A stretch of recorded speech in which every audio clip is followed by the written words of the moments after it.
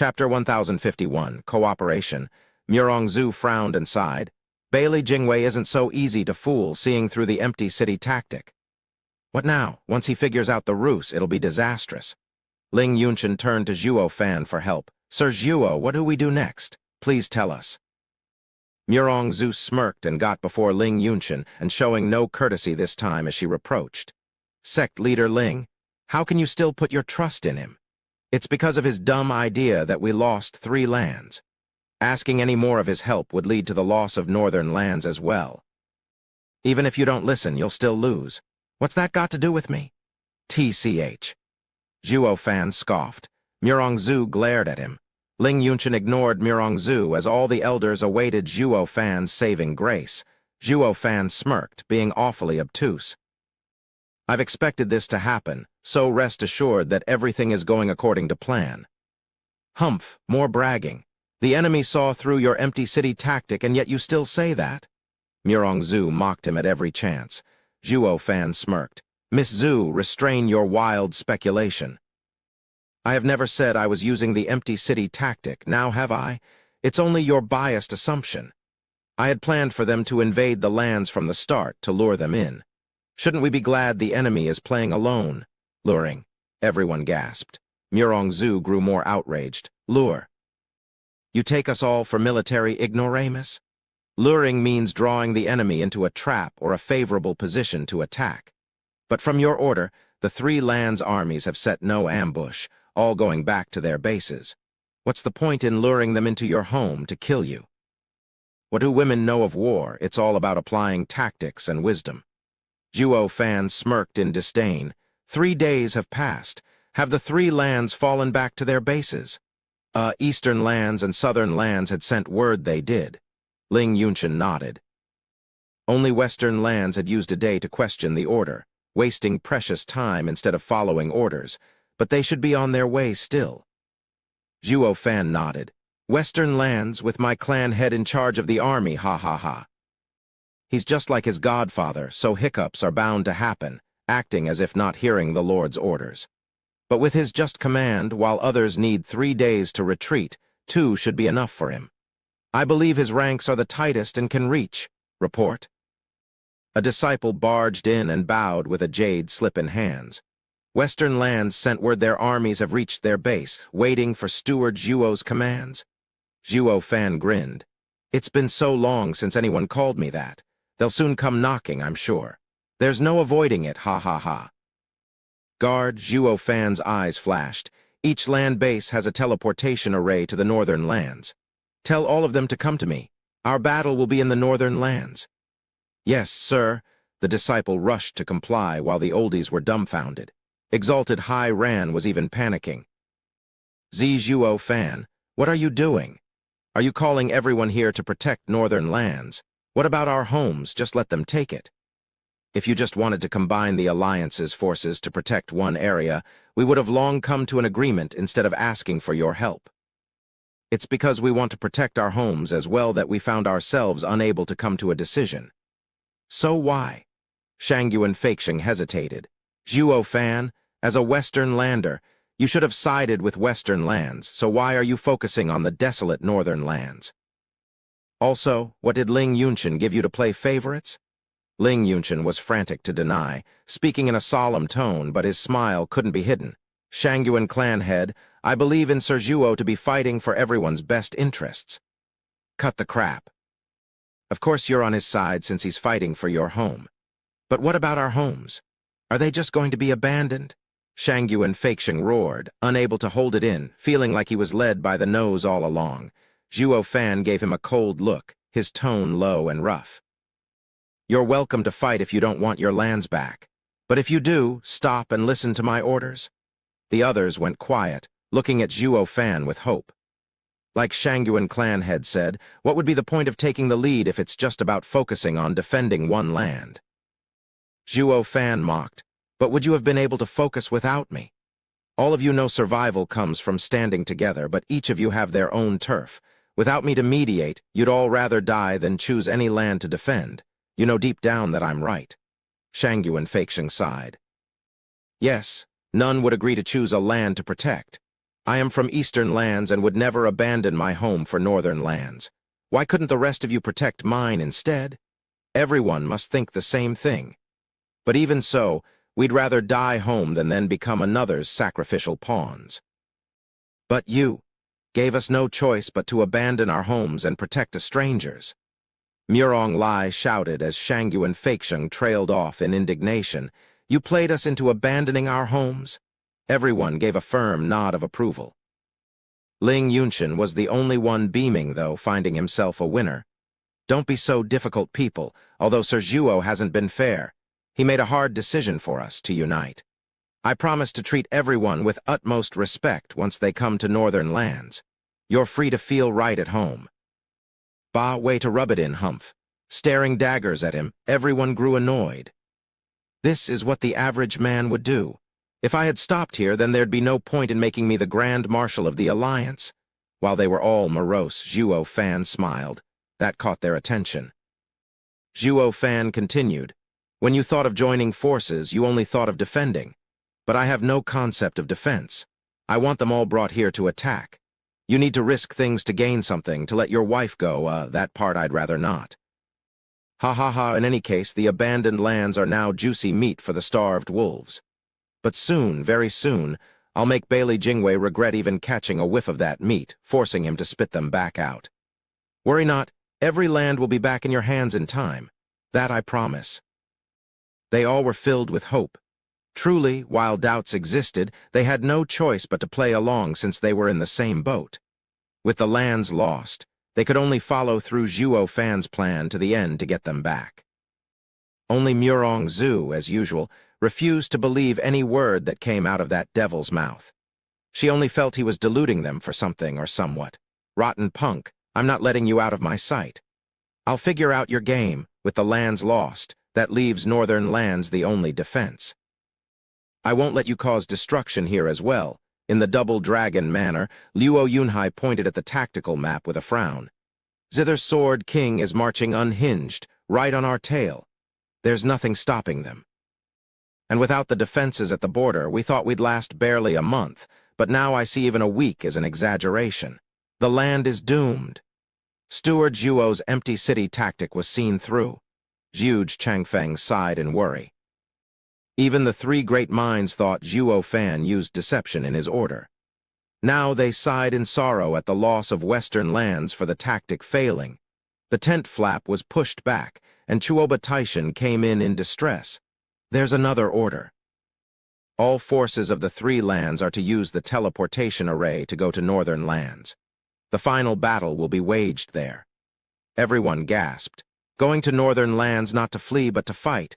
Was this Steward Zhuo's plan all along? It isn't a deviation, to get everyone to the northern lands. They all were perplexed at the order. What is Steward Zhuo even after Chuoba Taishan sighed? Zhuo Fan is unreadable. I just can't see through him. Chapter 1052, Checkmate. Sir Zhuo, Eastern Lands forces arrived and await your instruction. Southern Lands forces are here, awaiting instructions. Western Lands men have gathered at the Northern Lands border, awaiting instructions. Reports came into the main hall one after the other, with the others now waiting to see what he would do next. Taking a deep breath, Zhuo Fan held his teacup and sipped from it before putting it down with utter nonchalance. Then his eyes shone as he directed in a demanding tone. The first order was to have the three forces return to their bases in 3 days. The second order to teleport to northern lands in 3 days as well. That makes it 6 days, right? Yes, to transfer so many people also took a lot of sacred stones. Shangyu and Feixiang sighed. Zhuo Fan rolled his eyes. War is always costly, yet you mind such trifles. I'm not. I only want to know if it's worth it. I'll make you feel it is. Zhuo Fan rolled his sleeve and smirked. With the 2 orders completed, here is my final and most crucial command. The outcome of the 4 lands war against the central area will all rest on this. They all shuddered, tense and paying close attention. Everything hanging on a single order. What kind of divine trick will he use? Even the antagonistic Murong Zhu had to sharpen her ears, very much curious to know. My third order. Zhuo Fan watched them gulp in anticipation, and he emphasized every word. All forces are to surround Invincible's sword and strangle him. What? SSS tilde they all shook and gasped, looking at Zhuo Fan with dumb looks. It was beyond anything they expected from him. Using all the people of the four lands in exchange for the strongest Bailey Yushin. This is insanity. Shangyuan Feixiang was in disbelief. Zhuo Fan, aren't you mistaken? You want us to kill Bailey Yushin together. He's strong enough to mow us down by the hundreds of thousands. We'll be wiped out in minutes. For that reason, I needed all other lands to join in killing him. Zhuo Fan's eyes shone. He is very strong, but only a man with Yuan Kai. With so many of us, by coming at him one at a time, each casualty we suffer will surely drain him that much more until his head will roll. The instant it does, the battle is ours. Everyone's faces twitched, Zhuo Fan's plan horrifying them to the core. Using millions of lives to wear down Invincible's sword was not something that ever crossed their minds. Zhuo Fan's sudden order had them hesitating, even afraid. They could already see the mountains of corpses and the rivers of blood, the foul scent of iron in the air and the muddy ground with limbs sticking out. Murongzu was outraged at the genocide and rebelled. You fiend, how can you think of something so vile? Throwing innocents against that blade will end in countless casualties. You're a stone-cold demon. This is war. Have you ever seen one without casualties?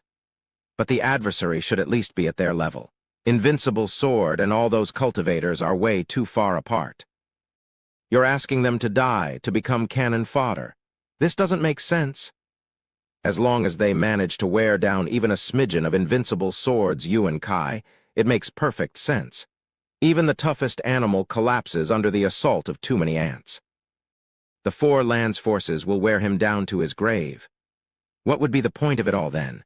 To kill just Invincible's sword, so many of us will fall, but there are Bailey Jingwei and the Sword Star Empire around still. How will we fight them? Yeah, killing just Invincible's sword will lead to the loss of nearly 2 lands in terms of life. How are we going to hold our own against Bailey Jingwei? Ling Yunshin nodded as well with a frown. Has Sir Zhuo done this only to take that monster's head? Zhuo Fan had an evil smile on his face. Yes, all of it is for this. And yes, it all comes down to the Invincible sword's fate. By taking down him, victory is guaranteed. Whether it's Sword Star Empire or Bailey Jingwei, they're both finished. It's just that simple. Everyone looked in suspicion as he explained. Sword Star Empire is unlike the average empire, with the emperor and ministers in close relation and making it strong. They have no flaw, all brought about by Invincible sword Bailey Yushin. Zhuo Fan sipped from his cup once more. It's also why the Sword Star Empire's foundation is resting solely on the Invincible sword. It's strong because he is. The 9 Sword Kings have utmost respect for the man, while Bailey Jingwei garnered respect, even from the Sword Kings, all because Invincible sword appreciates his skills. But this invincible balance is taken for granted by Bailey Jingwei and will end up crushing the empire. Everyone was still shaken up. Why do you say that? He's too greedy and impatient, driven to have the 5 lands united in his time and thus expanded the empire too quickly. Zhuo Fan continued. To attack the 4 lands at the same time, Bailey Jingwei had recruited foreign sword kings in addition to the 5 his clan had, Shangyuan Feiyan and Danking Shen being among them. This bolstered the empire's strength, making not even the 4-land alliance able to face them.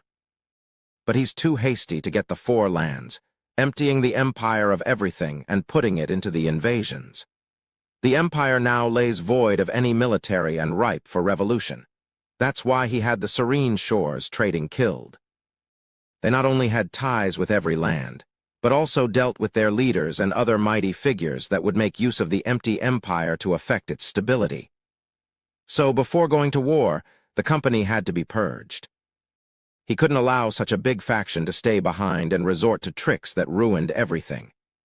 Thus, Miss Murong, what you've been droning on about, that I killed so many central areas' innocents, is in fact unrelated to me.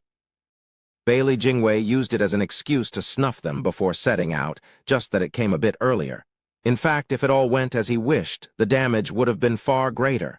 I only triggered it and not carried it out myself. Murong Zhu huffed. I saw your nature. If you're unrelated, then what about the next one or the next people? Fine, I know our views are in opposition, but let's first focus on the war. Zhuo Fan knew appealing to reason wouldn't work on her obstinate kind, so he looked at the oldies. Now that we know the cause of his strength and weakness, we should realize defeating them in a straight-up battle is impossible. But the enemy had given us a golden opportunity. Bailey Jingwei is too conceited and eagerly threw their patriarch into our home. The invincible sword is just as conceited too, thinking nothing can stop him, that nothing could hold him, and so he came. This is where our chance lies. Although the invincible sword is extremely dangerous, scaring our people the minute he arrives in northern lands, venturing deep in enemy territory is equally dangerous, for he doesn't know if we would all jump on him regardless. Ha ha ha, as for worrying about being too few of us around afterward to fight, I can assure you that Bailey Jingwei is far more worried. Think about it, the invincible sword entered deep into our land, but why did he only bring his clan's sword kings? They all frowned, with Aoyang Lingshan speaking out. Is it mistrust? Exactly, Senior Aoyang. Look beyond the overblown confidence Bailey Yushin and Bailey Jingwei constantly project and you'll find their cautious natures. The people around the patriarch cannot be allowed to have conflicting interests. A man of a different clan would be looked on with suspicion since they might have different motives. Thus, Bailey Yushin would not trust any foreign sword king to fight alongside Bailey Yushin. He fears betrayal, striking at Bailey Yushin when he fights the Four Lands. Zhuo Fan's eyes shone, like all was laid out before him. Bailey Yushin thus only has Bailey sword kings around him, while the attacks of our lands are all foreign sword kings, thus making it very easy what Bailey Jingwei truly cares about. He isn't afraid of sword kings revolting, nor the empire's dire straits, but patriarch's death. Yet even so, he had Bailey Yushin take the lead, a truly conceited and cautious man. Such is the current situation. Those Central Area's armies attacking us don't matter. It won't affect the Sword Star Empire. But what about the death of the invincible sword? With this deterrence gone, the 9 sword kings will grow cocky and not listen to Bailey Jingwei. Especially the 4 foreign ones, finding themselves free to do whatever. There won't even be a need for us to attack the Central Area. It will destroy itself for us. Such a grand empire is going to fall, making the loss of 2 lands' worth of lives all the more worth it. Now, isn't killing Central Area's invincible sword to our advantage? Everyone stared with open jaws, yet their hearts stirred. Yeah, it won't matter how heavy the losses, everything is worth the peace and future of our next generations. Only Murong Zhu, per usual, nagged. Using millions of lives over one victory. Devil, what do you take life for? There won't be as many deaths if they fought the Central Area's army but you. I'm the commander and all I see are assets and their place on the board. Zhuo Fan gave her a cold stare. I only know that this will checkmate Bailey Jingwei. Chapter 1053, Drive. Orders? On the border between northern lands and the Central Area, the forces of the other 3 lands had transferred, with each taking a region and awaiting orders. Western lands experts under Luo Alliance's leadership were the same, anxiously awaiting at the border for the next radical order. The northern wind carried with it a sudden shout. The soldiers landed from up above before each faction, speaking at the top of their lungs. Wush Tilda Luo Yunhai and many other generals from western lands were growing impatient in the commanding tent. Another orders here? I wonder what's Brother Zhuo's plan in the face of such a desperate crisis. We already lost 3 lands and there's no place to retreat now. With all having been going according to Steward Zhuo's plan, then the 3rd order must be fighting back. Zhuge Changfeng rubbed his beard, his face solemn, his eyes shining with hope. The question is, how outrageous and weird is it this time? Ha ha ha, I'm eager to see Steward Zhuo in action one more time. The others nodded, their brow quivering with excitement. Whoosh, one soldier landed in the Luo clan's camp, bowing. Grand Marshal of the Alliance, Sir Zhuo, orders half of Luo Alliance's strong to defend northern lands borders. The man presented a jade slip, one that could only come from Bright Sect. That's it? Luo Yunhai was puzzled. Brothers Yuo had us come here to protect northern lands. If it's just that, the previous preparations mean nothing. We had been better off waiting for death and happy with it behind our strong defenses. This is unlike Steward Yuo's style. Lang Wucheng held his chin in doubt. The soldier cupped his hands with a smile. Luo clan head, this order has only been given to you, while the other forces have different tasks. The rest have other orders? What is it? They all cried out. Turning heavy, the soldier scanned their faces and spoke. Grand Marshal ordered for southern lands and eastern lands, along with western lands remaining half troops to march towards Bright Sect. You are to kill Invincible Sword Bailey Yushin at all costs. What? SSS, the jaws of Luo leaders hit the ground the same way it did to the oldies back in the sect. The order had been relayed at the other camps just then, and shouts of shock came without stop. The Grand Marshal's third order was pure insanity. He wanted to focus all their efforts into taking down the strongest monster of the 5 lands, Invincible Sword. Huge Changfeng, Leng Wucheng and Yu Ming stood dumbstruck, then laughed in realization. I get it now. Steward Zhuo is a genius. Ha ha ha. Only they laughed, while the rest were still looking like statues, giving them odd looks. What's going on? Why, they looked at them so wild with joy, letting their laughter free, but also sensing sorrow as tears glistened in their eyes. Steward Zhuge, Luo Yunhai began in worry.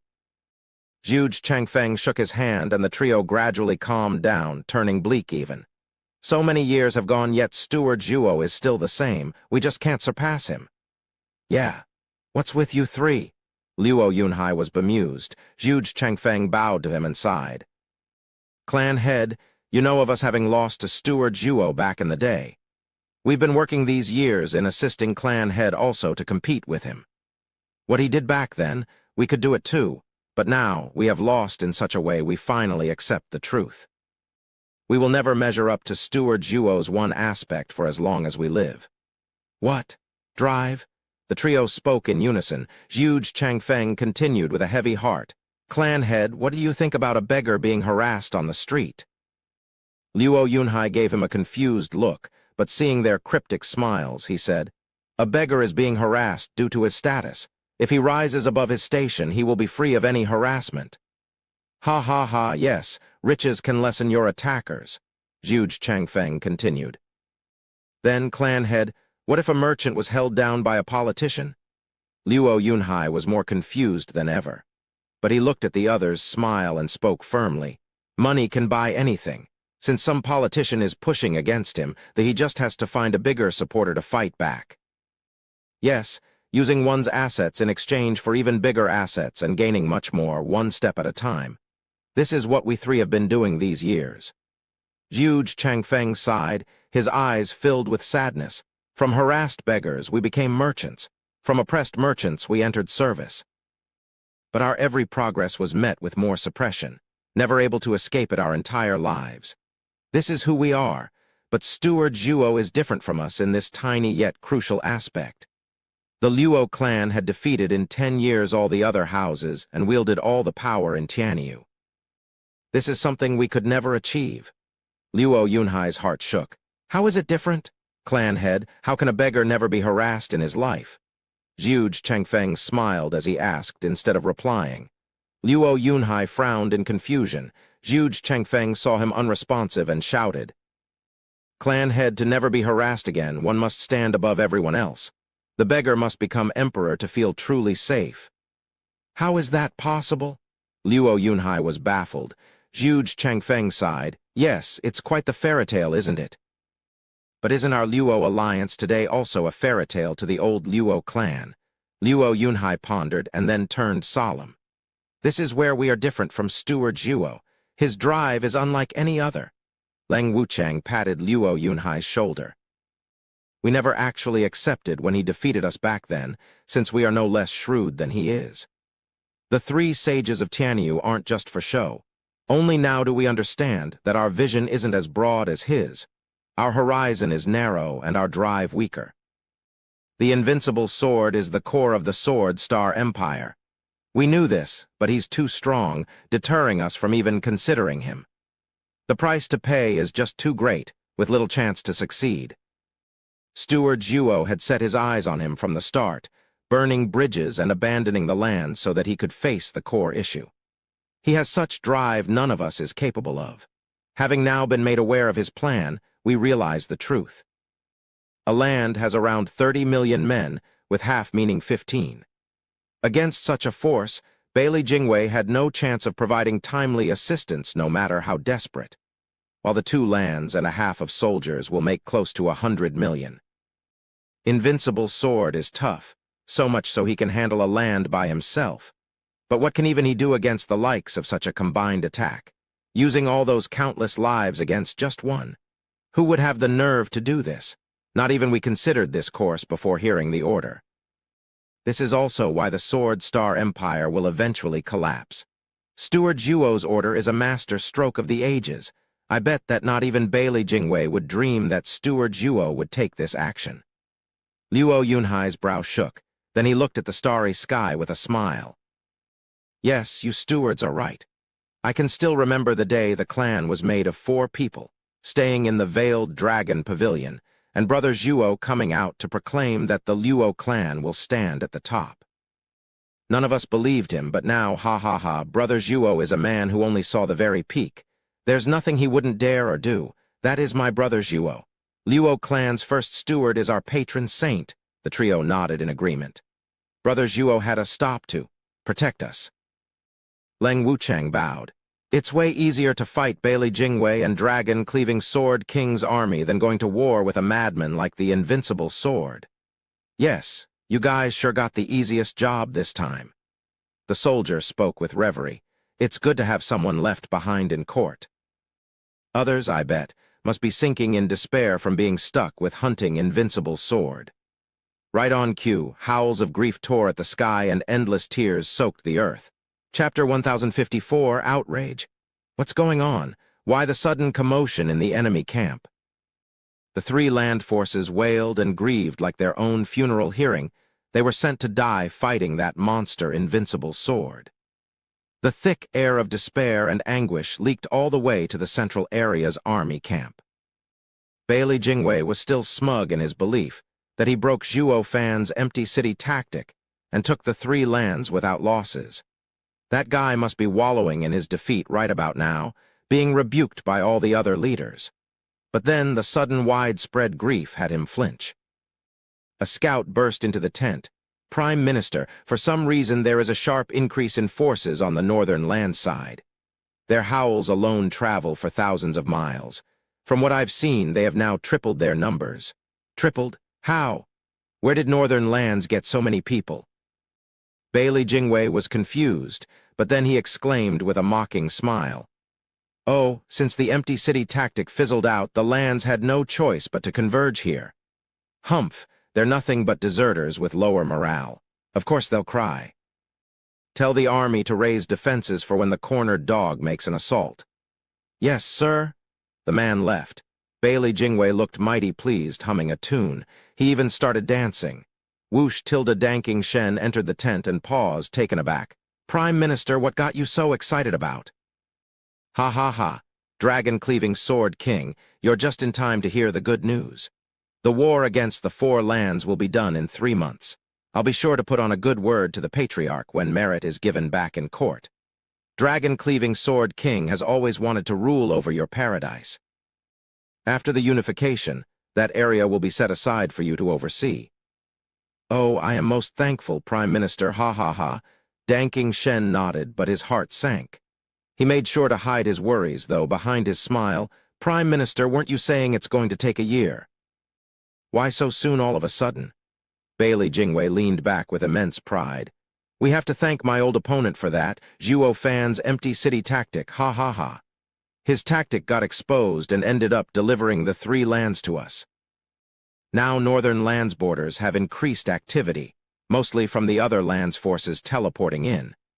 In other words, the other lands are ripe for the taking. We will crush their teleportation arrays in a week, and the lands are as good as ours. Then, in half a month, the three armies will be called here and defeat northern lands together. That will give him no room to escape. But with four lands united, the northern lands border will be even stronger. It won't be easy taking it down. Danking Shen sat at the table and sipped from his teacup, not looking pleased at all. Knowing his thoughts, Bailey Jingwei smirked. Dragon-cleaving sword king, have you forgotten how Patriarch's team is out there and are waiting for the right time to strike? With both of us working together, northern lands will be weakened and wide open for attack. Now must be the 9th day. Patriarch will act on the 10th. With attacks coming from within and outside, we'll just see how long they'll last. Humph. Danking Shen's brow shook at Bailey Jingwei's celebrating tone. He lowered his head and just sipped tea in his own thoughts. Bailey Jingwei glanced over with a scoff. The worst sinner in the lands, hated by millions, Zhuo Fan, Gu Yifan. I will be sure to raise his monument in every land to be remembered by, he. Though I've yet to settle on the right name. Report. The sudden shout broke his bliss as the soldier rushed to bow and stammer. A jade slip arrived from the enemy's side. Please take a look, Prime Minister. Bailey Jingwei gave it a look and chuckled. He doesn't even care if he's found out, sending jade slips all the time. But with the situation crystal clear, it won't matter even if they're discovered. Prime Minister, the soldier grimaced. The jade slip is a secret message and under a seal. We can't open it. Bailey Jingwei shook and froze in a frown. He sent a secret message to me. Is it that crucial? The situation is obvious. The Sea-Bright sect's barrier is broken, so what could be so important? Does that guy have a way to reverse things even in this clear-cut scenario? Give it to me. Bailey Jingwei gestured for the guard and he presented it. Danking Shen sighed. Is it the spy in northern lands again? Yes, Patriarch would have a hard time breaking the Sea-Bright sect, so I took precautions. While he hasn't gotten the Heaven-Sealing sword, he proved his use by sending intel on Gu Yifan being the Grand Marshal of the Four Lands. Bailey Jingwei knew Danking Shen would have figured it out in the end, so he didn't deny it. He made a sign, and the jade slip was unsealed for him to read. He was better off not knowing anything, for the information shocked him to the core. His hand relaxed, and the jade slip broke as it hit the floor. Danking Shen paused, seeing the great Prime Minister Bailey lose his cool. Prime Minister, are you all right? Zhuo Fan, you're brutal. Bailey Jingwei took a good while to come to, but now his face was twisted, his nails digging into his palms till he bled. Bailey Jingwei looked savage. I knew he shouldn't be left alive. He's terrifying in the command of the Four Lands. He actually found out my greatest worry and still dares to use it. Ruthless, cruel, shrewd. Bailey Jingwei couldn't even finish from sheer outrage. He then barked, Guard! Thump tilde a soldier rushed inside and on his knee, Prime Minister orders? Attack right now, Bailey Jingwei shrieked. Tell all men to attack the northern lands border and punch through them. Don't give me that. Prime Minister, but didn't you just order us to raise defenses? The men are doing it as we speak. Bailey Jingwei slapped him hard and cussed. When the hell did I give you such an order? I want you to charge now. Send every last man to the northern lands border and get me an opening. Yes. The soldier shook in fear, then left in haste. Bailey Jingwei paced around the tent in great distress, like he was a different person from before. He has lost his calm and shook all over like a scared mouse. Today's the 9th day, and that means Patriarch will attack tomorrow. His appearance will paint 100 million targets on him. If something happens to the Patriarch Zhuo Fan, you son of a she-dog, damn you to hell. Tell the other 3 armies to get to northern lands right now. Bailey Jingwei roared at the first soldier. The man bobbed his head and went right to it, away from the Prime Minister's wrath. Bailey Jingwei was still uneasy, unable to sit on his chair as he was sweating bullets. The armies have invaded the lands for 3 days, and they'll need that much time to return to the borders. Then they'll need 3 more days to use the teleportation arrays. 6 damn days? Will Patriarch be able to last the endless flood of men chipping at him for so long? Zhuo Fan, God damn you for making me do this. Bailey Jingwei roared like a madman. Danking Shen was startled, then he smirked. Prime Minister, did something happen? Nothing. Bailey Jingwei shook, then gave him a look. He gnashed his teeth as he tried swallowing the fury. The foreign sword kings must never know Zhuo Fan is after the patriarch, or they'll only make things worse. Zhuo Fan is a true mastermind with his devious plans. He now has me trapped without a single hope to fight back. At least I left a spy there to inform me, or else. Bailey Jingwei squinted, feeling a chill crawl up his spine. He's an abomination. Chapter 1055, Besieged. Report. Bailey Jingwei flinched at this ominous word and his heart almost stopped. A soldier rushed inside to present a jade slip. What now? Bailey Jingwei's face twitched and felt like crying. He was scared things could actually get worse than they already were. The soldier sweated, unaware of his Prime Minister's worry. Prime Minister, the imperial capital is in urgent need of rescue. His Majesty makes an earnest request of military aid. Of the 3,820 cities, 565 have fallen. To make matters worse, the revolution is only gaining more ground. The city lords can't stop the flood.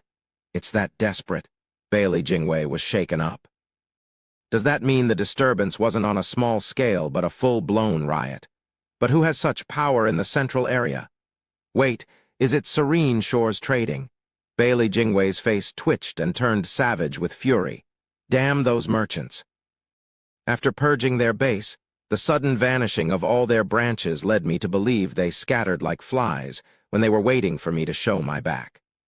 Humph, soldier, tell Ainz Sword Immortal to lead his men back to quell the riots.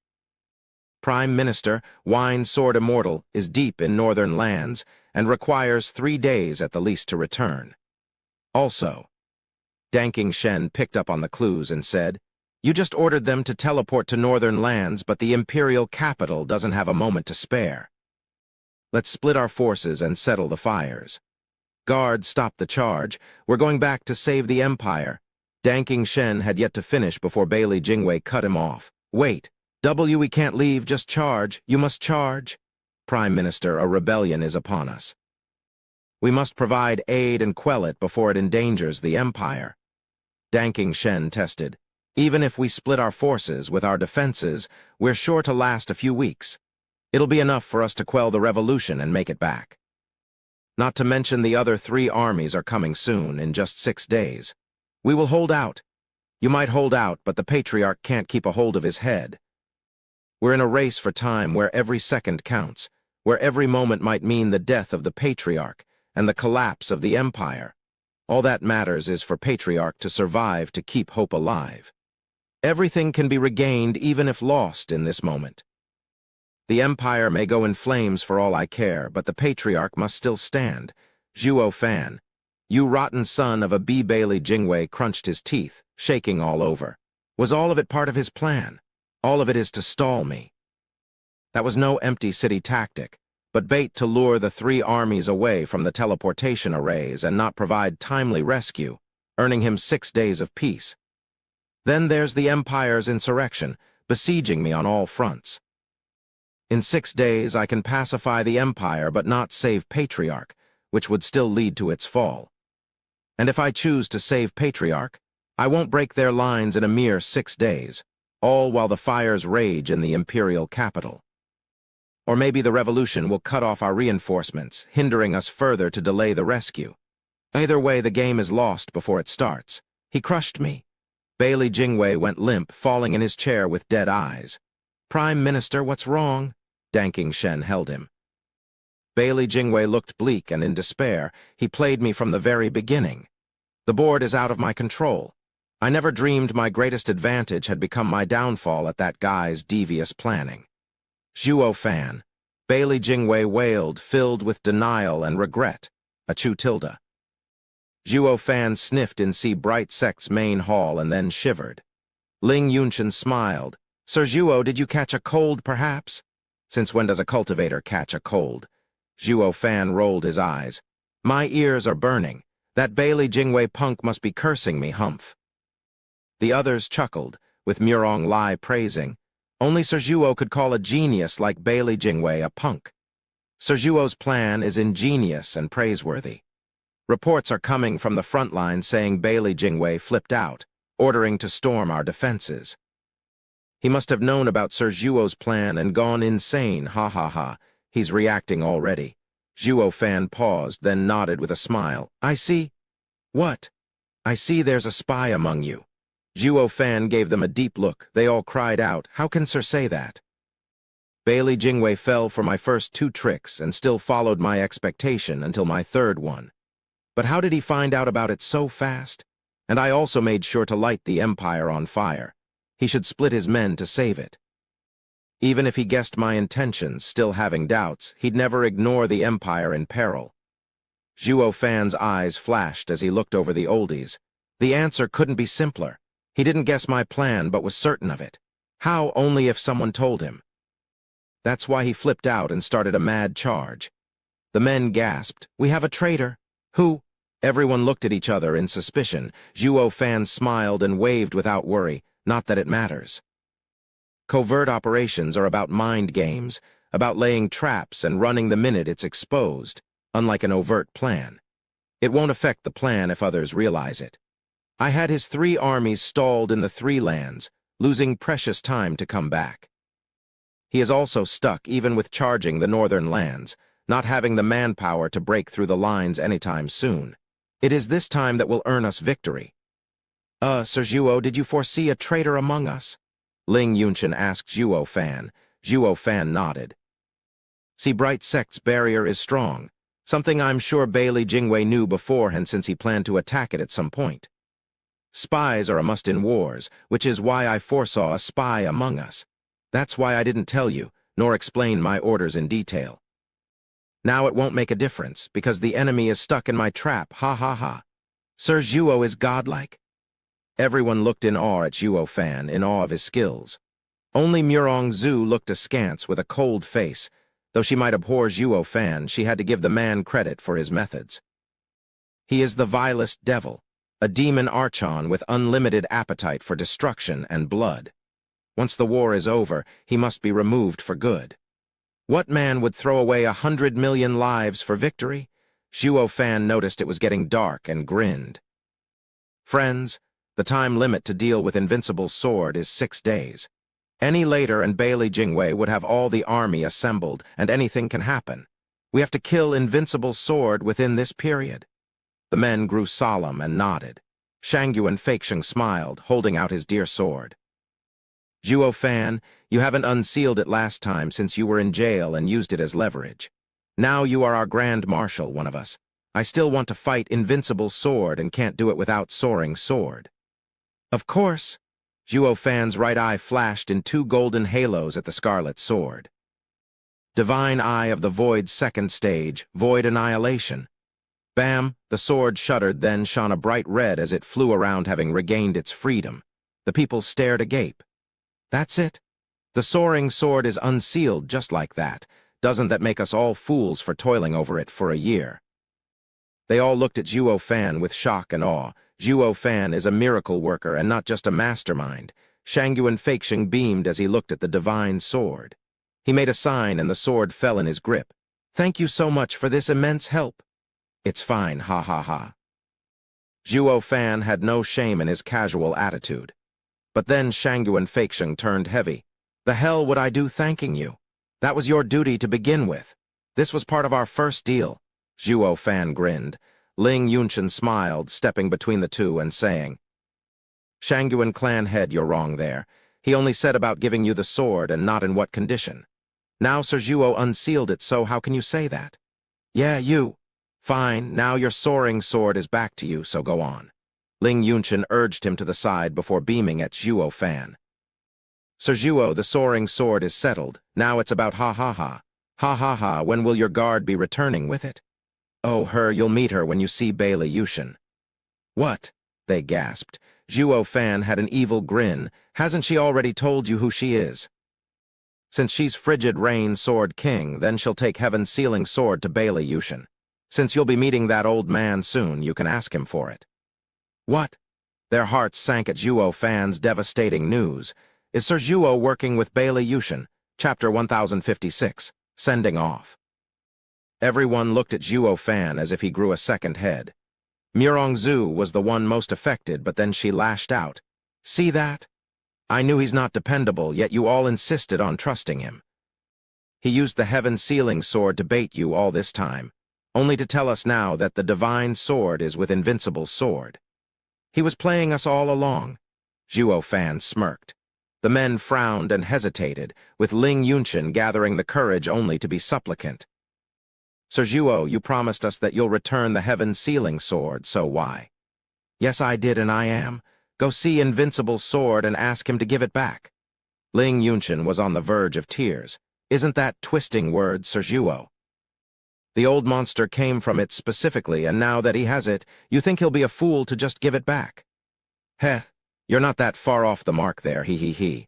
Zhuo Fan cocked an eyebrow, complimenting his evil smile. The others were bemused. Zhuo Fan gestured for Ling Yunchen to come on over to lend his ear. Didn't you just say he came for heaven-sealing sword? When you see him, tell him that it was not him who took it.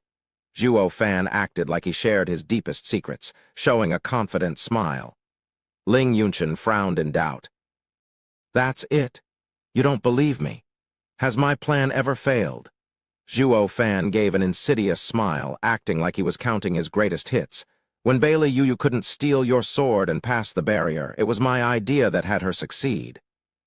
When Bailey Jingwei attacked all lands, you were all being hysterical in despair, yet it was I who broke the invasions. Now the hunt for Bailey Yushin, the same thing that is now driving Bailey Jingwei insane, is my idea too, no? Has any of them failed? You still doubt me after all this? Ling Yunchen pondered and relented a nod. Yes, Sir Zhuo has shown great success in every aspect, a man of integrity and infallible genius. I'm fortunate you're on our side, or else our end would have come far quicker. Then when we'll look for Invincible Sword tomorrow, we'll just do as Sir Zhuo said. I just hope it'll prove as effective as all plans. Of course it will work, now go. With the heaven-sealing sword back, your 3 swords will make light work of him. Zhuo Fan shooed him away, shouting at the rest. The plan can't be clearer now, so just go grasp victory. If anything happens, I'll be sure to amend the plan from the back. The others nodded and bowed before leaving. Then we shall take our leave. We are grateful for Sir's overseeing the battlefield. Zhuo Fan found himself in the spacious hall with his dear Chu Qingcheng, Kaya Or, and Murong Zhu. What are you still doing here? Zhuo Fan gave her an odd look. For now all is quiet. With them going away, shouldn't you do the same? I'm watching you. Watching? Yes. Murong Zhu stared with an icy gaze. You're one sick man, backstabbing and traitorous. One moment you're with Invincible Sword, the next you're giving advice to us. Nothing about you is trustworthy. I am never going to leave you out of my sight, stopping you from doing something that will plunge the world into hell. Murong Zhu sat in a chair, unmoving. But her eyes bore into Zhuo Fan every second, making her presence most off-putting. Don't you try anything, I got my eye on you. Man, she's a pain. Zhuo Fan smirked and walked to Chu Qingcheng's side. Miss Murong is welcome to stay, I won't tell you to go. But me and my wife have been so long apart that, with these days detained over some trifles, that only makes me anticipate our time together. So us two might be doing something inappropriate for public display. Miss Murong is, of course, welcome to stay and gain much knowledge on the subject. I sure don't mind. Maybe Miss will also like some hands-on teaching, ha. Why you? Murong Zhu blushed hard and grew irate. Her purdy eyes stared daggers at him, unable to come up with any retort. She ended up flicking her hand and leaving. Humph, all men are rotten to the core. Be careful not to include your brother as well. But seriously now, you don't want to gain early practice. It's all gonna pay up later. Drop dead? Zhuo Fan knew no shame, his voice traveling outside the hall and making her yell even harder. Zhuo Fan chuckled, then he turned to the dull-eyed Chu Qingcheng with grief. Kaya Or call Wu Qingqiu, Shui Ruo Hua and the others. Don't let anyone know. Yes, father. Kaya Or replied seriously and left. Just a stone's throw away from the main hall, Murong Zhu still hadn't given up on watching him. She then noticed Kaya Or leaving and her heart sank, actually believing Zhuo Fan's words. Pervert, your wife is like that and you want, humph, shameless bastard. Murong Zhu huffed and left as well. Inside the main hall, Zhuo Fan and Chu Qingcheng were now alone. Looking at her gentle face and her white hair, heartbroken like he was with Ninger, Zhuo Fan's eyes grew hazy, taking out a comb and started running it through her long, silky locks. King Cheng, we may be married, but I've never been completely honest with you. Zhuo Fan teared up. I am not from here. In fact, I shouldn't even be before you. I am a demonic emperor, bearing heavy sins, bringing chaos and destruction wherever I go. Maybe the heavens wished for this. Ninger suffered, and now you. I knew pain would be coming and wanted to distance myself from you, but why did you still have to take the same path I treaded? Ha, no, you have far deeper feelings for me than I had for Ninger back then. I at least did not lose my mind. I just can't fathom what these bloody executioner hands did to deserve your love. The comb trembled in his hand, his voice heavy. I have lived 2 lives, yet never had anyone wishing to stay with me with all their heart. First was Ninger, but she no longer remembers me. I felt my heart torn in 2, but I was glad for her that she would no longer suffer any longer. The second is you. You forgot me as well, but I feel such a deep pain in my heart. King Cheng, I do wish for you to forget me, but I hope you'd always recall me as well. King Cheng, tomorrow I'm going to the North Sea and might die. I hope that you'll remember me before I go. I know that this might cause you pain once more, but I'm selfish and really hope that I am not just a passing phase in your heart. I do. The comb stopped, and he kneeled before her, resting his head on her knees, choking with emotion and shaking all over. Whoosh! A breeze ran through the white hair as Chu King Cheng's eyes teared up as well. Her fair hands trembled and lowered her head, looking at the shaking figure she hadn't seen for 5 years with a gentle gaze. One hand reached and touched Zhuo Fan's head. Brother Zhuo. Chu King Cheng shuddered at the sudden interruption, and her hand returned to its position, the light in her eyes fading once more. Zhuo Fan got up and strained himself to appear casual as Wu Qingqiu, Yi Lin, Shui Ruo Hua and everyone arrived in the main hall. Behind them was Kaiaor. Wu Qingqiu cupped his hands. Brother Zhuo is now the Grand Marshal of our lands. We wanted to see you for days, but couldn't. What could have had the Grand Marshal summon us? Ha, Brother Wu, what's this about Grand Marshal? We're all friends here. I only have a small request.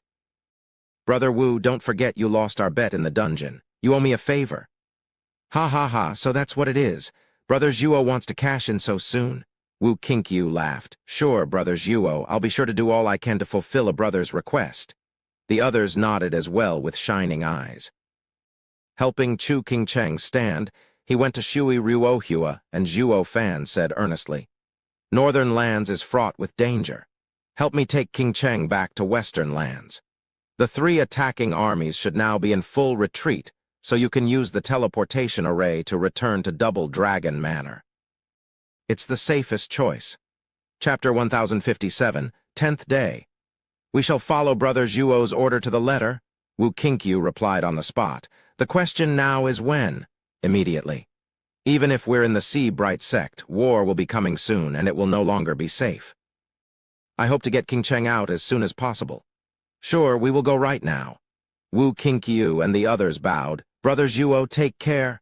Take care. Zhuo Fan cupped his hand as they took Chu King Cheng away, but she shot her hand to clutch Zhuo Fan's, her grip strong. Zhuo Fan's eyes shook with hope. King Cheng, you're awake, ugh, but those empty eyes reflected his downcast face. Zhuo Fan, it's just King Cheng's instinct. She'll need more time for her mind to recover. Shui Ruo Hua sighed and spoke morosely. She then took Chu King Cheng's hand to leave, but the grip on Zhuo Fan's hand only tightened, her fingers digging into his skin and drawing blood. Zhuo Fan didn't even register the pain, his gaze always on Chu King Cheng as he spoke in a heavy tone. King Cheng, I'm doing this to keep you safe. I will come back to you, I promise? Chu King Cheng shook, but it was clear Zhuo Fan's promise eased her heart as her grip eased. Shui Ruo Hua quickly took her hand back. The others finally relaxed and bowed to Zhuo Fan once more before leaving with Chu King Cheng. Yi Lin had vowed again and again that he would definitely make sure sister-in-law would be safe and sound. Zhuo Fan smiled, feeling relieved to leave her in their care, having complete trust in them for already looking after Chu King Cheng for the past 5 years. Zhuo Fan gazed at the sky and noticed dawn was just around the corner. Zhuo Fan said, Everything's ready, Kaior. Let's go as well. Where? North Sea? Zhuo Fan's gaze was set. Kaior asked, Father, aren't you leading the Four Land Alliance? What are they going to do in case of an incident? Let those clowns deal with it. Zhuo Fan's eyes shone and smirked. When two fight, the third party wins in this stalemate. Central Area and the Four Lands are of similar strength. They would kill until they dye the skies red and cover the earth in corpses, with neither side coming on top. When we return from the North Sea, we will find the world has changed overnight. Our power will also expand in these circumstances, patching up our way to the top once more. Ha ha ha. Zhuo Fan flew towards the North Seashore, with Kaior smiling behind him. In the glorious light of a new day's dawn, the father and daughter began their journey. What of the sea-bright sex barrier, one might ask? Nothing of it, since Zhuo Fan's apocalyptic thunderflame could poke a hole in it. Especially since the heaven-sealing sword was conveniently removed, making the barrier so much weaker.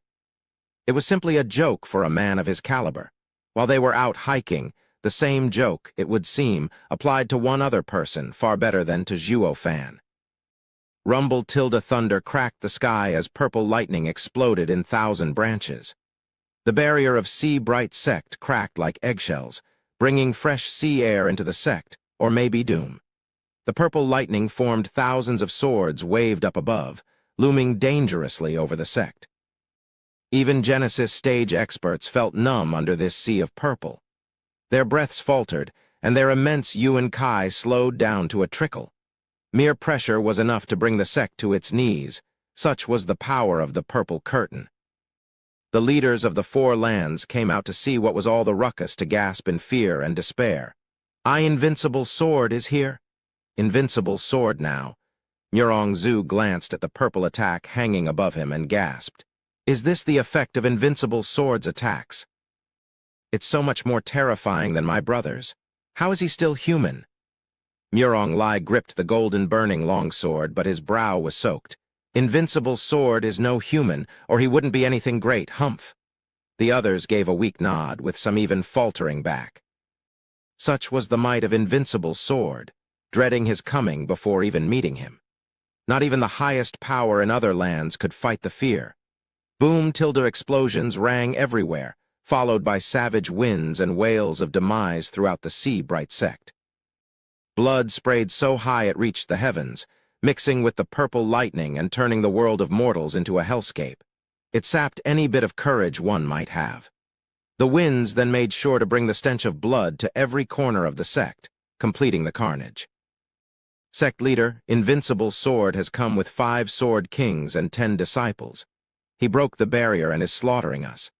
Whoosh tilde a bloody elder arrived in a panic, howling with grief. We've already lost tens of thousands of experts. Please save us, sect leader.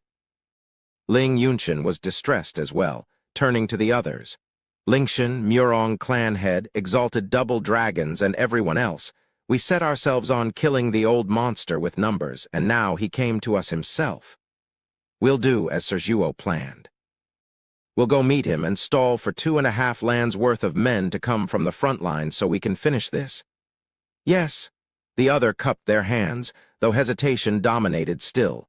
Talking was one thing, while putting it into action was another. Ling Yunshan didn't look too confident in this joint slaughter, turning to Murong Zhu. Miss Murong? Sect leader Ling, I'll do everything in my power, whatever it may be. Then go look for Sir Zhuo and ask him what to do now that the Invincible sword is here. Go ask him. Murong Zhu's face fell. Murong Lai glared at her and snapped. Zhuer, there's no time to argue. We need Sir Zhuo's cunning tactics. We'd go ourselves, but we need to go join the fight. Stop being a child and do this for the sake of everyone else. Murong Zhu huffed and grumbled, but she knew her priorities and flew for the main hall. As for the leaders, they shot in frantic haste at the devastation with a grave expression. Whoosh tilde Murong Lai. Aoyang Lingshan and the rest soon met with 16 people walking without a care. In front were the 5 sword kings, looking icy as they dolled out death, uncaring and unfeeling. Be it a building, barrier, or some venerable coming to stop them, they all replied the same way, flicking their hand and sending thunderous explosions that tore everything to pieces. all while their casual trek through the enemy base went undisturbed, like they were a bulldozer. Behind them was a tall elderly, imposing and confident, looking down on the world with none wanting to get near him. He acted like he was on top of the world. The only option was join him or perish. Even the mighty sword kings were giving him ample respect and did his bidding. It was none other than the best of the best, the invincible sword. Behind him further were 10 juniors, who came out on a sightseeing trip to see the world, keeping their heads low behind the old man and doing nothing else. Not like they needed to, since the path was being cleared with terrifying efficiency. Chapter 1058. 1 sword versus 3. Gulp. Murong Lai swallowed hard as he and the rest felt their spine tingle. Everyone. There's only 16 of them, with 10 being kids. But why then do I feel like the whole central area is bearing down on me, like an endless army coming for my life? Isn't the invincible sword a one-man army?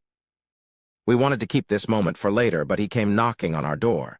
No matter how feeble we feel, we have to do this regardless. Ling Yunchen glanced at Aoyang Lingshan, straining to speak. Go, Lingshan, do, as Serjuo said, and get the heaven-sealing sword back. Why don't you go die instead? Aoyang Lingshan's mouth twitched, his heart sinking but still shot for the invincible sword. Murong Lai, like a good friend, held the decimating sword as he followed. Brother Aoyang, I'll join you. The others followed in silence. Whoosh. The highest powers of the 4 lands gathered before the invincible sword, blocking his path. The sword kings halted their destructive stroll as well, yet gave these oldies supercilious looks. You have some nerve trying to fight patriarch insignificant bugs. Murong Lai knew too well how strong the invincible sword was. What came as a true shock, however, was finding out what invincible sword was holding, their fear mounting because of it. He was not holding the sundering sword. He was so strong without even the help of a divine sword, so how much of a monster would he be then if he wielded one? It's been ages since I saw this old coot, and I see he's gotten stronger still. Is there no end to his growth? Murong Lai and the others felt like crying. They say he has the power of a land, but now I fear he's almost as strong as 2. Would it still be possible to gang up on him with 2.5 lands of soldiers? Will it kill him? The hopes of everyone reached rock bottom. Invincible sword looked smug as always at the top of the world. I've been in northern lands for many days now and should have at least pay your sect a visit. Alas, that child, Jingwei, had me wait for a bit longer and prepare you a nice surprise. That's why I waited even though you all lost your heaven-sealing sword, only showing up now. I haven't scared you, have I? Ha ha ha, Bailey Yushin laughed, shaking the skies. The sword kings looked smug at their dreaded looks. The leaders clenched their fists and just sweated. Thank you, invincible sword. Ling Yunchen bowed with a forced smile. Your name shocks the world. There's no living being who hasn't heard of your might. My sect is filled with boundless honor with your visit. If it were just to say hello, there was no need to fight your way in. We would have gladly welcomed you. Why must you steal our divine sword and barge in, lowering yourself to such petty actions? I'm afraid it will make others mock the mighty invincible sword, staining your name, ha ha ha. Invincible sword's eyes flashed with anger. Bala Yuyu stepped forward with a glare. Ling Yunchen, you dare insult my patriarch? I'll put you in your place here and now. Bala Yuyu exploded with power and was ready to strike. Aoyang Lingshan rushed to protect Ling Yunchen, but Ling Yunchen didn't care. Miss must be frigid rain sword king of the 9 sword kings, right? Ha ha ha, nice to meet you. Wasn't your act of stealing our sword 10 days ago under the invincible sword's orders? While I have nothing to say if Miss denies it, you are still under the invincible sword. Anyone could guess that your actions were sanctioned by the invincible sword into playing thief. You! Bala Yu flared, but the invincible sword cut her off. Yu, get back! Bala Yu gnashed her teeth, her stare boring into Ling Yunchen. Alas, she had to give and fall back. Ling Yunchen turned to the invincible sword with a bow. Sir runs quite the tight ship. I take my hat off to you, having them cater to your every whim, ha ha ha. Sect leader Ling, and what's that supposed to mean, that I'm a thief? Bailey Yushin squinted. Ling Yunchen spoke. You're not. Then isn't the heaven-sealing sword on you right now? While it is, a divine sword always finds its way in the hands of the able while slipping from those unworthy. If you can't keep it, you lose it, just like your precious sect, the invincible sword chided. Ling Yunchen nodded. True, the weak can't hold a divine sword, bound to lose it at some point, and it's only their fault. Although this and that are different. We're all practitioners here, and my sect is willing to accept the loss of the divine sword in open combat with Sir. Yet you use tricks to get it from our sect. Ha ha ha, it can either be that your cunning mind is sublime, or that we're just too naive to fall for it. Be that as it may, Sir's name will take a plunge either way. The ignorant might even say you feared us holding the heaven-sealing sword, resorting to trickery than open combat. Is that all the mighty invincible sword amounts to? Guess you're only as strong as our sect to resort to stealing. Ha ha ha. The invincible sword narrowed his eyes into slits, his face darkening by the second. You're saying I can't take your divine sword in open combat? Humph. The invincible sword huffed. Every time I come for a fight, you do nothing but cower behind your shell, or the divine sword would have long been in my hands. What would have been the use of tricks then? Yeah, though we refused your challenge since we enjoy peace and quiet and not chaos. Nonetheless, stealing our sword is quite a heavy stigma. All right. Invincible sword cut the air with his hand, and then his palm flashed to reveal an icy blue longsword. Everyone gasped. Invincible sword then threw it. Aoyang Lingshan moved fast and reached out to have the divine sword fall in his grip once more. You now have the heaven-sealing sword, but only temporarily. With your broken barrier, you can no longer hide. You can't do anything even with the divine sword but keep it warm for when I take it. Then any complaints you have will be moot. Ling Yunchen bobbed his head. Of course, the invincible sword is indeed direct and frank, the best in the world, ha ha ha. Ling Yunchen laughed, then turned his head. Sir Zhuo's appeal to ego plan is a success.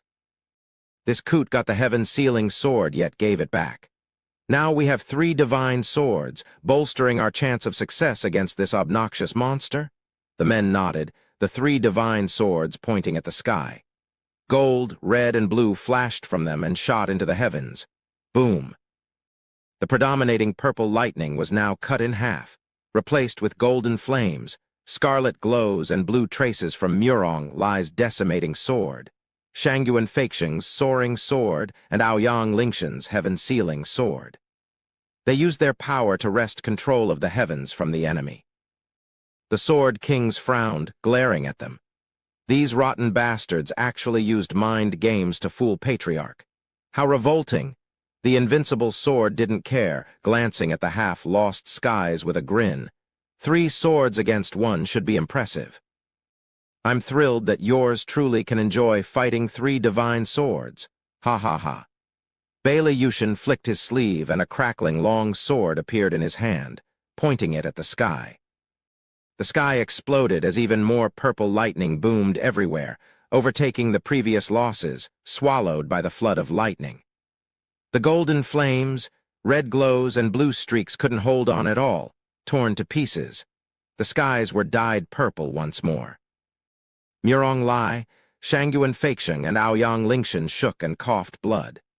Shangyuan Feixing had it worse. Not being on a Sword King's level gave him the worst wound. The other 2 stared at Invincible's sword with blood dripping from their mouths in dread. Only the Invincible sword could wrest back dominance from 3 swords. This monster is too damn strong. Chapter 1059. Rescue. Father, are you certain the sea demon they all talk about is Xiao? Yes, the way it's been told, there's no way it's just a simple spiritual beast. It must be a sacred beast. But the North Sea is so big. Where do we even start? In the open waters, 1 man and 1 child flew about, looking all over the place for something other than water and more water. Kaior had to express her doubts about this ineffective solution. Zhuo Fan's eyes shone. Someone once told me that the world has 3 forbidden areas where any mortal will die: Lightning Canyon, Fire Pit, and Ice Mountain. They appear on and off across the world, with no fixed location. These areas are prisons for the sacred beasts. Lightning Canyon holds Killen, Fire Pit holds Dragon Ancestor, so that leaves Ice Mountain being another prison where a sacred beast is. But because the prisoners wore down at the barriers of the prisons for ages now, the Dragon Ancestor managed to relocate to Ultimate Clarity Sect, so the Sea Owl must have done the same in the North Sea. Just from hearing Ice Mountain, it's easy to tell the entrance has to be extremely cold. With my sharp senses, we're going to find it for sure. Kaior nodded as she flew by his side while looking for anything out of place. Zhuo Fan honed in on his senses, probing for anything truly cold, far colder than the icy waters of the sea below him. Rumble tilde a loud thunderclap exploded behind him. Zhuo Fan paused and looked back with a gasp.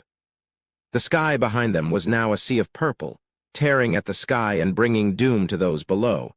It was the Sea Bright Sect, the same place they were at just a while ago. Purple lightning, how come the invincible sword came out so soon? Zhuo Fan's brow shook, then he flew back at once.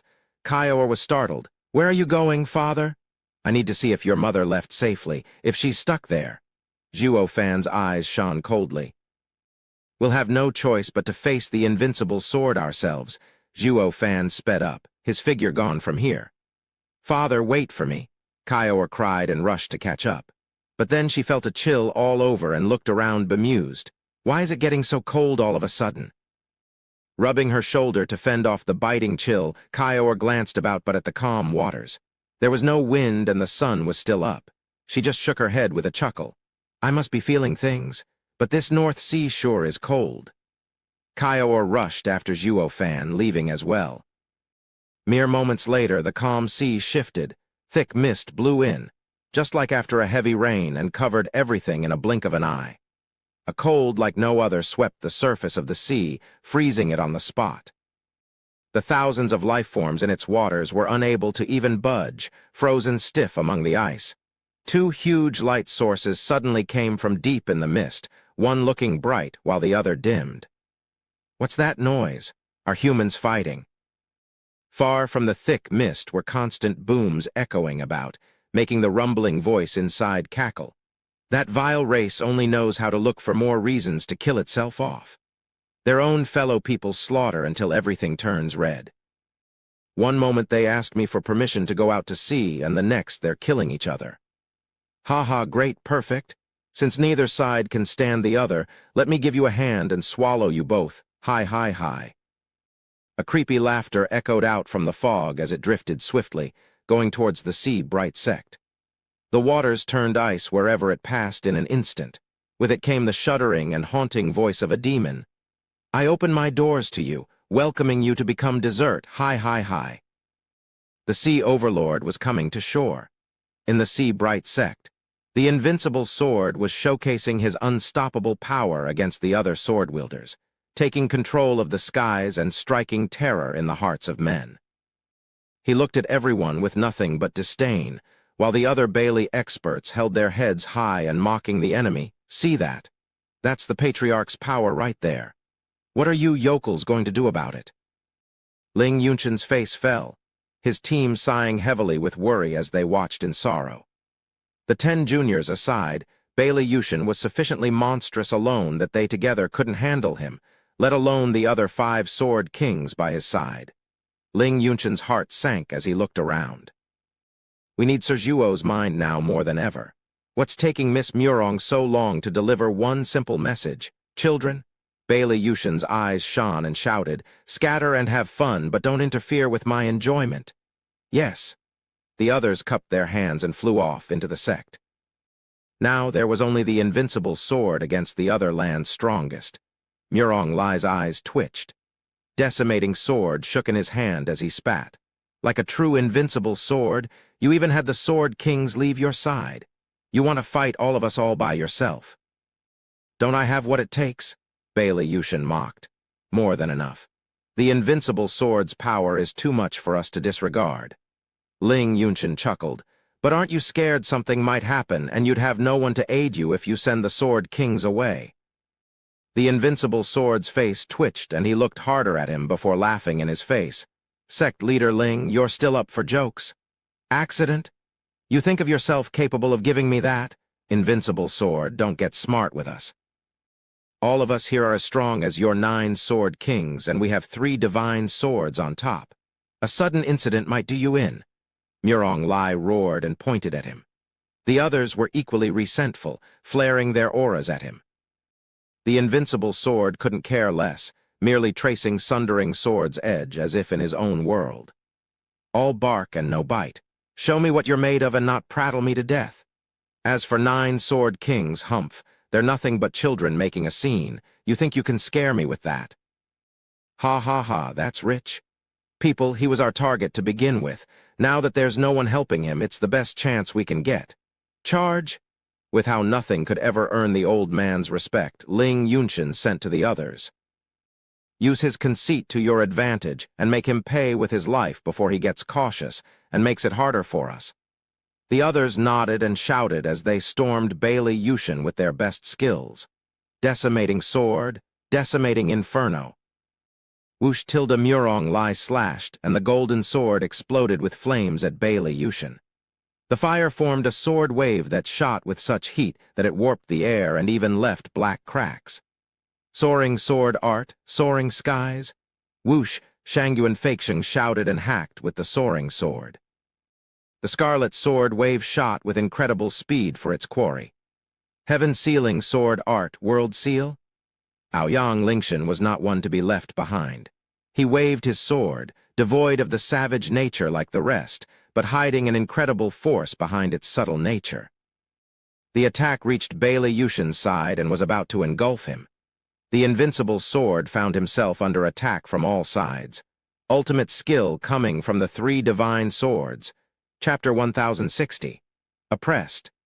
The 3 divine sword wielders each used their own swordsmanship. They had immense power, enough to even crush a sword king, yet proved to be sorely lacking when up against the undefeated invincible sword. The exalted double dragons took this time to strike as well. With a dragon roar, a sword dragon fell from the heavens above and shot for the invincible sword. Eastern lands 3 venerables, Northern lands 4 snow peak elders, and Southern lands sword guardian venerables made their move too. The incredible and flashy display was not only amazing, but also deadly and apocalyptic.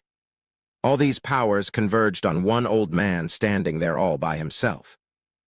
As the string of explosions echoed out, it felt like the world would be torn asunder. Alongside their joint attack, there were many other great experts who sent out such force that not even the 9 sword kings together would survive. A land's army was bound to find itself crippled and blown to pieces too. But as the ruckus died down, thunder flared and retook dominance as it spread in every direction, blowing away the dust. The invincible sword was still standing straight, holding the sundering sword as he touched the ground, majestic and undaunted. There was not a speck of dust on him. His eyes were cold and sharp, his grin disparaging. Everyone gasped in disbelief. No way, all our attacks did nothing. The old monster is just outrageously strong.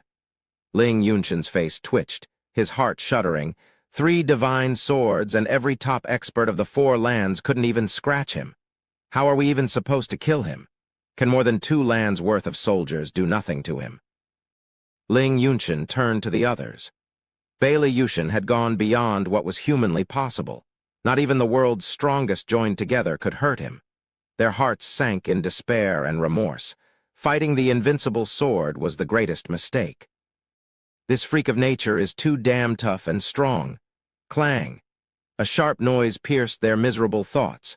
They flinched as they saw the purple lightning-streaked divine sword getting off the ground as he moved. The monster is about to attack. They all froze, with sweat trickling down their brow.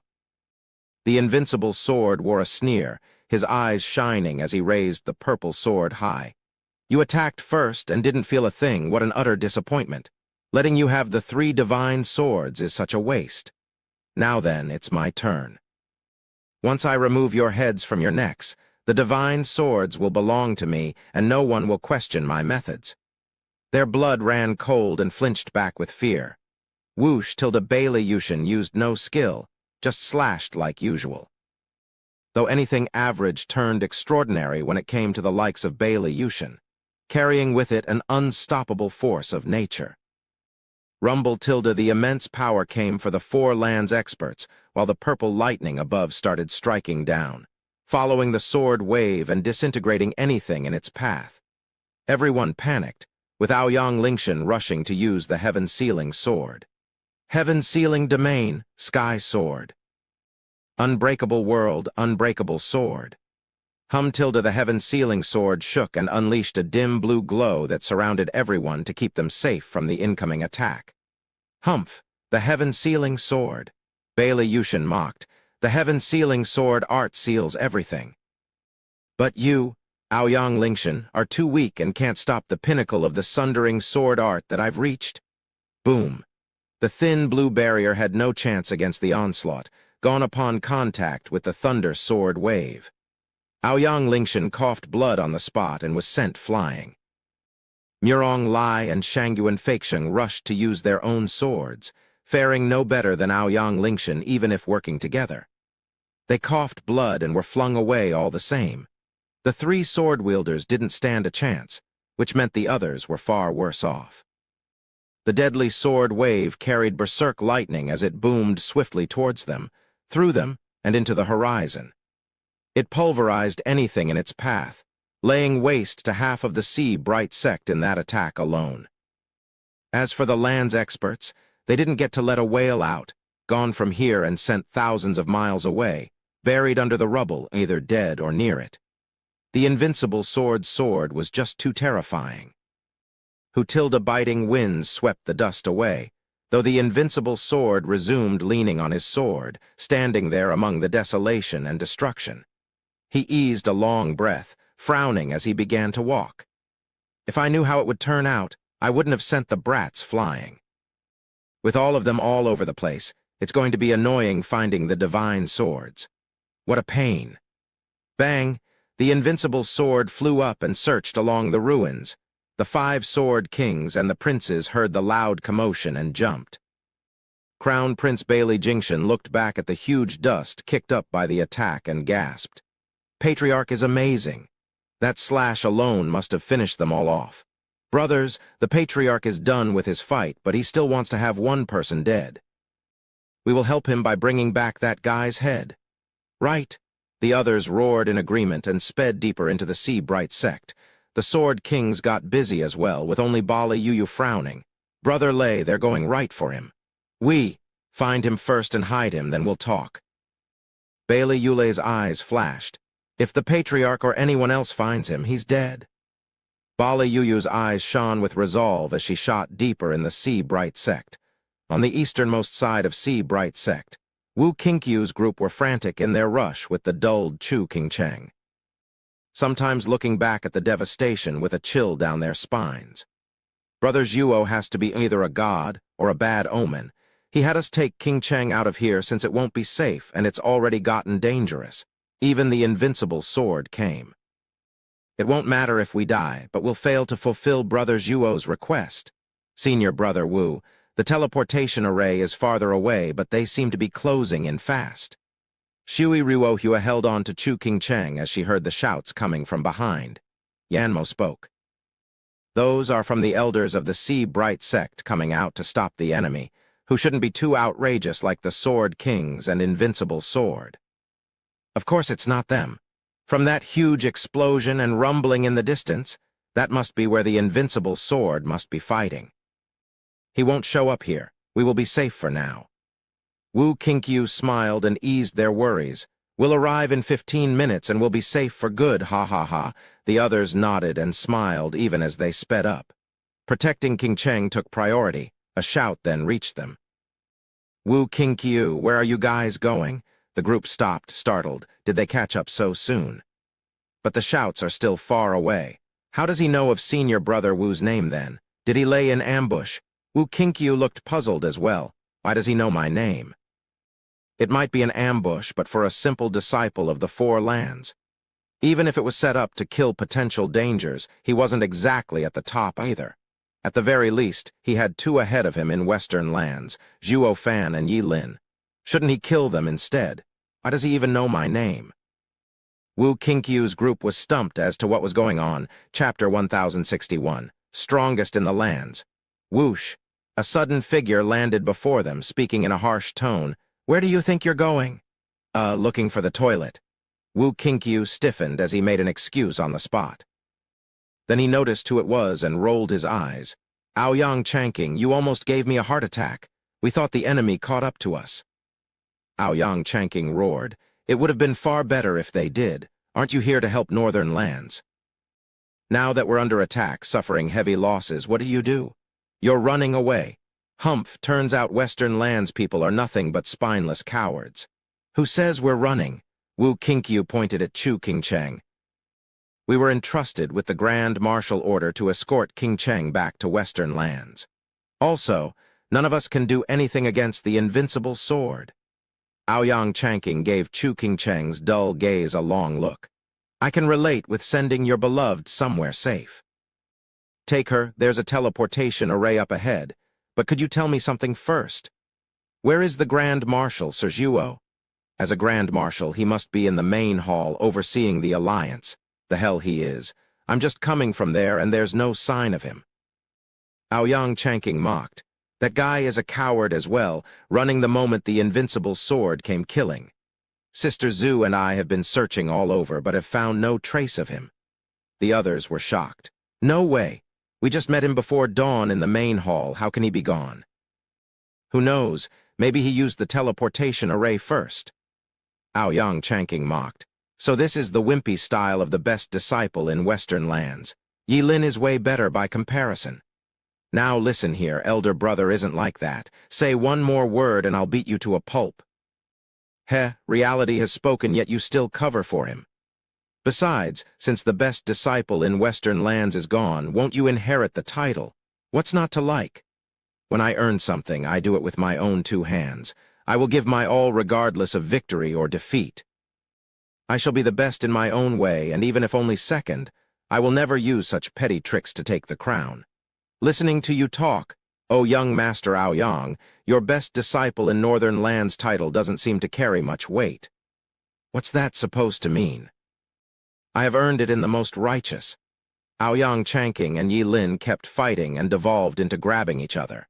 Wu Qingqiu had to rush in to break them up, but what good would that do against the best seeds of their respective lands?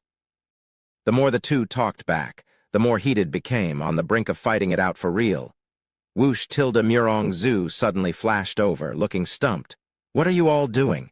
You're squabbling when there's destruction and war going around you." Sister Zhu." Aoyang Changqing eased up at once, afraid of giving the girl of his dreams the wrong impression. "Sister Zhu, you must believe me. I am a civilized man who always avoids brawls. They're just too crude and savage to understand reason." Murong Zhu's face twitched and rolled her eyes. Like she didn't know this pompous fool for who he was. Civil, you. More like a grandmaster in picking fights who's only lived for so long thanks to his daddy. She promptly ignored him, choosing to talk to Wu Qingqiu. "Where's Zhuo Fan? Do you know where he went?" They all shrugged, unable to provide any help. "Damn that demon, running away at the worst possible moment." Murong Zhu gnashed her teeth and frowned. Aoyang Changqing played it cool. "Sister Zhu, he's just a rotten coward. I bet he ran off the minute he saw the enemy starting killing their way in. He's unreliable, and I refuse to believe we can't fight without his rotten help. Haven't you always said he's filled with foul schemes and better stay away for everyone's good?" He. Yi Lin flared, but Wu Qingqiu held him back from starting anything. It does ring true. He ran off after causing a scene, just like with the Central Area's serene shores trading, letting others take the fall. Murong Zhu pondered, then nodded. "He's better off gone. I refuse to believe that my brother and everyone can't stand up to the Invincible Swords group without his vile methods." "Miss Murong, you're just unbearably naive. Your brother and everyone can attack together all they want, but they'll never get to touch a hair on the patriarch's body." A condescending tone reached them, followed by 10 youths standing proud and confident before them. The leader was a man of sharp features and elegance, wearing a most disparaging smile he could muster, complimenting the disdainful gaze.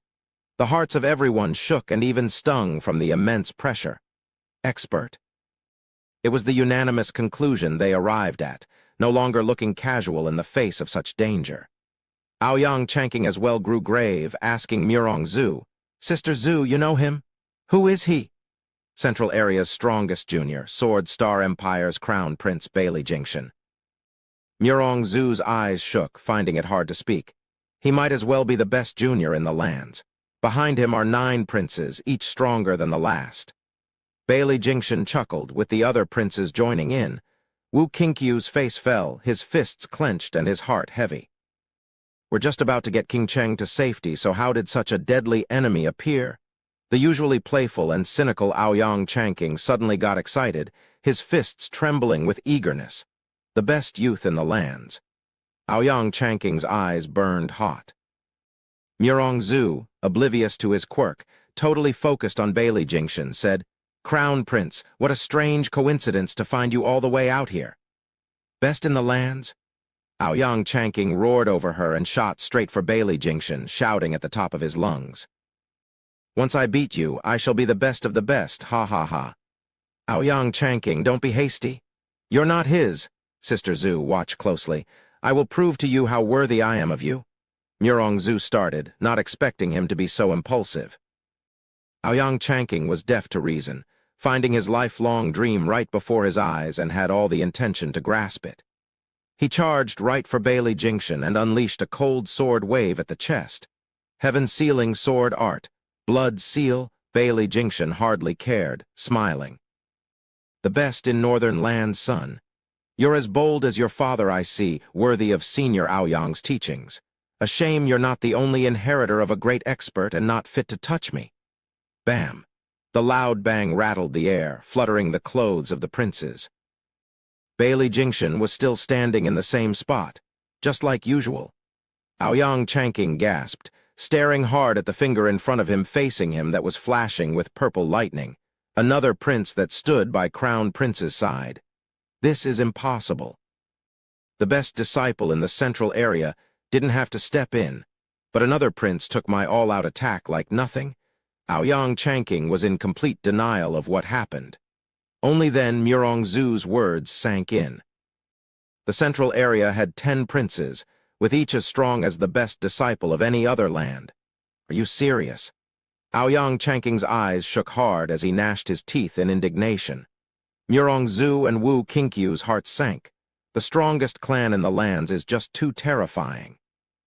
Even the young have the power to shake the lands. It seems like Bailey now got the best youth in the land's title as well. But where does Zhuo Fan fit in all this, I wonder? They were all hoping yet watching gravely as Aoyang Chanking, whose power they knew, was stopped before even reaching Bailey Jingshan. Whoosh tilde just then. Another figure appeared wrapped in golden flames smashed for Bailey Jingshan's head chapter 1062.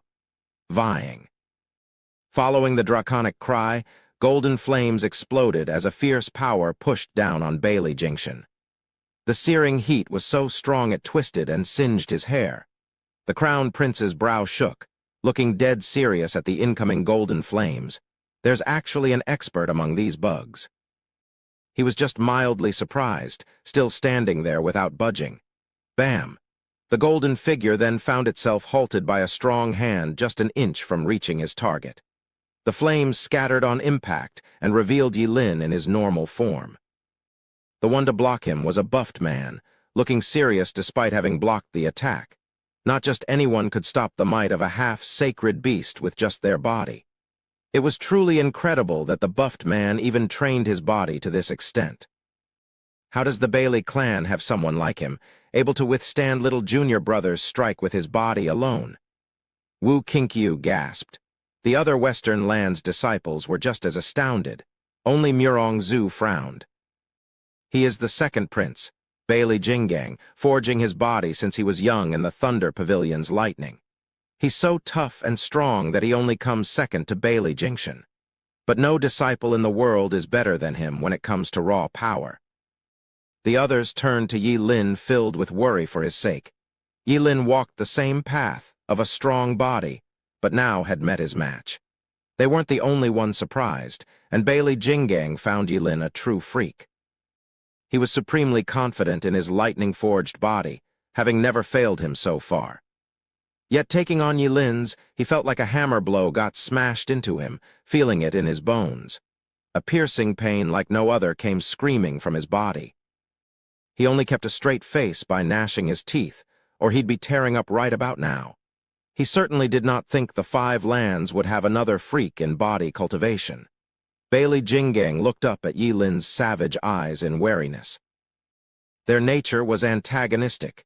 He was about to fall back, letting his elder brother deal with it, but Murong Zhu happened to announce his mighty body for all to hear.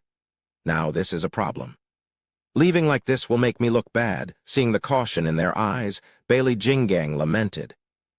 He had to suffer through those bitter tears, all for the sake of upholding the world's image of his tough body. So he withstood Yilin's sweeping leg, feeling the heat on contact and gnashing his teeth. He even managed to force Yilin back. The others were more shocked than ever, believing in Murong Zhu's information. Bailey Jinggang is really strong enough to push back little junior brother with strength alone. Bite me. The true strong one is that freak coming out of nowhere. Where did he get all that power? My arm's about to snap. Bailey Jinggang's face twitched, crying on the inside. He finally managed to keep a straight face through the pain and anger, then he flung Yilin back. Aoyang Changqing's adversary struck as well, sending him off. Aoyang Changqing and Yilin looked grave at these 10 men, while the 2 princes walked back unconcerned and with disdain and hands behind their back.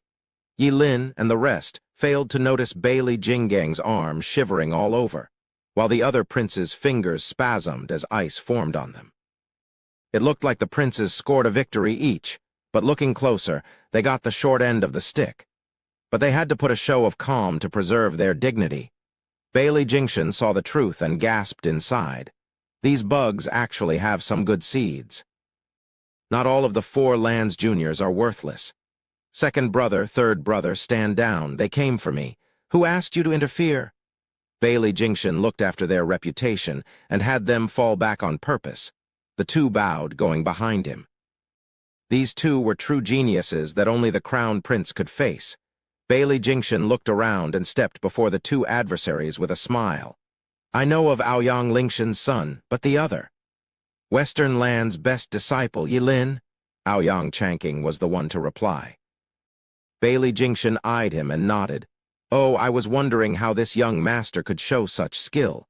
So you're the best of your generation in Western Lands. Wrong, I'm just the second. First is my elder brother. Yilin scoffed, finding it totally beneath him in taking something that wasn't his to begin with. Bailey Jingxian jerked. For Western Lands to have such a mighty figure as a runner-up, then the first must be godlike, right? Wrong again, he's only a coward, running off at the first sign of your coming. Shut your mouth. Elder brother's valor is beyond your understanding. He'll never run. Try saying that again. Zhuo Fan is a coward, fleeing with tails between his legs, ugh. Aoyang Changqing was disdainful and mocked, but then Yilin flared in anger. He grabbed the other's neck, while Aoyang Changqing did the same, not to be any lesser. The 2 were back to arguing once more. Murong Zhu and the others' faces fell. War is in front of us, and these 2 only know how to squabble. Bailey Jingxian frowned, smiling after a pause. Zhuo Fan, are you talking about that Cayenne fan merchant, Steward Cayenne? Right. He's been using that name to get into the Sea Bright sect. Aoyang Changqing replied while focusing on fighting with Yilin. Bailey Jingxian snickered. Then may I ask, where is this Sir Zhuo? How should I know? Ask them. If there's anything worse than a tough enemy is a dumb ally. Aoyang Changqing was so caught in wrestling Yilin he let his mouth run off, grumbling and pointing at Wu Qingqiu and making it even worse. They're defending Zhuo's wife and escorting her home. They must know about him. Oh, Zhuo Fan's wife, is it? Bailey Jingxian gave the others a look. Their hearts sank and stepped before Chu Qingcheng, which only worked to point her out to Bailey Jingxian. Bailey Jingxian smiled and his eyes flashed. Grab her, and we'll get that guy's location, ha ha ha. Bailey Jingxian flicked, and the princes charged at Wu Qingqiu's group. Everyone flinched, with Yilin panicking. He stopped fighting with Aoyang Changqing and went to help. Aoyang Chanking finally reacted, finally knowing who the enemy was, and went to help. But then someone jumped up to stop them, Bailey Jingshan. He wore a mocking grin, speaking with disdain. "Weren't you coming at me before? Well, here I am, attack me together. Beat it. Don't touch my sister-in-law," Yilin roared as golden flames turned into scales and charged like a tornado for Bailey Jingshan. "Dragon scale flash. If you want Zhuo Fan, go find someone else, not his woman. I hate nothing more than bastards who go after women and children." Aoyang Chanking roared, releasing his aura and flicking his fingers, sending icy waves at Bailey Jingshan. Heaven Sealing Sword Art, Endless Ice Seal. Chapter 1063. A Toss-Up. Whoosh tilde the cold sword wave stilled anything it passed through, as if stopped in time. Whoosh. Golden scales rained down like meteors at Bailey Jingshan, blocking any chance of evading. Yilin and Aoyang Chanking worked together for the first time, bringing out the best in each other. Bailey Jingshan hardly noticed the danger, still wearing that disparaging smile. "Did you know that the patriarch's demands are the harshest? Every time we fight, if even one time we fail to take on 100 experts of our level by ourselves, we fail his expectation. In regard to those fights, you two coming at me is hardly enough to make me sweat, ha ha ha." Bailey Jingshan's eyes flashed, feeling the dangerous attacks coming near, and merely waved. Rumble tilde with a rumble, lightning snaked from above, thousands of them forming into a sharp sword energy, smashing down on the ground to destroy it. Yilin and Aoyang Chanking's attacks were torn to pieces, the overbearing shockwave coming right for them and sending them flying, trailing blood behind them. They paled instantly, finding that Bailey Jingshan's had the same smile once dust settled. He hadn't moved an inch. Their attacks had no effect whatsoever, but instead they were the ones to suffer. This is terrifying. They were mighty youths, so how could they be routed so easily? Was this the power of the best disciple in the lands? The two were overwhelmed at the disparity. Yilin was having a difficult time believing that he, a sacred beast inheritor, would lose to another peer again. The remorse in his heart was too much to bear. He ought to know that while he was the dragon ancestor's inheritor, the enemy was the sword sovereign's successor, a mere toss-up between them. As for strength, the master led while the disciple grew on his own abilities. Dragon Ancestor was a sacred beast, making it hard to clearly convey his skills to a human. As for a sacred weapon successor, like Aoyang Chanking and Bailey Jingshan, they had understood Sword Sovereign's essence through the sacred weapons. They were practically direct disciples of another human, making the passing of the techniques flawless. Yilin's defeat this time meant not the loss of Dragon Ancestor to Sword Sovereign. It only stated that humans and sacred beasts were different. A sacred beast taking a human disciple would not be able to impart all their skills. Moreover, these two's cultivation was also a gulf. Wiping the blood from his mouth, Aoyang Chanking was not about to admit defeat anytime soon, turning to Yilin. "Brother Yilin, I almost forgot to tell you. That punk is in the Genesis stage. We are without a doubt mighty geniuses, but with only soul harmony stage cultivation will only suffer against him. We can't compare with him in the usage of the world's power." "Makes sense. But could you please stop with the narcissistic praises? You should have stopped at calling me a genius. Don't include yourself as well." Yilin glared at him. Aoyang Chanking rolled his eyes. "Fine, but now what do we do?" "I do have a plan, but I need Brother Yilin to work with me." "Say it. Remember our fight when the world's energy went berserk." "I want to do it again." Seeing Yilin agreeing, Aoyang Chanking turned serious. "I'll open a channel guiding the world's energy into you, and you must bear with it. Even if you go berserk, all that matters is that you gnaw him to the bone." Yilin rolled his eyes. "What am I, a dog, even gnaw?" "Then again, your idea has some merit. I'll be sure to do my best in controlling that power and unleash it upon him." "That settles it."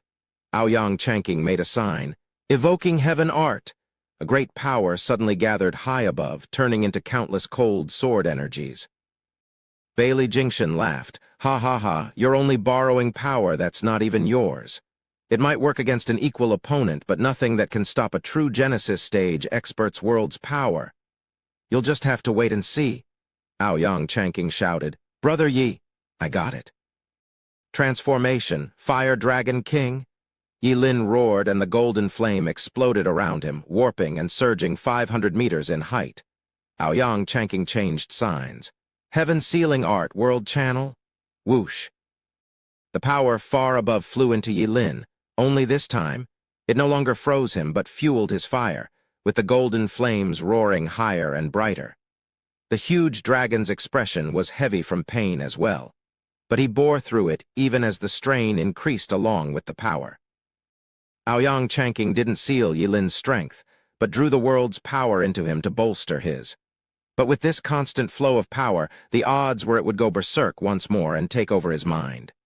The risk in doing it was very high as well. Brother Yi, how does it feel? Can you take it? No problem.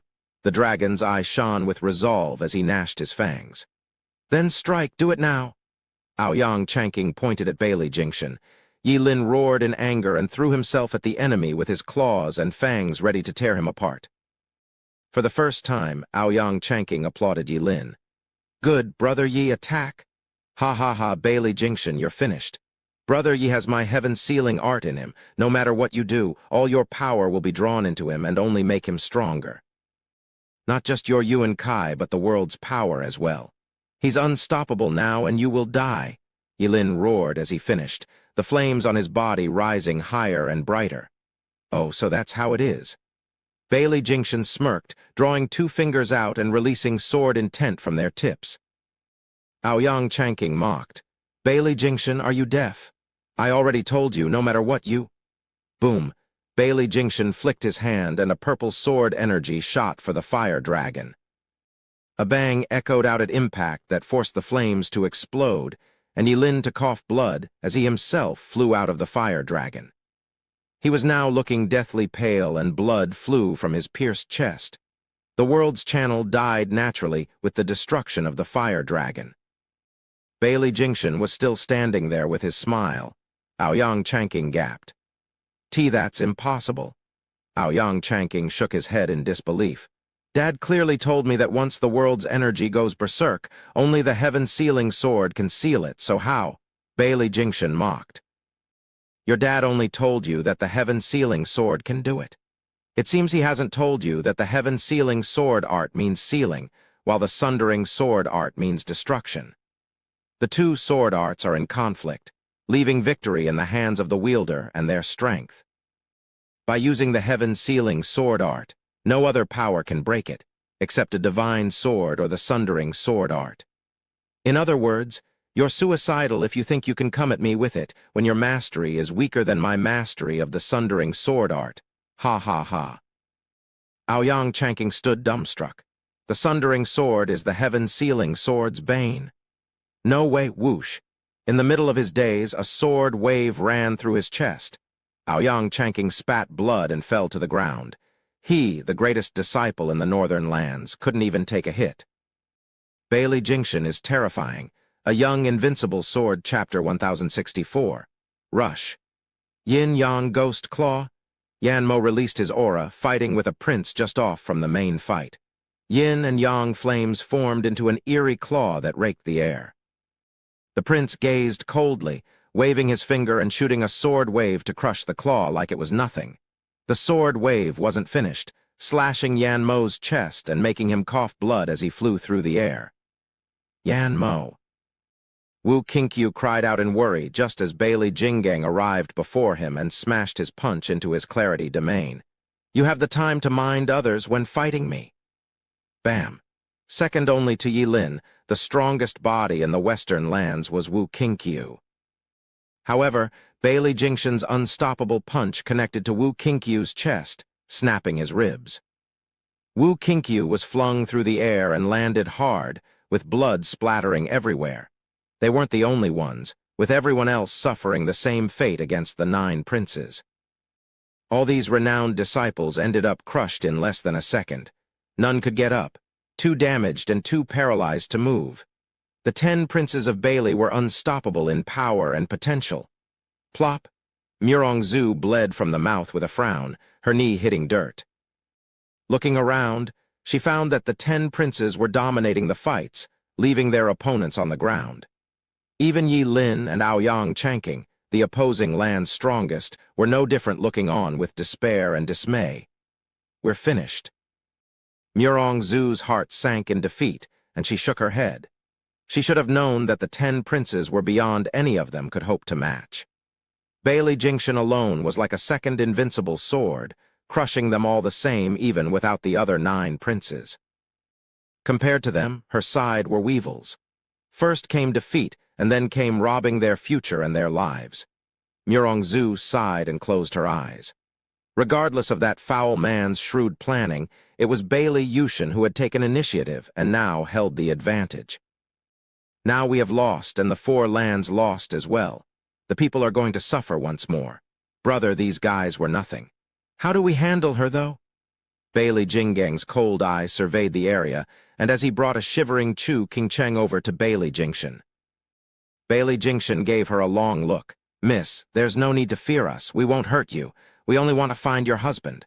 Where could Sir Zhuo be at this moment?" Chu Qingcheng shivered and lowered her head. Bailey Jingshan looked at his brothers with puzzlement. "Don't tell me she's been scared out of her mind." He'd seen his fair share of cowards, but never one who turned like this and was a cultivator as well. They were only a bit rough on them, that was all, not yet having resorted to killing, so what's got her so terrified? "Brother, this must be her nature," Bailey Jinggang said. "When we struck, the girl had just stood there and shivered. She didn't even fight us when we brought her, like a cripple. Why would Zhuo Fan, a deceitful and arrogant bastard who even fooled the patriarch, marry a dull wife like her?" Bailey Jingshan was stumped. "She's dull," coughed Tilda Yilin, spat blood and forced his weak body to sit. "Don't touch my sister-in-law. She lost her mind and knows nothing. Just take me if you want." "What good will that do? Who are you to Zhuo Fan anyway, that you could draw him out?" Bailey Jingshan mocked and turned to the shivering Chu Qingcheng. "She may be a dumb wife, but Zhuo Fan did have them escort her. That proves he'll come for her. She'll make a good bait. Brothers, take her back." "Yes, sir." Bailey Jinggang bowed with the others and grabbed her hands to leave, but then paused. "Brother, what about them? They may be insignificant bugs now, but who's to say what the future holds? Especially those 2 having the potential of a sword king. Get rid of them." Bailey Jingyu's face was cold as jumped in the air. He drew 2 fingers and unleashed booms as his power shot from them. The people on the ground closed their eyes. The pride of Western lands was going to fall here of all places, away from home. Aoyang Chanking gnashed his teeth, roaring. "I can't accept it. I've yet to marry Sister Zhu. I've yet to be the best in the lands. I can't die, I won't." "You become the best." "Humph," Bailey Jingshan scoffed. "At best you're nothing but your old man's successor, the best in the northern lands." "The best in the lands shall forever be with our clan, so just wake up already." "Oh, sorry. It looks like you won't even be dreaming soon." "Take this little pity you got from me and use what precious seconds you have left to dream then, ha ha ha." Aoyang Chanking's lips shook. "Chanking, I'm here to save you. I knew sensing the evoking heaven art here that it was you who did it." "Ha ha ha, I'm so glad there's still time," a sudden voice shouted. "Elder Lu." Aoyang Chanking looked at the old man leading 24 others and showing their mighty Genesis expert aura. Aoyang Chanking was overjoyed. "We're saved?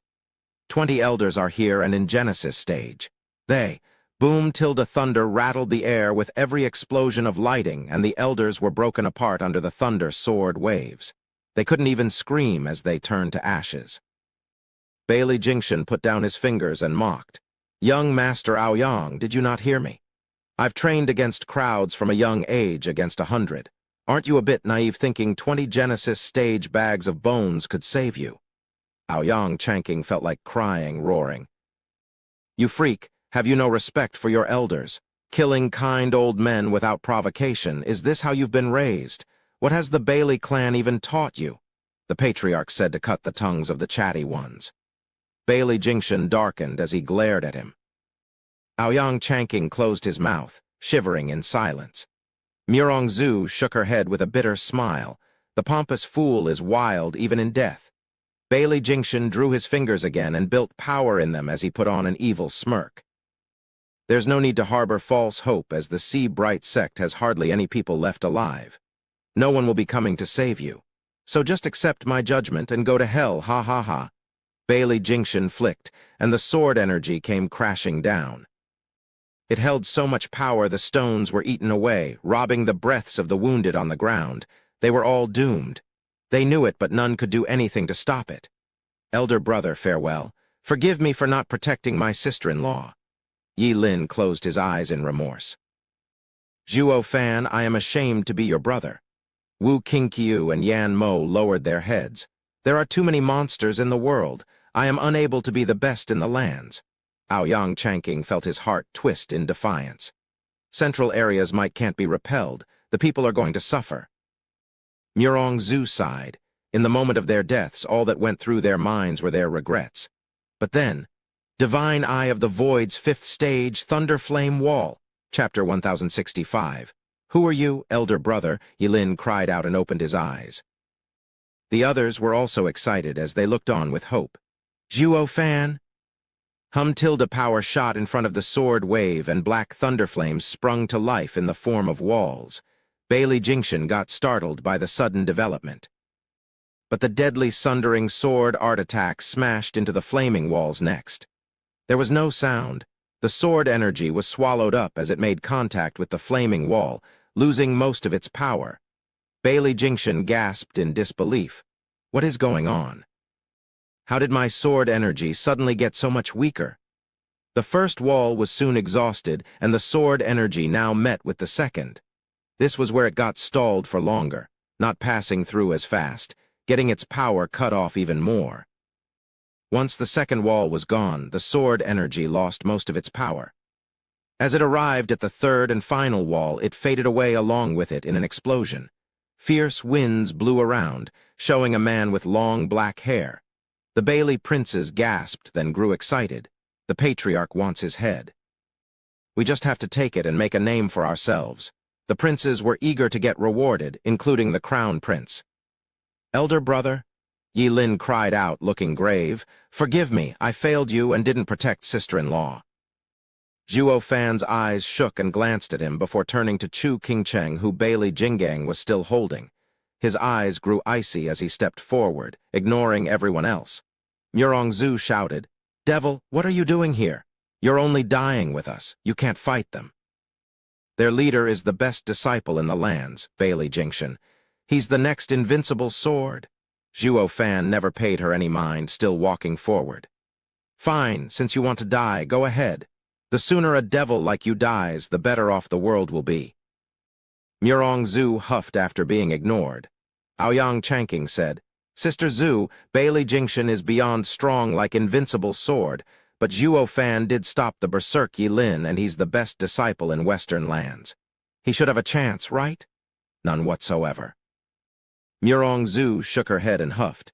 Senior Aoyang explained clearly that he stopped it because his power clashed with the world's power. I had also once fought him, and he isn't anything strong. He needs to restrain the sundering sword art, or he's only going to die against an expert like Bailey Jinction. Really? Aoyang Changqing's hope hit rock bottom, speaking with misery. And here I thought there's hope for us now that he showed up, but he's only showing off to die. What did I ever do to deserve this? Is there no real savior coming to rescue us? Aoyang Changqing sighed and lamented his untimely demise. But then a weak laugh came. Ha ha ha, young Master Aoyang, no need to fret. Our savior is right here. Who are you beseeching? Aoyang Changqing turned to Wu Qingqiu and Yan Mo, seeing their conviction and confidence. You guys believe he can save us, but Sister Zhu, Miss Murong. Wu Qingqiu ignored him and said to the girl, You said you fought him once, but you know his real strength.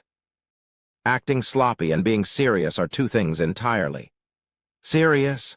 Murong Zhu paused to think. It's I who was serious, though. You believe all my strength wasn't enough for him to get serious. Wu Qingqiu shook his head.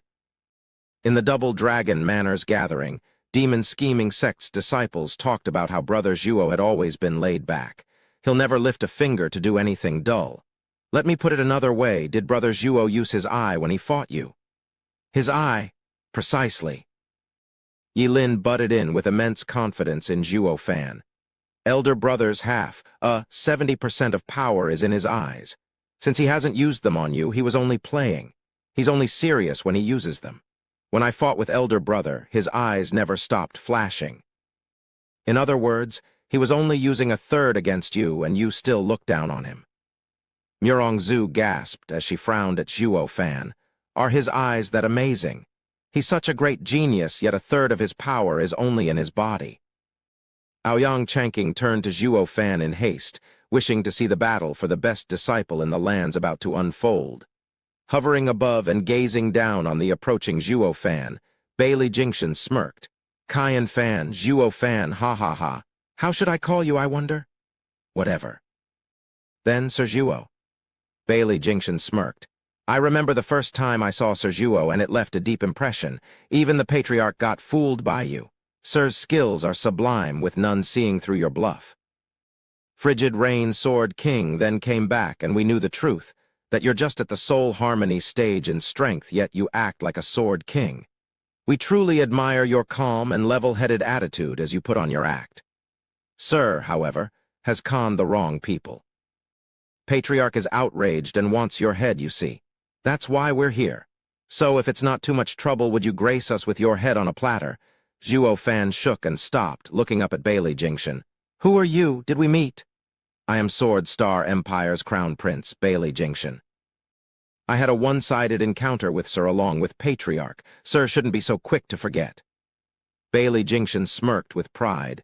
Going down memory lane, Zhuo Fan closed his eyes. Sorry, I don't bother with bystanders. Sir, what's that supposed to mean? I even introduced myself. Bailey Jingshan's face fell. Zhuo Fan shook his head. Should I remember you just because you stated your name? Thinking back, I often met with outstanding men, leaders of the 5 lands. You just said you were with Bailey Yushin, ha ha ha. Sorry, but the only one I recall is your patriarch who was before me. I didn't even commit the 5 sword kings to memory, let alone a pipsqueak like you. What can I do? I have too much important stuff taking my time that all the useless junk gets filtered out. Useless? Junk? Bailey Jingshan's face twitched. Sir Zhuo, you're being too condescending. Zhuo Fan shook his hand, mocking. I have my standards in anything I do. There's 2 kinds of people, the way I see it, enemies and friends. Which, I wonder, are you? Enemy? Zhuo Fan shook his head. You can't mean friend, for Sir Zhuo will be most wrong. Oh no, no, no, you needn't worry about which. Zhuo Fan looked at him with a taunting smile. Since you never registered to me, I told you I don't waste my time with bystanders. So who are you? Wu Qingqiu's group stifled their laughter. Bailey Jingshan shook in rage and hatred, staring daggers at Zhuo Fan. This punk has to die, chapter 1066. A punch's dominance. A pretentious fool who only knows how to act and deceive is now unmasked, yet still insists on sticking to his role to the end. Ha ha, Sir Zhuo, this is utterly vapid. Bailey Jingshan's bloodthirst shone in his eyes, smirking and signaling Bailey Jinggang. I, however, am in no mood to indulge you. Your head is mine. Brother, the dumb wife has outlived her purpose. Handle it. Bailey Jinggang gave a sharp nod and laughed. Lightning crackled all over him as he smashed a big fist at Chu Qingcheng. With an evil grin, Bailey Jingshan's sword wave finally grew outrageously strong enough, glancing back at Zhuo Fan. Weren't you so full of yourself in your acting? Your wife is about to have that punch splatter her all over, and what can you do? Nothing. What's there to still be smug, ugh? Just as he was about to release his sword wave, he froze, looking in disbelief at where Zhuo Fan was standing to find it empty. Where'd he go? Whoosh! Bailey Jinggang's face twisted as his mighty fist reached Chu Qingcheng, the blowing wind fluttering the frail girl's white hair. Then something red flashed out of nowhere, standing before Chu Qingcheng and meeting Bailey Jinggang's strike. What was that? Bailey Jinggang's eyes shook from shock. The flash came all of a sudden and couldn't make it out, yet cared little about it. The dumb wife must have had some protective spiritual weapon, but he believed that there was nothing that his lightning-forged body couldn't overcome. After all, he was able to punch through even 7th-grade spiritual weapons. He shouted, ramping up the lightning on his fist as he pushed on. Bam! The punch slammed into the red glow, unleashing a mighty shockwave, only to realize this was anything but a defensive spiritual weapon, but a scarlet fist. Bailey Jingang was even more confident. No matter who was coming at him, the number of people able to take on his beyond tough body could be counted on one hand. Yi Lin was a freak enough, but he was now on the ground in wounds. He didn't believe that there could be another outrageous body cultivator here. It was only logical to think that monsters were a rarity, or how else would others get by with them being so common? Shaking his head and sporting a belligerent grin, Bailey Jingang grew excited as he got into smashing the ignorant interloper. "Ha ha ha, fool, you're coming at me with your body. You've got a death wish. I will flatten you." I'm sorry to say, that's going to be you. And while monsters were indeed a rarity upon this god's green earth, he had hit quite the iron plate this time. Coming from the red glow was a cold reply to his infinite confidence. Bailey Jingang blinked as there was a sickening crunch echoing from before him. What followed was a blinding pain that overloaded his heart. He jerked, then sweated all over hard. How is this possible? Bailey Jingang was overwhelmed with a maelstrom of emotions. How? Who? How can a fist be that strong? Is it still made of flesh and blood? His eyes shook hard, Bailey Jingang looking dumbfounded as the scarlet fist's glow eased to reveal Zhuo Fan's deadly gaze. "Get away from my wife, reject." The scarlet fist shook and unleashed a powerful ripple that exploded Bailey Jingang's lightning-covered arm, causing bone, blood, and flesh to fly all over. Bailey Jingang's gaze was empty, only now sensing there was nothing where his tough arm should be. Then the dread came, further amplified by Zhuo Fan's ruthless gaze. Never had he thought that there would be someone out there that could break his body forged through such hardships. Is he still human? Bailey Jingang's heart seized. Retreating now was impossible, not when he was supremely confident in his own body that he gave his all in that attack. As his eyes were taken in with fear and shock, inertia carried the now one-armed Bailey Jingang closer to the red glow and his doom, all by his own making. Boom. Bailey Jingang collided with the fist in a mighty bang and turned to mush. It made a nauseating splatter as his corpse hit the ground before he could even let out his last cry of pain. As for the punch, its power shot ahead, ripping everything for 100 miles. A huge cloud of dust was kicked even as the ground never stopped shaking. Only now did the bystanders react, looking over at the sudden commotion to find a savage wind blowing where Chu Qingcheng and Zhuo Fan stood. As for Bailey Jingang, he was now blood on the ground, fertilizing the grass. The two had a mighty clash of the toughest bodies yet, and the result came faster than expected, with Bailey Jingang's body failing immediately. It happened so fast that none here could react nor see how the gruesome ending of the buffed Bailey Jingang came to be. "Brother." The princes cried out in shock, giving Zhuo Fan looks of fear and bewilderment. How on earth did he just get to brother in an instant? And just what kind of power utterly destroyed brother who is only second to the crown prince? But more importantly, how did he kill him without even giving us the time to witness it?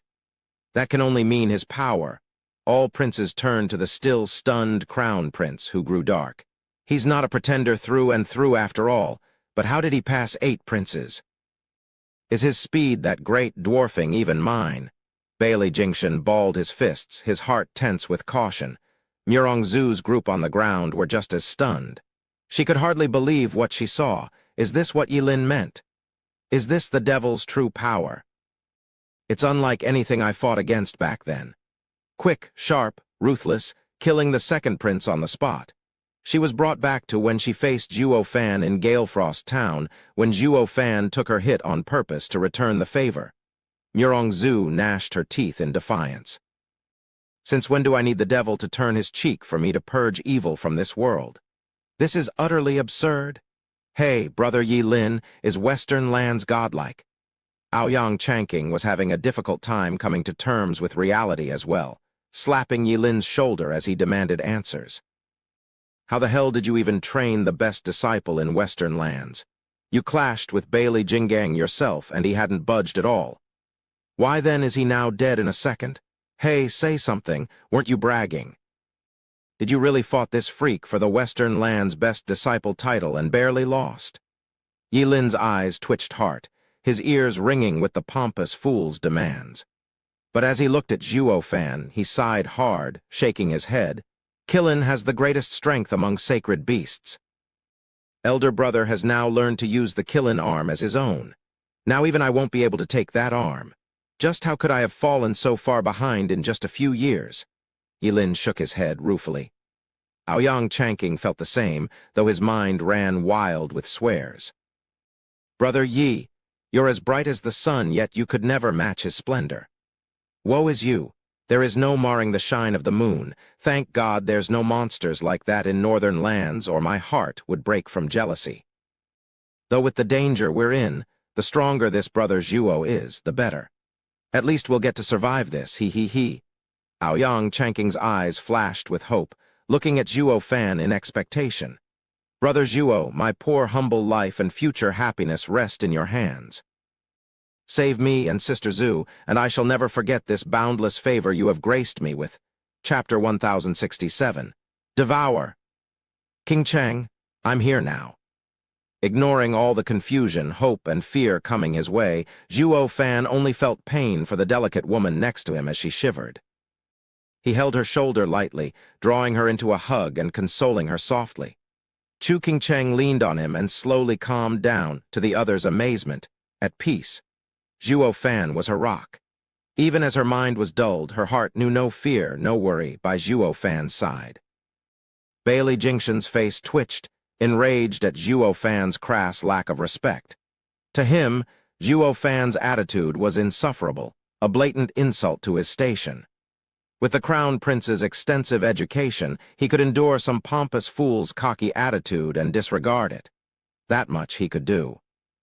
But Zhuo Fan gave him no regard at all, writing them off as being dead already. It was absurd and outrageous. Zhuo Fan's casual taunt of not remembering his name was insufferable enough, but now he was enraged by that guy's complete disinterest. Sure, a taunt ruffled feathers, but at least the guy was looking at you. While now, why would he even taunt when he didn't even spare you a glance? But through Zhuo Fan's caring and thoughtful attitude, Bailey Jingshan came to realize he was only looking at his lover. He didn't just taunt me, but never took me for anything of worth either. He was the best crown prince in the lands, Bailey Jingshan. How dare you not even face me? The crown prince was not just a prince, but the pride of the Sword Star Empire, and also had the same fault, unable to stand rejection.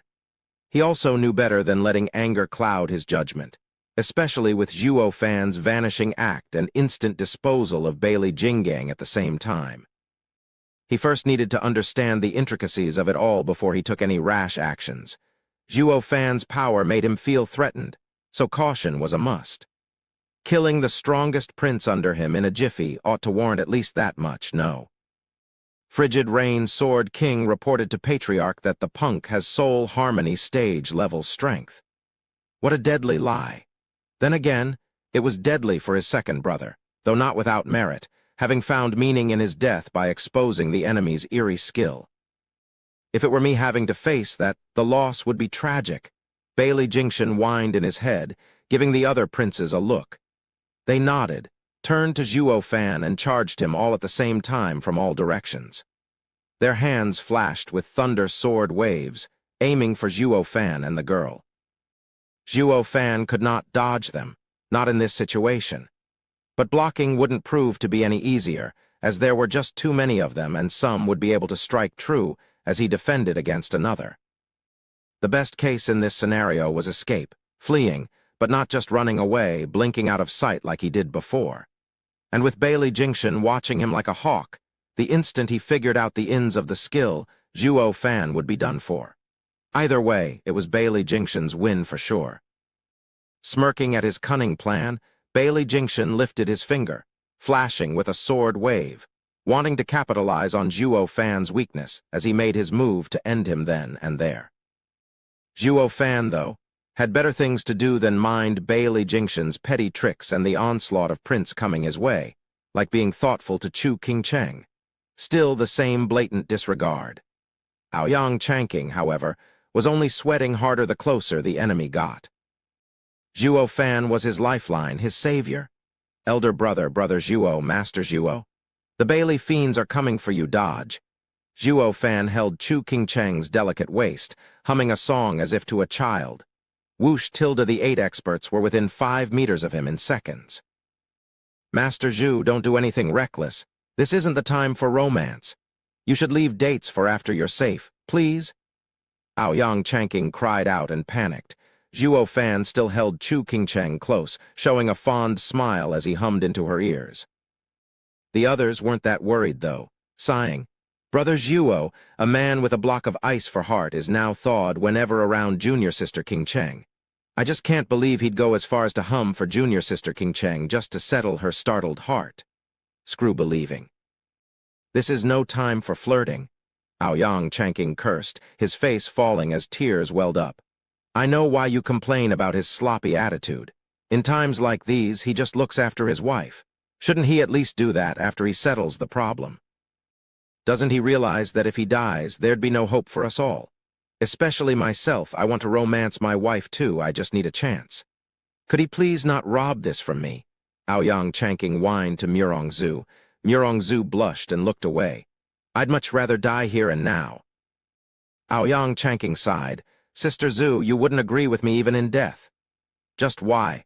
Whoosh tilde the princes were just a short meter from Zhuo Fan, yet he still didn't care, holding on to Chu Qingcheng.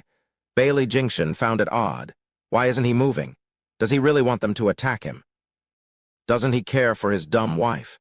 Anyone would be handicapped when protecting something. Does he really believe that he can take on the 8 of them even with such a handicap? Not even I can do it, so how can he?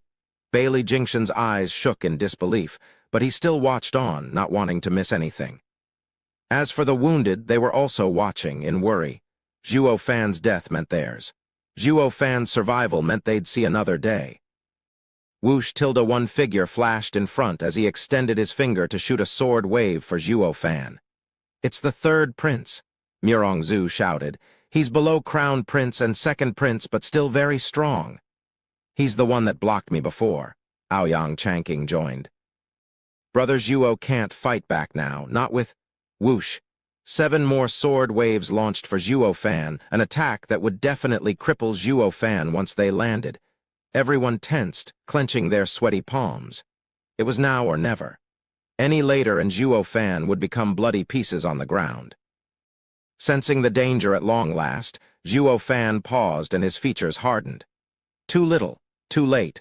3rd prince smirked, needing only an inch for his attack to reach Zhuo Fan's waist and run him through.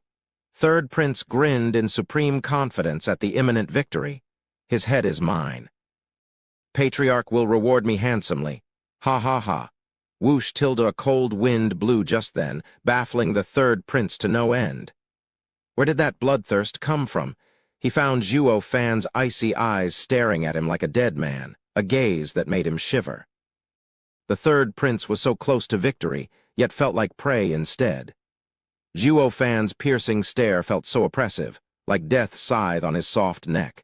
Zhuo Fan only stared at him, ignoring the other 7 attackers. Scum, how dare you come close to Qingcheng? Die. The boom that followed made the air warp in 1,000 meters around Zhuo Fan as a black thunderflame inferno exploded in all directions, enveloping the 8 and swallowing them whole. Divine Eye of the Void's 4th stage, Thunderflame Space Crusher. His right eye flashed with 4 golden halos while the left held a berserk black thunderflame. Zhuo Fan was in the center of the roaring flames, yet held Chu Qingcheng with utmost care as he hummed. He might be soft around Chu Qingcheng, but cruel to any other, a true devil. Any that approached would be devoured. Chapter 1068, The True Strongest. What? That's Bailey Jingshan squinted, his body jerked, looking with total disbelief at how his brothers were taken by the darkness. SSS tilde the sizzling sounds of the flames gave the impression the fire was growing, yet it showed no movement. In but a blink of an eye, all life had been swallowed by these black flames. Bailey Jingshan hovered above, his brow seeping with sweat. The attack he got ready at the tip of his finger shook along with it in hesitation. It was failure on his part for not taking into account that Zhuo Fan had maybe another strange skill under his sleeve, one that proved even deadlier, taking 8 strong princes down. How can this be? Just what is that black fire? How the hell can it prevent 8 soul harmony experts from even letting a sound out as it took them?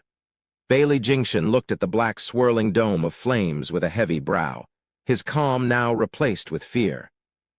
His mind might reject such a foreign feeling, but his heart wouldn't stop hammering in his chest. Wu Qingqiu's group were stunned. They knew Zhuo Fan was the best, that he had a counter for the 8 princes, but not even they imagined it would be so clean and deadly. Their eyes were almost falling out of their sockets. These were the same 8 Bailey princes that wiped the floor with them moments ago. So how then, when Zhuo Fan entered the picture, they became lambs, giving him an easy time dispatching them from this world? No, they're no lambs, but Zhuo Fan being too strong, stronger than we can imagine. This is the true strongest disciple in the lands, the next invincible sword Wu Qingqiu and Yan Mo side. Just a few years and we can no longer compare. Yeah, elder brother's eyes got stronger. Yilin sighed as well, shaking his head. Only a lick of black fire almost got me killed last time, but now he could let out so much more. Even I would be finished in an instant. Elder brother's strength is beyond anyone's. There's none among his peers in the entire world that can match up to him. Yilin glanced at Bailey Jingshan above with a hint of disdain. Bailey Jingshan felt the taunt on his skin and met his eyes. But then again, Zhuo Fan was tougher than anything he'd seen. Bailey Jingshan stared at the black fire hard, putting more power in his sword wave. Aoyang Changqing and Murong Zhu, on the other hand, were gaping at the hissing thunderflame. They knew Zhuo Fan was above them and their only slim chance at survival, but it turned out the hope was bigger than ever. It became a guarantee, so much so their fears were gone, fear brought on by Bailey Jingshan. They could tell as well that he no longer was as cocky in the face of those twisting flames. The devil is terrifying. I wanted to remove him myself, but now I see how naive I've been. Murong Zhu's feelings were all over the place. The devil is not something I can ever hope to take down. But it has to be done before he becomes the next invincible sword and brings hell on earth. Murong Zhu hoped and worried, filled with constant dissonance. Who tilled her at the next light breeze, the thunderflames vanished like they were never there, leaving behind nothing at all. There was no sign of life, not from the previous 8 princes and neither from the earth. The only one standing was Zhuo Fan in center, holding Chu Qingcheng with care, unaffected by the attack. Zhuo Fan hummed with a soft smile, to which Chu Qingcheng relaxed and calmed down. Zhuo Fan smiled brighter, his humming slowly stopping. Chu Qingcheng smiled in his arms, drifting into a peaceful sleep. The onlookers blinked, more shocked than ever of Zhuo Fan's strength. They just witnessed how he punched the second strongest prince to oblivion, and now how he erased the other 8 from existence. All of it was done not on account of it being the best way to deal with them, but only to soothe Chu Qingcheng's heart. This was called killing with a smile. The guy spared them no attention to the attackers, not even a thought, and yet he killed them all. Now that was strength. 8 went at him from all sides, yet his wife took priority still. What did that make of them? Bugs, annoying and pesky bugs. He not once considered them any danger to even touch him. Everyone's gazes shifted after this event, changing the way they looked at Zhuo Fan with respect and bafflement. Zhuo Fan was like an immortal standing leagues above them, not something mere mortals could ever hope to even catch a glimpse of. This was a level beyond anything they could fathom. They looked at him with shock and daze, even hoping that maybe they could attain his impossible position. Murong Zhu was the same, having the odd feeling that Zhuo Fan was not the devastating demon she thought him to be, her perception of him now soaring higher in her mind. All eyes were looking lost, forgetting the time and place, even as Zhuo Fan only stared at one person only. Qingcheng, I'll take you to safety. Tracing her gentle sleeping face, Zhuo Fan smiled with love and care. Whoosh! There was a sharp whistle just then, and thunder boomed as a purple sword wave of incredible power shot for the lovely couple. The pressure from it was so huge.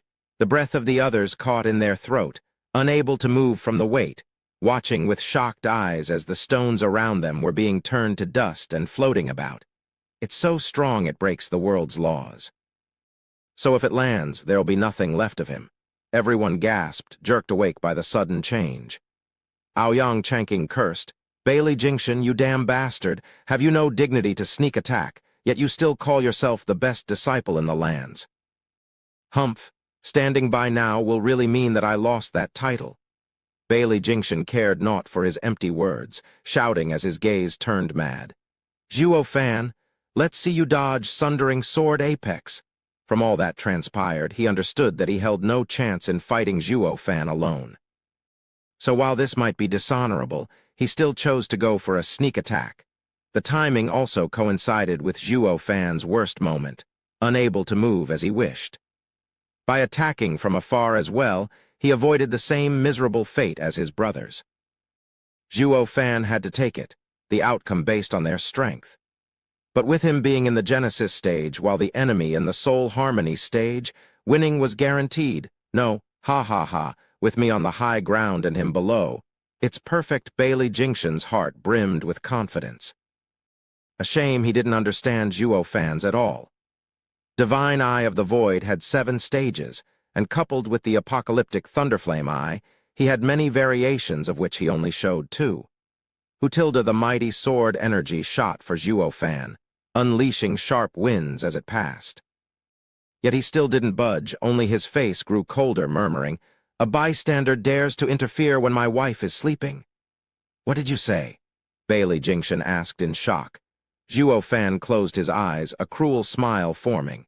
Then he flashed them open, shining brighter than ever. His right eye glowed in 2 golden halos, and his left contained the wild black thunderflame.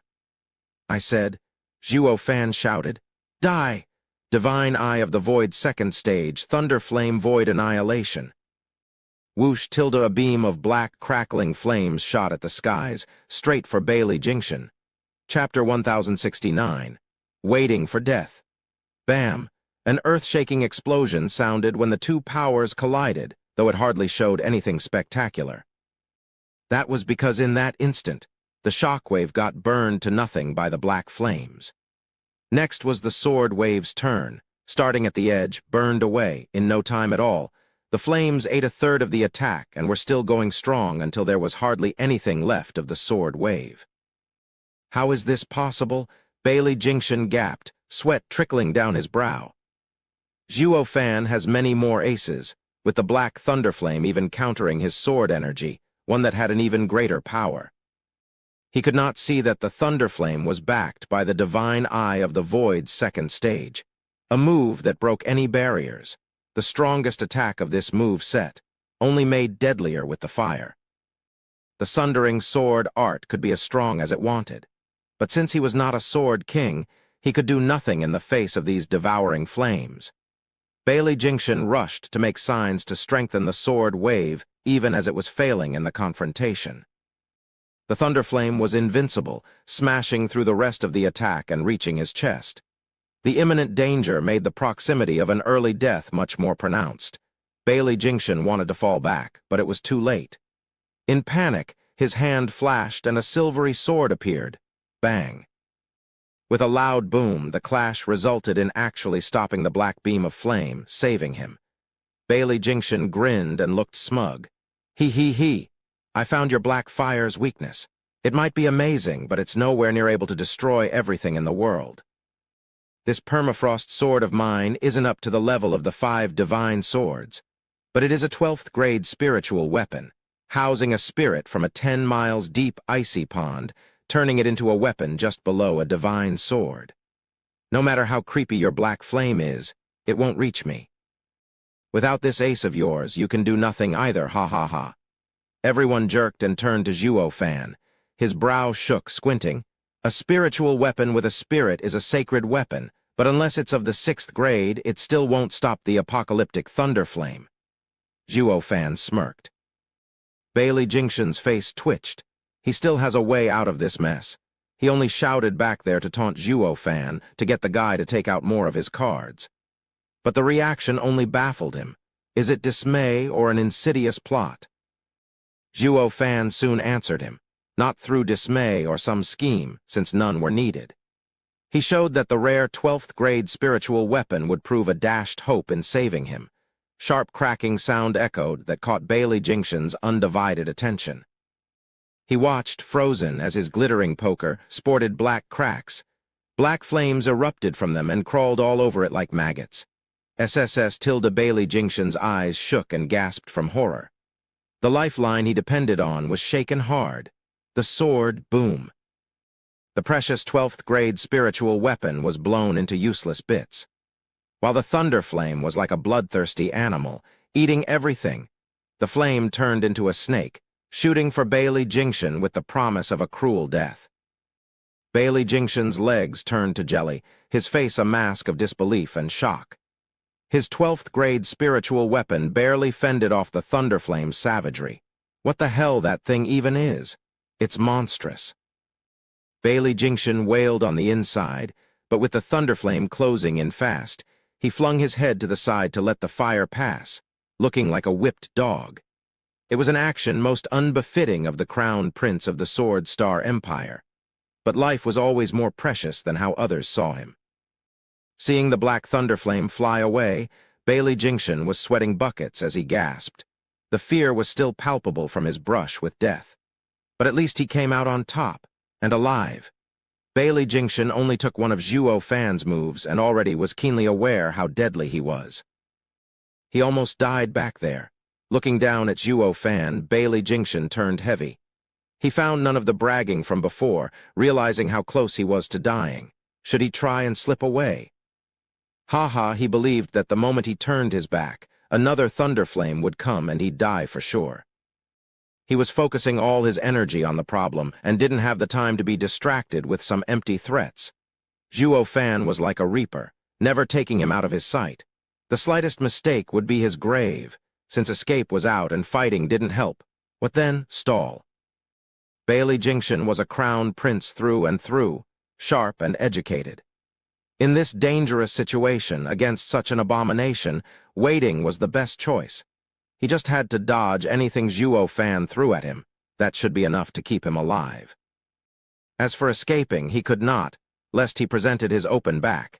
He needed to wait for any of the Sword Kings to come and he'd win. Bailey Jingshan cautiously looked at Zhuo Fan, unmoving. Damn that witch Bailey Yuyu sending fake information. You call that a soul harmony stage level? Curses, not even a Genesis stage expert is as dangerous as this freak. That damn broad got all the princes killed. Bailey Yuyu had indeed stated the truth, since she only saw Zhuo Fan fight Mirongzu that one time when he let her. She had no way of knowing his true strength. Zhuo Fan paused, seeing him just standing there. His eyes flashed with realization and chuckled. Bailey Jingshan was confused. Why isn't he attacking?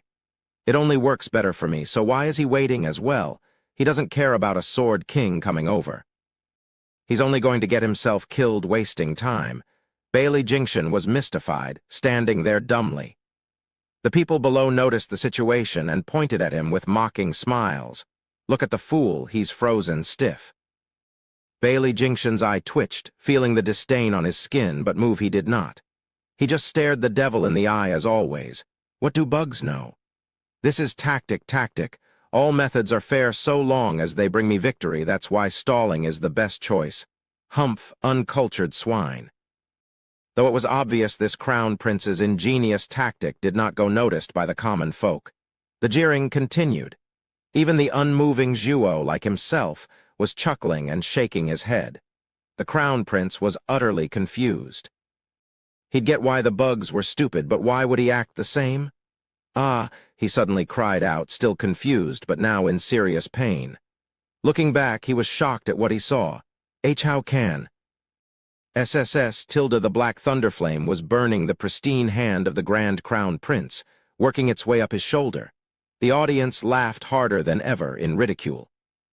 Aoyang Changqing was the loudest, looking for the perfect moment to cut him down a peg. It turns out the strongest disciple in the lands, the great crown prince of Sword Star Empire, is nothing but a moron. He didn't even notice his sleeve was burning. only when his hand caught on fire. It's definitely part of the sharp instincts of the best, ha ha ha. I heard many say of waiting for death, but only now I get what they meant, ha ha ha. Zhuo Fan's patronizing was far more savage, attacking the crown prince at his worst moment. Chapter 1070, I just didn't say it. Ah. The black flame licking Bailey Jingshan's arm ate more and more of it as it spread, going from his arm to his shoulder to finish the job. Bailey Jingshan shook his arm all over the place, while not forgetting to howl at the skies. The searing pain stabbing his heart and making him break out in sweat, his face a twisted mask of his sharp features. Yet the worst wasn't the pain, having gone through extensive training to learn to bear with extreme pain. No matter what he tried, flicking his hand or using Yuan Kai, it would stick to him like a leech, horrifying him. He could not snuff it out. Another image then surfaced in his mind, that of being cooked alive here and now. Bailey Jingshan's heart raced in terror, panicking and wailing, but nothing worked. Seeing the black flame unaffected by anything he tried, his heart sank in despair, about to have a mental breakdown. Regret was eating his insides for not being just a wee bit more careful, for not even noticing how the black beam of flames grazed his clothes. He would have removed the sleeve and easily dealt with the danger rather than be in so much pain. His real regret, however, was about Zhuo Fan. The guy showcased power beyond anything he'd seen, like a demon archon. That made him obsessed with reading his every move to counter them, thinking that he could survive that way. When a savage tiger was eyeing you as prey, you would ignore the ants gnawing at your feet. In face of great danger, people ignore anything but the source of said danger. Alas, the wee ant turned out to carry a fatal poison as it bit him. He had fallen for it and could only wait for the poison to spread and kill him. It was no less deadly than the tiger, though way more painful. A pity he did not immediately notice it. That did not include the audience, who was very clear on what was happening and enjoying his plight before he even realized it. Zhuo Fan scratched his nose amidst Bailey Jingshan's incessant wailing, though he couldn't fight a smile. I could tell by the way he dodged that it wasn't a clean one and the flames stuck to his sleeve, but I just didn't say it. I saw it too. It was but a spark of fire that only grew with time. Yilin's face shook. I just didn't feel like sharing, seeing him so focused. The wounded guys on the ground looked at each other, then at Bailey Jingshan raving around with taunting smiles. Aoyang Changqing patted Yilin's shoulder, complaining theatrically. Brother Yi, that's not right. We're all righteous cultivators here, and a win only counts when done fairly. How could you keep it from him that his sleeve had something so deadly stuck to it? That's not how a righteous and honest man acts. If it were me, I would have instantly warned him of his sleeve so we could compete in a real fight. You don't say. Why the silence all this time, then? Yilin gave him a patronizing smile. Aoyang Changqing smiled back, looking at the rest with his head high and using a scornful tone. Didn't I say it already? As a righteous cultivator, I should be honest, but having fought with the crown prince and not found him to be one of us. Zhuo Fan is a demonic cultivator, so anything goes. So in the spirit of fairness, I had to keep silent when his sleeve was struck, even signaling everyone to keep quiet as well. It wouldn't do for the audience to meddle in the fight of real experts, so we just stood and watched instead. Crown Prince, you may continue the fight. We promise to be nothing more than spectators and never interfere, ha ha ha. Screw you. You rotten bastards, Og. Bailey Jingshan was struggling in the air still, with the fire reaching his shoulder and the pain only growing in intensity. Nothing he tried worked in removing it.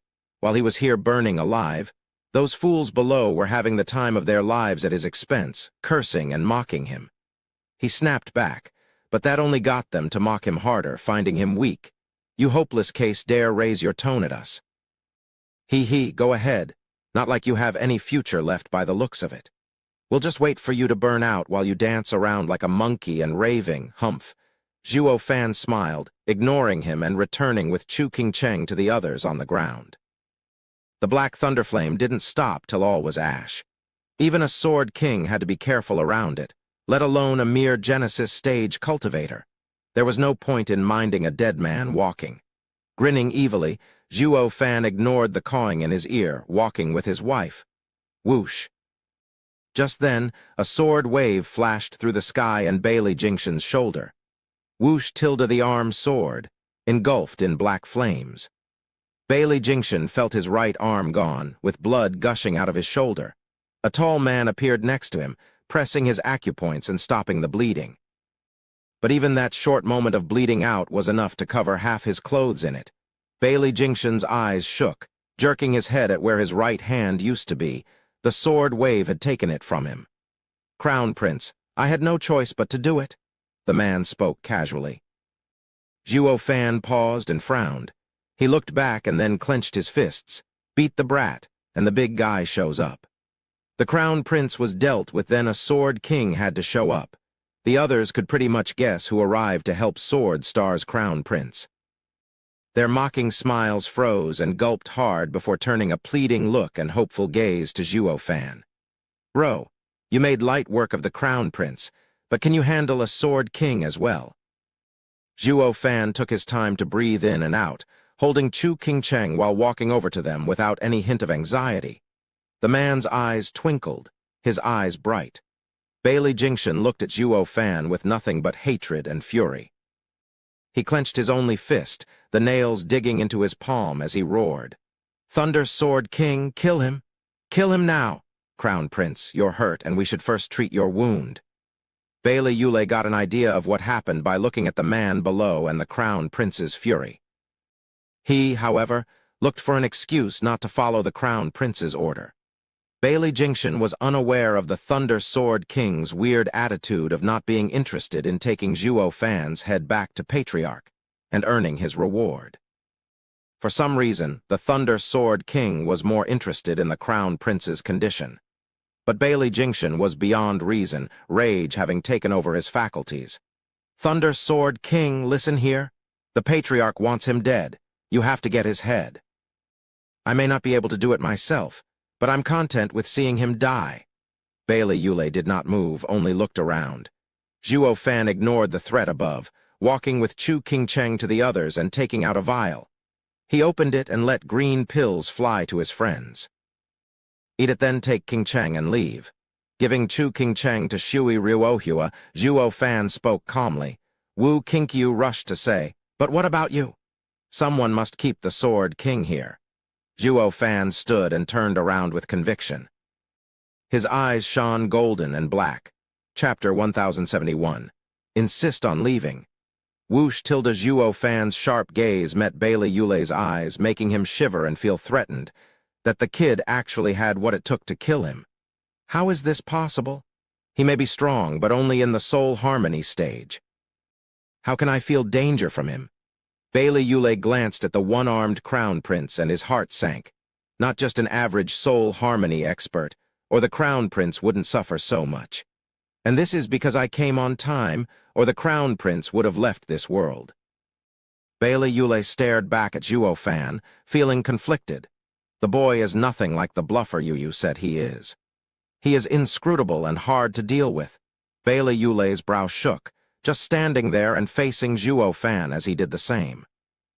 The others had recovered with Zhuo Fan's pills and could at least move now.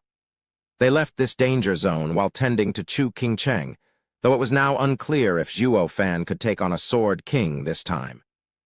Sword Kings were the peak of power in the central area, at the level of Murong Lai and Aoyang Lingshan. Zhuo Fan was the best disciple in the lands, even making a mockery of the central area's 10 princes, but he was just that, a disciple. He still had a long way to go before facing these seasoned veterans. The odds of getting out alive from a Sword King were practically nil. They all worried seeing Zhuo Fan facing such a danger with a straight back. Shui Ruohua was reminded of how Zhuo Fan had the girls go ahead while he stopped 500 people from following them, ending up fighting to death. She teared up as she pulled Chu Qingcheng harder. "Qingcheng, today is just like that day. I just hope that this time he won't disappear like before." Zhuo Fan frowned as the others just stood there and shouted, "Why are you standing here? Go! Brother Zhuo, you have saved our lives. This gratitude I shall never forget." Aoyang Changqing spoke firmly and with pride. Now you are facing a strong enemy, and I'm not about to let you do it alone. This is not right. I'm no coward. We may not be of much help, but we can at least cheer and share death and life together. Don't worry, Brother Zhuo, for you have us right behind you. Zhuo Fan rolled his eyes, ticked off by this pompous fool, cursing, "Are you mental?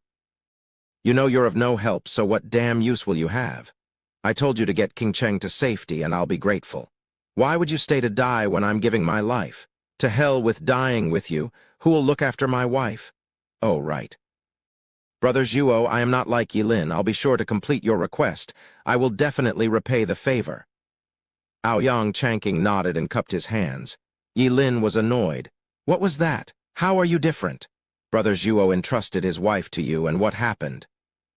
You had the enemy endanger her and take her hostage, not doing anything right. I'm not so unreliable like you and will fulfill my mission. Brother Zhuo, I won't let you down. You only know how to prance around. The only reason they stopped us is because you didn't let us leave. Sister-in-law would have long been safe by now. You shouldn't cast blame so easily. How can you blame me? Think about it. If I could find you, wouldn't the princes find you at some point as well?" I was saying. Yilin and Aoyang Chanking were like natural enemies, fighting even now in this serious situation. Zhuo Fan popped a vein. Why do these fools always argue? Alone they were fine, but together they ruined everything. Bailey Jingshan laughed at seeing them bickering like fools. "Don't you even think about running now. Thunder Sword King, go. Let's see how long you'll last." Bailey Jingshan pointed at them with hatred. "Kill them all. I will be sure to commend you to the Patriarch." The noise below instantly stopped at his order. They all turned to watch them in fear, especially Bailey Yulei. Zhuo Fan looked grave as well, calculating a way out of this. Bailey Yulei, however, was in no rush to follow his order. Bailey Jingshan started and looked in confusion. "Thunder Sword King, he is a criminal that the Patriarch wants. Why is it you're hesitating now when you're usually anxious to strike?" Bailey Yulei glanced at him and scratched his nose. Bailey Jingshan's eye twitched, suspicion festering in his heart. Whoosh tilde another person then showed up here, Bali Yuyu. "Oh, you're..." Aoyang Chanking cried out, but saw Zhuo Fan silent. "Brother Zhuo, isn't she with you? Why is she over there?" Zhuo Fan only explained who she was to the leader because she stole the heaven-sealing sword. Aoyang Chanking, a mere disciple, was in the dark. Bailey Yulei sighed, now finding a suitable excuse. "Crown Prince, you're hurt now and would be best to retreat to tend your wounds. I'll take you to safety. Let's leave the grand merit to Yuyu, since Patriarch has been in a foul mood around her." "I see. Thunder Sword King is looking after Frigid Rain Sword King, ha ha ha." Bailey Jingshan looked at them and his eyes shone. "All right, let Frigid Rain Sword King take the credit. But I still want to watch as she rips Zhuo Fan's head from his corpse." Bali Yuyu and Bailey Yulei frowned. Bali Yuyu spoke.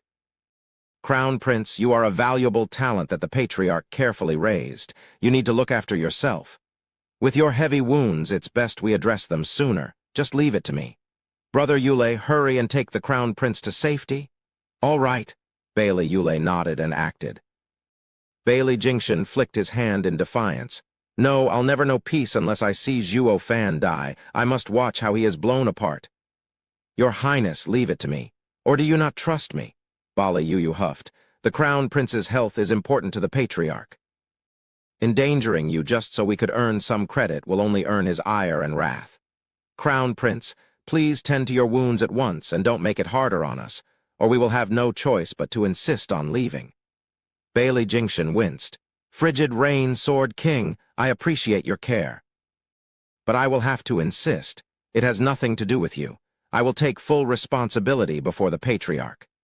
Crown Prince knows very well how the Patriarch is, going after the one who faulted. You believe just owning up will be enough?" Bailey Yulei stared at him. "I hope the Crown Prince won't make it any harder than it needs to be in taking care of yourself. We will have no choice but to insist if you delay any further. You are welcome to report us to the Patriarch, but we are doing this for your own good, which I'm sure he'll understand." Bali Jingshan eyes shook, staring at the Sword King and then at Zhuo Fan, gnashing his teeth. "I shall refrain from speaking the worst, since we are all the foundation of the Bailey clan and do not want to break the harmony." But Sword Kings, you need to understand, is this worth it? Bailey Yule shook and sighed. Crown Prince after you. Fine, I hope you won't regret it later. Bailey Jingshan flicked his lone hand and spat before flying off. Bali Yule gave Bali Yuyu a relieved look, then followed him. Now, only one Sword King remained, showing a peculiar smile to Zhuo Fan. Chapter 1072. Pursuit. Floating down gently like a breeze, Bali Yuyu kept her cold eyes on Zhuo Fan as she approached. The others were tense, taking a step back in worry. Bali Yuyu had been with Zhuo Fan for a while, but they had no idea what went on between them. They were utterly confused whether Frigid Rain Sword King's bloodthirst was friendly or antagonistic. They just couldn't figure it out, further raising their anxiety. On just what side is this woman standing, sighing, Zhuo Fan put on a smile as he glanced at the approaching Bailey Yuyu. I never expected you of all people to take my side at this time. Are you blind or something? How am I on your side? Humph, narcissist. Pausing, Bali Yuyu glared again at Zhuo Fan, but her cheeks were now a bit rosy while her eyes spat fire. The patriarch wants your puny life. I came to collect it. The rest trembled, looking tense as they watched with hearts in their throat. Zhuo Fan just shook his head. You'd have killed me by now if that was the case, and not forced the Crown Prince to leave. And who was that brother? Such a loyal Sword King. He knows he's crossing Bailey Yushin, yet still agreed to help you. Though your brother's a bit soft, why did he wish to help you save me, yet still spare the Crown Prince's life?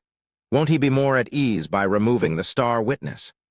Brother Yule seems like a rough man usually, but he's in fact the most friendly among us Sword Kings.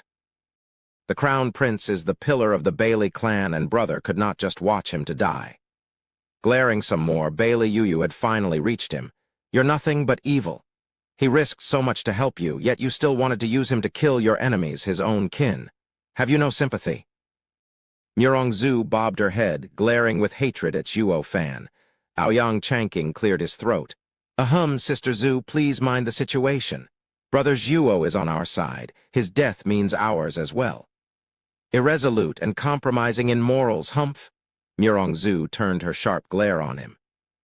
She was opposite of Zhuo Fan, against everything he believed, but she now had to put all these aside as she walked with the devil in these circumstances.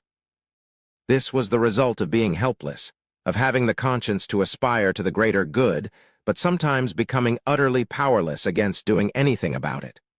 All she could do was to keep herself unmarred by this devil. Vigilance was what staved off evil. As the saying goes, good triumphs over evil, but just because someone says it doesn't mean they aren't a demon themselves. Shrugging, Bali Yuyu's critique went right over Zhuo Fan, who chuckled. I don't have much sympathy to speak of, but I do know how to appreciate you two risking yourselves to help me. I will be sure to return the favor when you are in difficulty. Screw you. You are the one in difficulty. Bali Yuyu snapped her sharp eyes on him, refuting his words. Zhuo Fan shook his head, his eyes shimmering. Today you helped me, and difficulties are still going to come in the future. Ha ha ha, anywho, I'll be sure to remember your help. Now come along. Zhuo Fan turned and put on a grave face. There's still a distance to the teleportation array. Let's move right away. It should be 15 minutes, even less if we hurry. Wu Qinkyu added. Zhuo Fan nodded and waved over Bali Yuyu. Yuyu, escort them out of here. You're still ordering me around like a servant. Didn't you decide to follow me just now? Zhuo Fan cocked an eyebrow and smiled. Just like on the caravan trail, listen to my orders. Or you can just take my life like Bailey Yushin ordered you to, your choice. Why you? Bali Yuyu was conflicted, giving an angry huff, but still walked ahead and roared back at them. Don't dawdle and run. Once other Sword Kings notice, there will be no escaping. Bali Yuyu shot forward. Her word, though, did not carry any rancor. The others were stumped, but then they came to and hurried after her. When they glanced at Zhuo Fan, they were filled with shock and admiration. Aoyang Changqing patted Zhuo Fan's shoulder. Brother Zhuo, awesome? You're even poaching from the Invincible Swords team, his core members even. It used to be him and Bailey Jingwei who did the poaching so far, with Shangyuan Feiyun and Danking Shen running over to their side. Now Brother Zhuo had won over Frigid Rain Sword King, giving the four lands a reason to be proud. How did you do it? Good looks. Zhuo Fan scratched his beyond-average face. He then went to Chu Qingcheng's side, helping her with Shui Ruohua to rush to the teleportation array. Good looks. Aoyang Chanking frowned, scratching his own perfect face, mulling. Brother Zhuo used the honey trap and it worked. Doesn't that mean with my traits, was there another woman sword king in central area? Meanwhile, Crown Prince Bailey Jingshan flew with a dark face with Bailey Yulei watching him like a hawk. 3 people suddenly showed up, and Bailey Jingshan cried. Sword Kings, please wait. They paused, which only made Bailey Yulei frown. He saw Bailey Jingshan's look and could tell what he was planning. He couldn't knock the prince out now, not in front of them. Oh, it's the Crown Prince and Brother Yulei. How come you're together? The trio looked curiously. The Crown Prince should be with the juniors and no Sword King would just waste time with them. So why? The trio scanned them and said in shock, Crown Prince, your arm. Don't remind me. Sighing, Bailey Jingshan looked morose and in pain as he teared up. The patriarch wanted Zhuo Fan's head, right? So my brothers and I went to get it. You found him? They gasped and then looked down. Curses, doesn't that mean they got all the credit for themselves? Crown Prince, then you must have won then and took his head. Did the other princes take it to the patriarch for a reward? The tears only grew larger in his eyes as Bailey Jingshan shook his head. What reward when the punk was savage? All my brothers have died at his hands. Even I lost my right arm. It's only thanks to Thunder Sword King that I still kept my life. What? The trio gave them a long look, stunned. The Crown Prince is the best among his peers, among all the lands. But not even with the other 9 princes could he beat that kid. Devil Mountain disciples are anything but normal. The shock was brief, and their eyes shone again, this time on Bailey Yulei with a fake smile and cupped hands. Then Brother Yulei must have taken the credit. Congratulations. The patriarch will be sure to reward you well. Maybe he will even let you observe Sundering Sword for a few months and train. Brother Yulei's power will be the highest among us, ha ha ha. Bailey Yulei's face sank against these duplicitous kin of his. All he could do was nod. I fear you misunderstand. Bailey Jingshan recalled the hatred and fury from before and waved. Thunder Sword King is so noble that seeing me hurt, wanted to take me to safety and recover. I am touched by his dedication to even forego the great reward. Then the head, the trio lit up. With a vile smirk, Bailey Yulei pointed behind, his sinister gaze peeking at Bailey Yulei. Frigid Rain Sword King happened to be there. Thunder Sword King let her take the credit, but the kid is quite skilled while Frigid Rain Sword King had been around the kid for a while.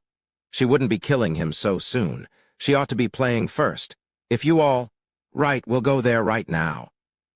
The trio bobbed their heads, gave a rushed salute, and they were off where Crown Prince graciously pointed. Bailey Jingshan smirked at Bailey Yulei in insufferable smugness. Thunder Sword King, now you can look after me, ha ha ha.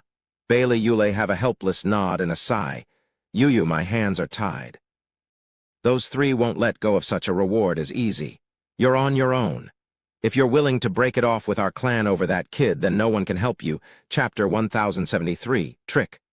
Hurry it up faster, are you snails? Get a move on. Bali Yu was like a shrew with a whip, driving the herd while roaring at the top of her lungs. The guys were doing their best at running, while also having to endure the hag's incessant complaints. Aoyang Chanking was the first to cave. He was the best disciple in Sea Bright sect, after all. How could he suffer such indignity? Alas, not even he could muster the courage to really tell her off, not since she was a Sword King on equal level as his dad. Sister, we're wounded. Could you take it just a bit slower? Try to You understand? Bali Yu snapped harder, spraying while saying, Your weakness got you those wounds. You couldn't even hold your own against 10 brats. Just what the hell have you been doing all these years? A bunch of rejects, rabble worms. Bali Yu had turned even more obnoxious, if that was even possible, not taking a break in her insults and criticisms. Aoyang Chanking made himself small and shook, never to open his mouth again despite the shame he felt. You think yapping helped anyone? That it's that easy to fight Bailey Jingshan, a freak. Just how long did it take to get to the stage of a sword king anyway? Then look at our ages, could we compare? Humph, witch, worms, trash, ugh. Bala Yuyu's curses were still as savage, telling it to everyone. Whether encouragement or whipping, all was good so long as they hurried the hell up. 15 minutes wasn't long nor short, but a sword king could catch up to them in no time at all. What would she do then if one did find them? If she ended up fighting them, that would be betraying her clan, becoming an outcast forever. While ignoring the kids would be a death sentence, Zhuo Fan included, the only one she couldn't accept to see dead. This was the cause behind her anxiety. It only worked to drive her temper higher and take it out on them in the form of a nasty witch. Only this witch ended up mute the second she looked in Zhuo Fan's icy eyes while passing by, only to resume her heckling once she turned to the rest. Everyone else's admiration for him only grew. Zhuo Fan not just poached invincible swordsmen, but even has a sword king at his beck and call. Awesome. Is it really just looks, though? Aoyang Chanking's hand flashed and took out a hand mirror, his sharp features reflecting in it. I'm certainly not behind that department, so why is sister? Pa, then came Bala Yuyu's slap out of nowhere, shocking him silly. What is a grown man looking at his face for? You're worse than a woman? Get to stepping. Aoyang Chanking's face sank, his shoulders sagged, and his head hung as he played the good doggy. The other snickered and Zhuo Fan shook his head. This guy sure is a clown. Whoosh, till Bala Yuyu froze just then, her face darkening. Zhuo Fan frowned, looking back to shout at her. Yuyu, send these two off. Zhuo Fan hinted at Chu Qingcheng and Shui Ruohua. What about you? Bala Yuyu got his meaning, only making her worry more. Zhuo Fan shook his head. Qingcheng is the one I can never let go, and I trust no one else more with Qingcheng than senior sister Shui. You must take them, and I'll be at ease. I'll then go to North Sea, where they'll have a hard time finding me. Chu Qingcheng's dull gaze entered Bala Yuyu's sight with a complicated feeling. She turned to Zhuo Fan in hesitation. Yuyu, you turned your back on Bailey Yushin to save me. I am truly touched. I am sorry for telling you that I didn't need you. Now I do need you to take my wife to safety. Zhuo Fan stared into her eyes as he spoke. You know that staying won't help blocking the three of them anyway. Moreover, do you really want to wear the stigma of a traitor? You came to help me and don't want to see you suffer for it. It's best if you don't meet with them. Take the girls. I have my own means of surviving. Don't you trust me after all we've been through? Bala Yuyu gnashed her teeth, then grabbed Chu Qingcheng and Shui Ruohua. She shot straight for the teleportation array. Her voice echoed from behind. Make sure you don't die, rascal. Hey, why is sister leaving? Aoyang Chanking blinked, asking Zhuo Fan what was going on. Zhuo Fan smiled. You can't sense it since you're wounded. We felt 3 strong presences rushing over. They must be 3 sword kings. She helped me due to our friendship, but in the dark. She can't be found out by the others, so I had her take the girls to safety. Brother Zhuo, what about us? Aoyang Chanking started, his eyes big as saucers. Zhuo Fan mocked as he pointed at himself with smug confidence. Don't you have me? You can fight a sword king? Myself. No, but I came more than prepared on this trip up north. I even have ways to deal with that coot, invincible sword. Zhuo Fan's eyes flashed, turning back and looking up with a fierce face. Not to mention, their target is me. There's no escape now. Whoosh, 3 figures appeared in the sky, the power of the Sword Kings enveloping them all and making them shiver. Only Zhuo Fan was still calm, with a mocking grin on his face. I heard Bailey's 5 Sword Kings are each amazing. I've met Thunder Sword King and Frigid Rain Sword King, then you must be Tempest Sword King, Cloud Sword King, and Infernal Sword King. Ha ha ha, Sir Zhuo, it's been a while. We were all getting along so well, but now it seems that you became our target. How things change, ha ha ha. They cupped their hands to Zhuo Fan and laughed, though their eyes glittered, seeing him only as a glittering jewel. Sir Zhuo, we heard that Frigid Rain Sword King might be here, and we also just sensed her trace. How come she isn't? Zhuo Fan showed his pearly whites, sporting an evil face. Who, that dumb broad? Ha ha ha, she was as much of a conceited moron as you are trying to take my head. Humph, she fled after I got her good. I'm only standing here and not going after her to end her because I sensed you were coming." "What?" The trio cried in shock. "You mean you wounded Frigid Rain, Sword King? No way, you're just a soul harmony," Zhuo Fan mocked them. "And it was Bali Yuyu who told you that, I reckon. Ha ha ha, and you believed her." "What's that supposed to mean?" The trio shook and frowned. With a sly smirk on his face, Zhuo Fan squinted. "Bailey Yushin pestered Bali Yuyu into helping me, but it was to red me, isn't it? You think I couldn't tell such an obvious trick? Humph, so why then would I show up all my cards to her? I bet you don't even know that your brats are almost all dead, with only the last one saved in time by Frigid Rain Sword King and Thunder Sword King. Not much of a save, though, since I didn't care about him anyway and didn't hunt him down. For not even 2 Sword Kings could stop me from killing my prey. Humph, I am a Devil Mountain disciple, and don't you forget it." The aura of a king oozed out of Zhuo Fan, and despite being below the Genesis stage, everyone felt a shiver. Even the Sword Kings couldn't stave off the chill. Are Devil Mountain disciples that incredible? Does Frigid Rain Sword King's report only contain things he wanted to tell? Then they had to be extra cautious around him, especially since he gave a heavy wound to a Sword King. Against the great credit the trio was about to earn with ease, they started to hesitate. Zhuo Fan was, of course, only bluffing and made himself bigger than he was, something the trio were totally oblivious of, scared by his blustering. Chapter 1074. The Three Wounded. Are these Sword Kings' muscle heads to believe everything I say? Looking at the shaking Sword Kings above, Zhuo Fan smirked. "Brother Zhuo, to think you're so strong that you even defeated a Sword King." Aoyang Chanking looked at him with reverence. "Bailey Jingshan hardly needed you to break a sweat. With Brother Zhuo by our side, we're at ease." "But Brother Zhuo, how do you train to become beyond a Sword King so soon when you're our peer? We should have the same resources, so how are you so obscenely strong?" Zhuo Fan's brow twitched as he glanced at the pompous fool. "Brother Aoyang, what is it, in your opinion, the most important in the cultivation world?" "I know that, Dad told me. It's loyalty." "No, it's tricking," Zhuo Fan roared. "You know exactly what went on with Frigid Rain Sword King, and now you even fell for my blustering. Or have you been cultivating the same as these Sword Kings to become a muscle head?" Murong Zhu giggled, earning their odd looks, but turned serious the next second. The rest chuckled as well. Aoyang Chanking figured it out at last. "Oh, Brother Zhuo tricked them, and they believed you." "It depends on how solid the lie is. Their biggest doubt is whether Frigid Rain Sword King has run off. As long the truth isn't revealed, we can maintain this stalemate." Zhuo Fan's eyes shone.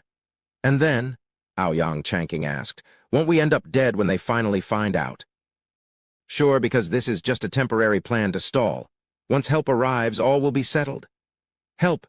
Who? You'll know in time. But if she doesn't hurry, I'll be found out. While not finished, but..." Zhuo Fan frowned. Aoyang Chanking was clueless. He had no idea that Zhuo Fan's goal was to get to the North Sea for the Xiao and nothing else. The flames of war between the central area and the Four Lands could reach the heavens for all he cared. Sure, he could act as the third party to break the stalemate on the two's conflict, but that would only cut at his profits. For instance, he had it in him to finish the invincible sword then and there, but why would he? That would mean the collapse of the central area, and the Four Lands wouldn't be worn out any longer. Their armies would race to the central area to get their share of the spoils. This would end in the lands winning big and him getting nothing. Only when the two sides choke each other to the last man would he have the most to gain. While the central area and the Four Lands wanted to lord over the other, Zhuo Fan wanted them in balance. The same way he raised the Luo clan while facing tough but complex factions. It wouldn't help to break the balance until he milked it for all it was worth. Then after, rise to take it all. And that was no easy feat either, though his ambitions weren't something that any of the factions were privy to. As they spilled each other's blood, they were blissfully unaware of a common enemy cheering them on without lifting a finger to help, let alone harming a Sword King. The Four Land Alliance would have died in regret if it knew. They invited the wolf and even appointed him Grand Marshal.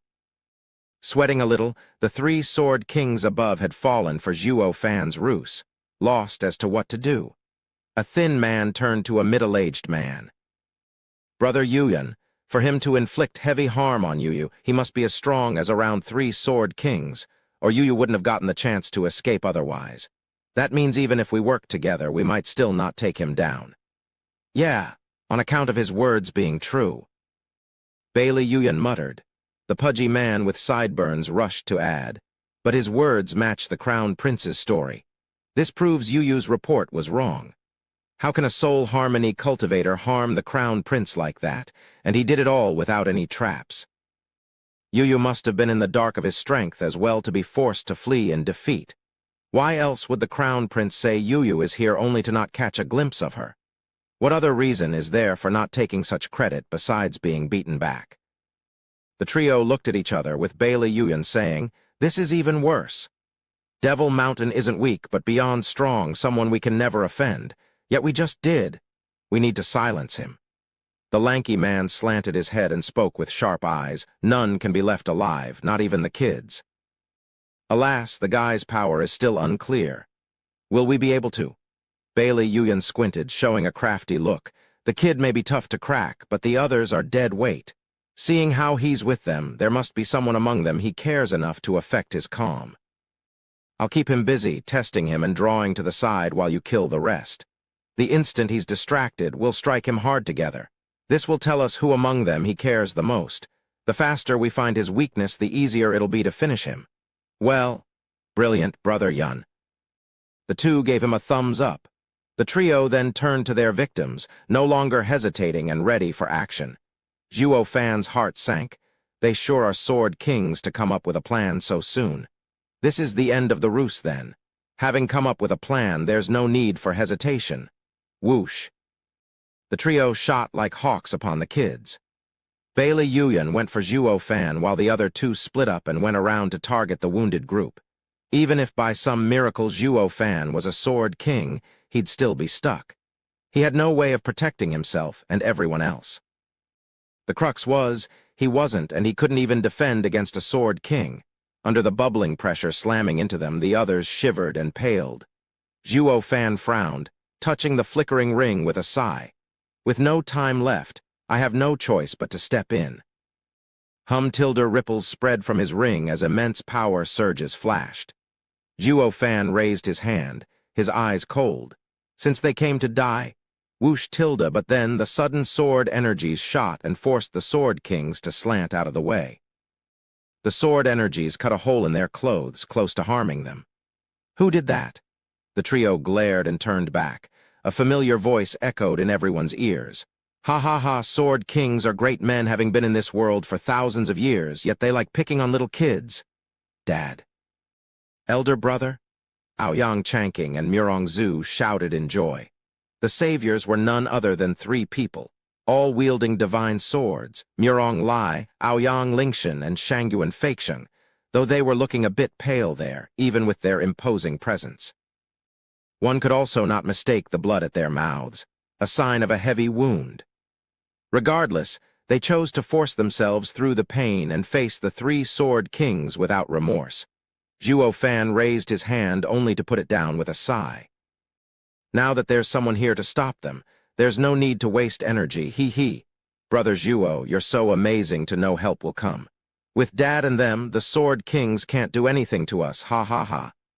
Aoyang Chanking was ecstatic. Oh, what do we do now? Look for a safe place to watch them fight or cheer them on. Brother Zhuo, with your cunning mind, what do you think it's best? Zhuo Fan glanced at him. The help I mention isn't them, though they're not a bad choice since they're here. So we should just run. Zhuo Fan shouted the last word and signaled the others to scramble after him for the teleportation array, leaving them in a daze. Reacting after a long time, they asked, Brother Zhuo, why would we run? We were dangerously close to having my trick found out. Now that someone actually lent a helping hand, only a fool would just stay to watch and die. Zhuo Fan urged the rest to run like hell while he barked at the pompous Aoyang Chanking. Aoyang Chanking was bemused. Aren't they here already? Why?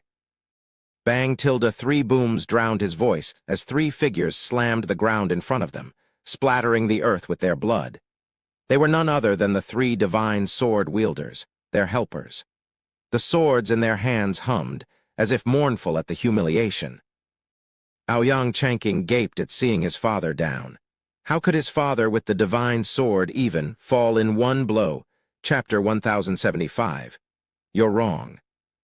The certain shade of red blood could give a certain luster when splattered. It contrasted with Aoyang Lingshan and the other two's pale faces, their feeble appearances and hopeless looks. Aoyang Chanking and Murong Zhu were gasping in disbelief. They had never seen their kin damaged to such an extent. How can this be? There were only three sword kings, almost on par with them. Not to mention they had the divine sword's help, all three of them. So why then did they fail instead of win? What happened? Zhuo Fan was the only one sharp enough to figure it out, sighing. I hoped they'd last some more, but those heavy wounds didn't help. Wounds? Murong Zhu snapped her eyes at him. Brother and them were hurt before. Zhuo Fan gave a flat nod. Their first attacks to stop the Sword Kings might have looked great, but were shallow. They must have used their last drop to scare them, pretty much like I've done it. Though, what? All asked at once. Zhuo Fan smirked. They don't have my acting skills. They tried to look calm, but the sweaty brows gave away the fact that they were running out of steam. Even the strongest of their land and wielding a divine sword, their energy was bone dry. I hoped they'd stall for a while longer, but they couldn't even last a hit. They must have suffered so badly before that they can't even fight to death now. The others shook at the explanation. The three mighty experts, with divine swords too, were their hope at survival, only to be smashed into the ground before them. They were damaged to begin with, unable to even help themselves. Thus it only worked to scare the enemy off and failed miserably when their bluff failed. What were they going to do then against the Sword Kings? Die, they all paled, looking at each other with dead eyes. Aoyang Chanking and Murong Zhu rushed to their kin to help them up. Shangyuan Feixiang was the only one alone, with no one lending a hand. Is no one going to help this old man? Did I not just come to save you kids? Shangyuan Feixiang complained, looking at his other peers being helped, and his mood soured. A large hand just then held him by the shoulder. Turning, he saw a familiar smile.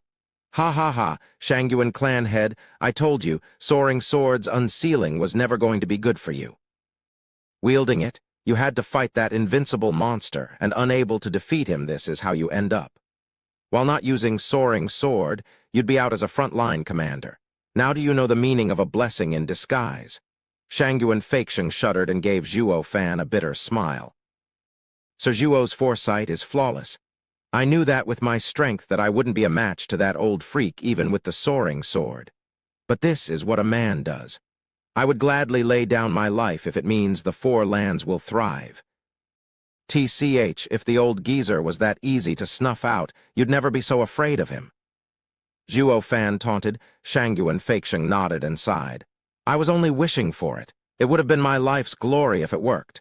Shangyuan Feixiang turned a deep gaze on Zhuo Fan. Sir Zhuo, from central area to northern lands, every time I struck misfortune, it's always you that lends a hand. I am touched by your friendship. As long as the Shangyuan clan survives this war, my clan will never deny any of your requests in time of need, as gratitude for fighting shoulder to shoulder. Better save that for when the Shangyuan clan actually sees tomorrow, though you better be sure that I remember this favor. Don't regret it later, he. I won't, even if you want my daughter's hand, I'll accept without remorse. Now hold it there. I'm a married man, I don't need you to sell her to me. And a true man has a couple or four by his side. Yanner might be against it, but will be sure to accept it if it's you. Now I'm badly hurt and only you came to my aid, already looking like a son-in-law. I told you to hold it. Are you deaf? Wu Qingqiu, you take the old man. Seeing Shangyuan Feixiang still trying to stick to him through his daughter, Zhuo Fan tried to stop him only to finally push him on Wu Qingqiu. Wu Qingqiu was a man of virtue and accepted it gladly. Murong Zhu and Aoyang Chanking glanced at each other, looking at their own kin in shock. They're hurt because they fought the invincible sword. Aoyang Lingshan coughed and sighed with a lowered head, still not accepting the outcome himself. Is the invincible sword strong enough to hurt all three of you divine sword-wielders? Murong Zhu gasped in disbelief. The plan was to use the three divine swords against Bailey Yushin in the first place, to stall him while their reinforcements came, and then drown him in numbers. It clearly didn't work. Bailey Yushin's mere slash had them crushed, all three of them. Unable to stall Bailey Yushin, their plan went up in smoke. If not for Zhuo Fan's plan to fight to the death, their own plan would have fallen through on the spot by now, while now they had a sliver of hope in victory. They believed that with Zhuo Fan's plan, with 2 lands worth of soldiers, they could turn it around. The invincible sword hurt us badly. We used the divine swords to shield ourselves, but still only barely escaped with our lives. Aoyang Lingshan's brow shook and sighed. Bailey Yushin is beyond human in strength. Not even together could we touch him. Murong Lai closed his eyes, morose, shaking his head in despair. Ha ha ha, now you know the Patriarch's power, but it's too late. Everyone shuddered, looking up at one of the 3 sword kings surrounding them, Bailey Yushin. Your appearance made us realize that you're ready to drop, and that you all have no strength to go on. We've been around Patriarch for so long, and yet we've never seen anyone surviving his strike. You only managed to because of those divine swords, otherwise you'd be corpses by now. And damaged as you are now, you still want to fight us. Humph, fools! Aoyang Lingshan gasped, and his face twisted in fury. He flicked his hand and the sword in it, pointing at the trio. Chanking, escort Sir Zhuo and the others out of here. Get to the teleportation array and you'll all be safe. Murong Lai stood up by himself next to Aoyang Lingshan, looking pale but still willing to fight. Shangyuan Feixian coughed as he forced himself to stand. I may be feeble, but I have no regret giving my decrepit body if it means protecting the kids. The future of the 4 lands, ha ha ha. Father! Aoyang Chanking cried out. Aoyang Lingshan cut him off, his voice stern. Chanking, I know you're worried about me, but don't worry. Your safety will be the one thing to put me at ease. Now go. Father, stop. You should get there with your speed in a minute. I can still hold them back for at least this much. Father, go. Aoyang Lingshan held his divine sword, roaring and ready to die. Aoyang Chanking scratched his head, hanging his head. Father, you're wrong there. That's not what I meant. We're hurt just like you and can't fly fast, needing 15 minutes to reach the teleportation array. Would you be able to hold a little longer? Ugh. The 3 of them shuddered and froze. Damn prodigal son, chapter 1076. The tigress is here. Face twitching hard, Aoyang Lingshan jerked his head to the smiling Aoyang Chanking. What was that? Ha ha ha, father, easy now. You can't blame us since they were stronger than us and all ended up hurt.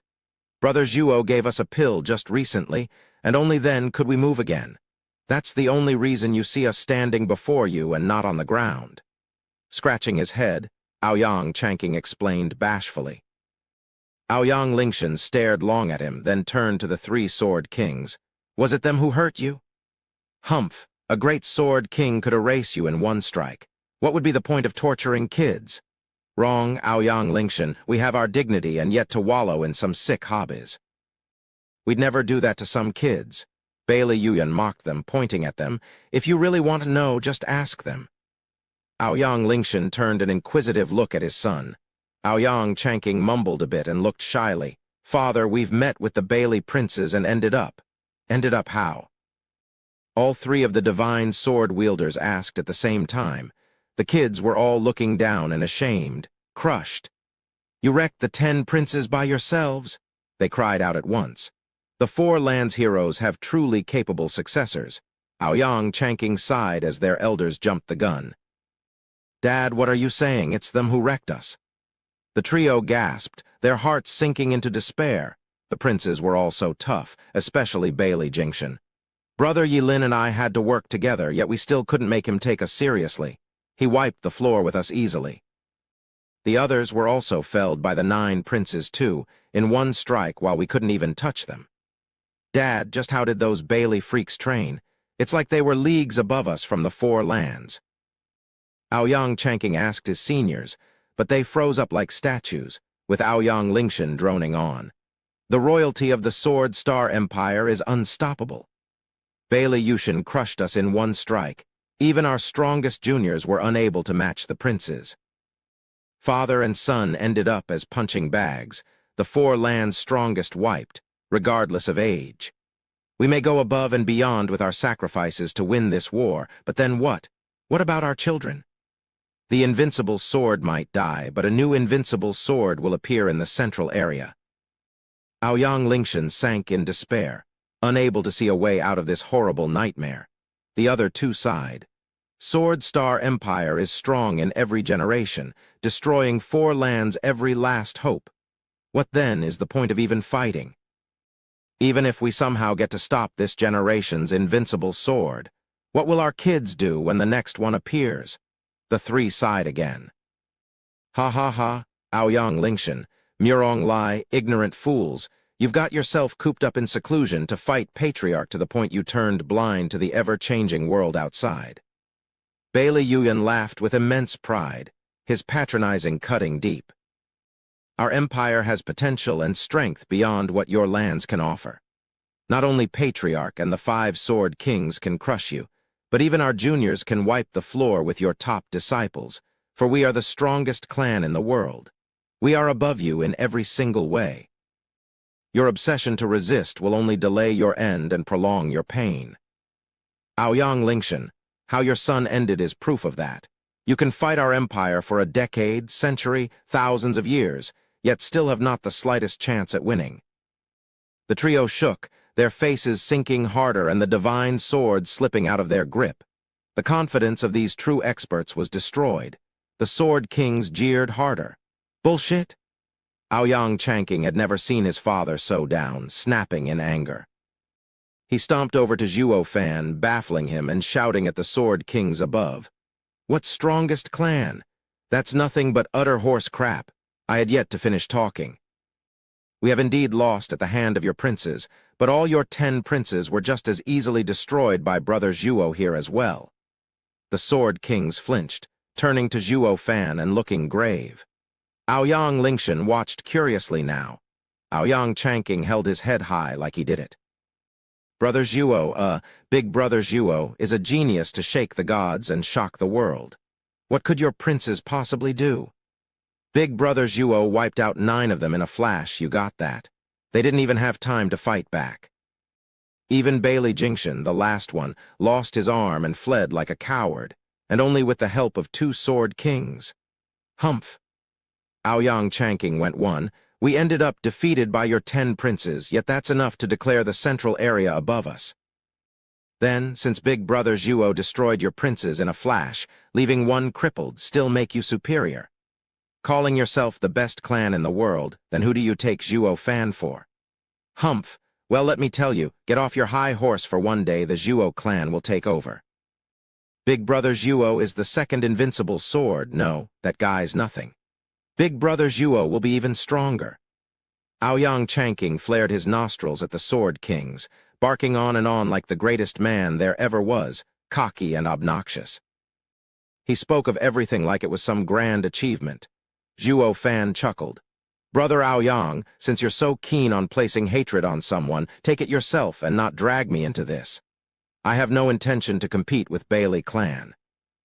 Brother Zhuo, I would have taken it all if I could fight. Just look what that got me. Aoyang Chanking turned his sparkling eyes to him. You saw it yourself, how cocky those wretched fools are. Their words almost crushed Dad on the inside. I could not just watch and had to support my father and the other land's heroes, to show them the light. And I only spoke the truth. With Brother Zhuo's power, it's only a matter of time before you replace the arrogant Bailey clan in lording over the world. I have faith in you. I call you Big Brother now, coming into your clan, so now you have to take a stand. Do this, and I shall follow your every word to the letter. What do you say? Zhuo Fan eyed him long and hard. The war took place in northern lands, where both sides focused their forces, while his faction would use the other 4 empty lands to develop, now that he had the chance. But once everything settled, northern lands would be hard to influence. So with Aoyang Chanking as the big boss around these parts would be a nice backdoor to spread his grip. Zhuo Fan gave a reluctant nod. Might as well set myself a foothold here. Aoyang Chanking grinned, finally able to be as cocky as he wanted on another's reputation. All of this wasn't on impulse either, birthed from the incredible worship he had in Zhuo Fan. Ever since he witnessed Zhuo Fan crushing the 10 princes like nothing, he knew then, and there why Yilin held Zhuo Fan in such high regard. Be it in wisdom or boldness, Zhuo Fan had it all to fight even those old fogies. His action was more like an investment. He accepted Zhuo Fan as one to shake the world with his actions, and Aoyang Chanking definitely wanted to be right there to relish in it. He might be pompous, but his goals were lofty since young, to be the best of the best. Though by the looks of it, with so many freaks around, it proved difficult. So he chose to stick to the freakiest around, to lord over the rest of the masses. Now that's a great bet, Aoyang Lingshan turned to Zhuo Fan, gasping but also feeling hope stirring in his crushed heart. The Bailey clan was not almighty. Someone would come to dethrone them, and that someone is Zhuo Fan. The Sword Kings above did not deny Aoyang Chanking's ravings, slowly nodding their heads. Yes, well said, boy. If the central area is a cut above the other lands, then Devil Mountain Disciples' power is beyond the profane world, shaking even us. That's why we won't let him grow. Kill him. Bailey Yuyan shouted, and the trio shot for Zhuo Fan. Aoyang Lingshan and the others too used their last strength to roar and stop them. Sir Zhuo, run, we'll stop them. Humph, damaged as you are, the Sword Kings mocked. A flash of thunder followed by rumbling came out of nowhere. Who dares touch father shall die, Zhuo Fan smirked. You're late, Kaior. Chapter 1077. Here's your strongest clan. Boom, purple lightning flashed at the horizon, unleashing 3 attacks on the Sword Kings before they reached Zhuo Fan. They had to flick their hands to stop the lightning strikes from hitting them, and they frowned as the attack forced them back. Who is it that can unleash the same type of lightning as the sundering sword? Whoosh, Kaior flashed in front of Zhuo Fan, giggling. Father, I'm just in time. No, you're late. Zhuo Fan grinned and shrugged teasingly. Any later and you'd have to scrape your poor old man from the ground. Kaior gave a sly grin. No, I wouldn't. Dad has so many aces those 3 wouldn't be able to touch you. Who can say? Maybe I'm so stingy I'll never use any. We still need to reach North Sea as well and should be used in case of certain doom only. Ha ha ha. Zhuo Fan shook his head, at which Kaior smiled and wrinkled her cute nose. Dad, that's petty. While they were having a moment there between father and daughter, the rest were just shell-shocked. Aoyang Chanking jerked awake. Hey, big brother Zhuo, why your miss? What? That miss of yours that interfered. Aoyang Chanking gesticulated as he found it hard to speak the right words, stammering. Jay, just how old is she? The rest gasped at the young miss in disbelief. She looked around 6, but she just struck thrice with the power of a round peak soul harmony stage. A junior with that power would be a mighty talent indeed. But then what would that make her? Still a twerp, yet wielding so much power. Just what is wrong with this world? Aoyang Lingshan's team was just as stunned as the rest of them. Thinking about it, they had seen Zhuo Fan with his daughter, but was written off as extra in their minds, of no import. Only now they saw her as a real threat. Were all those around Zhuo Fan freaks of nature? Shangyuan Feixing had it the worst. He could still remember the young boy Zhuo Fan had with him back in the central area, the same boy who punched Shangyuan Feiyun so hard he spurted blood. Now he showed up with a girl. Is the Zhuo clan a den of monsters?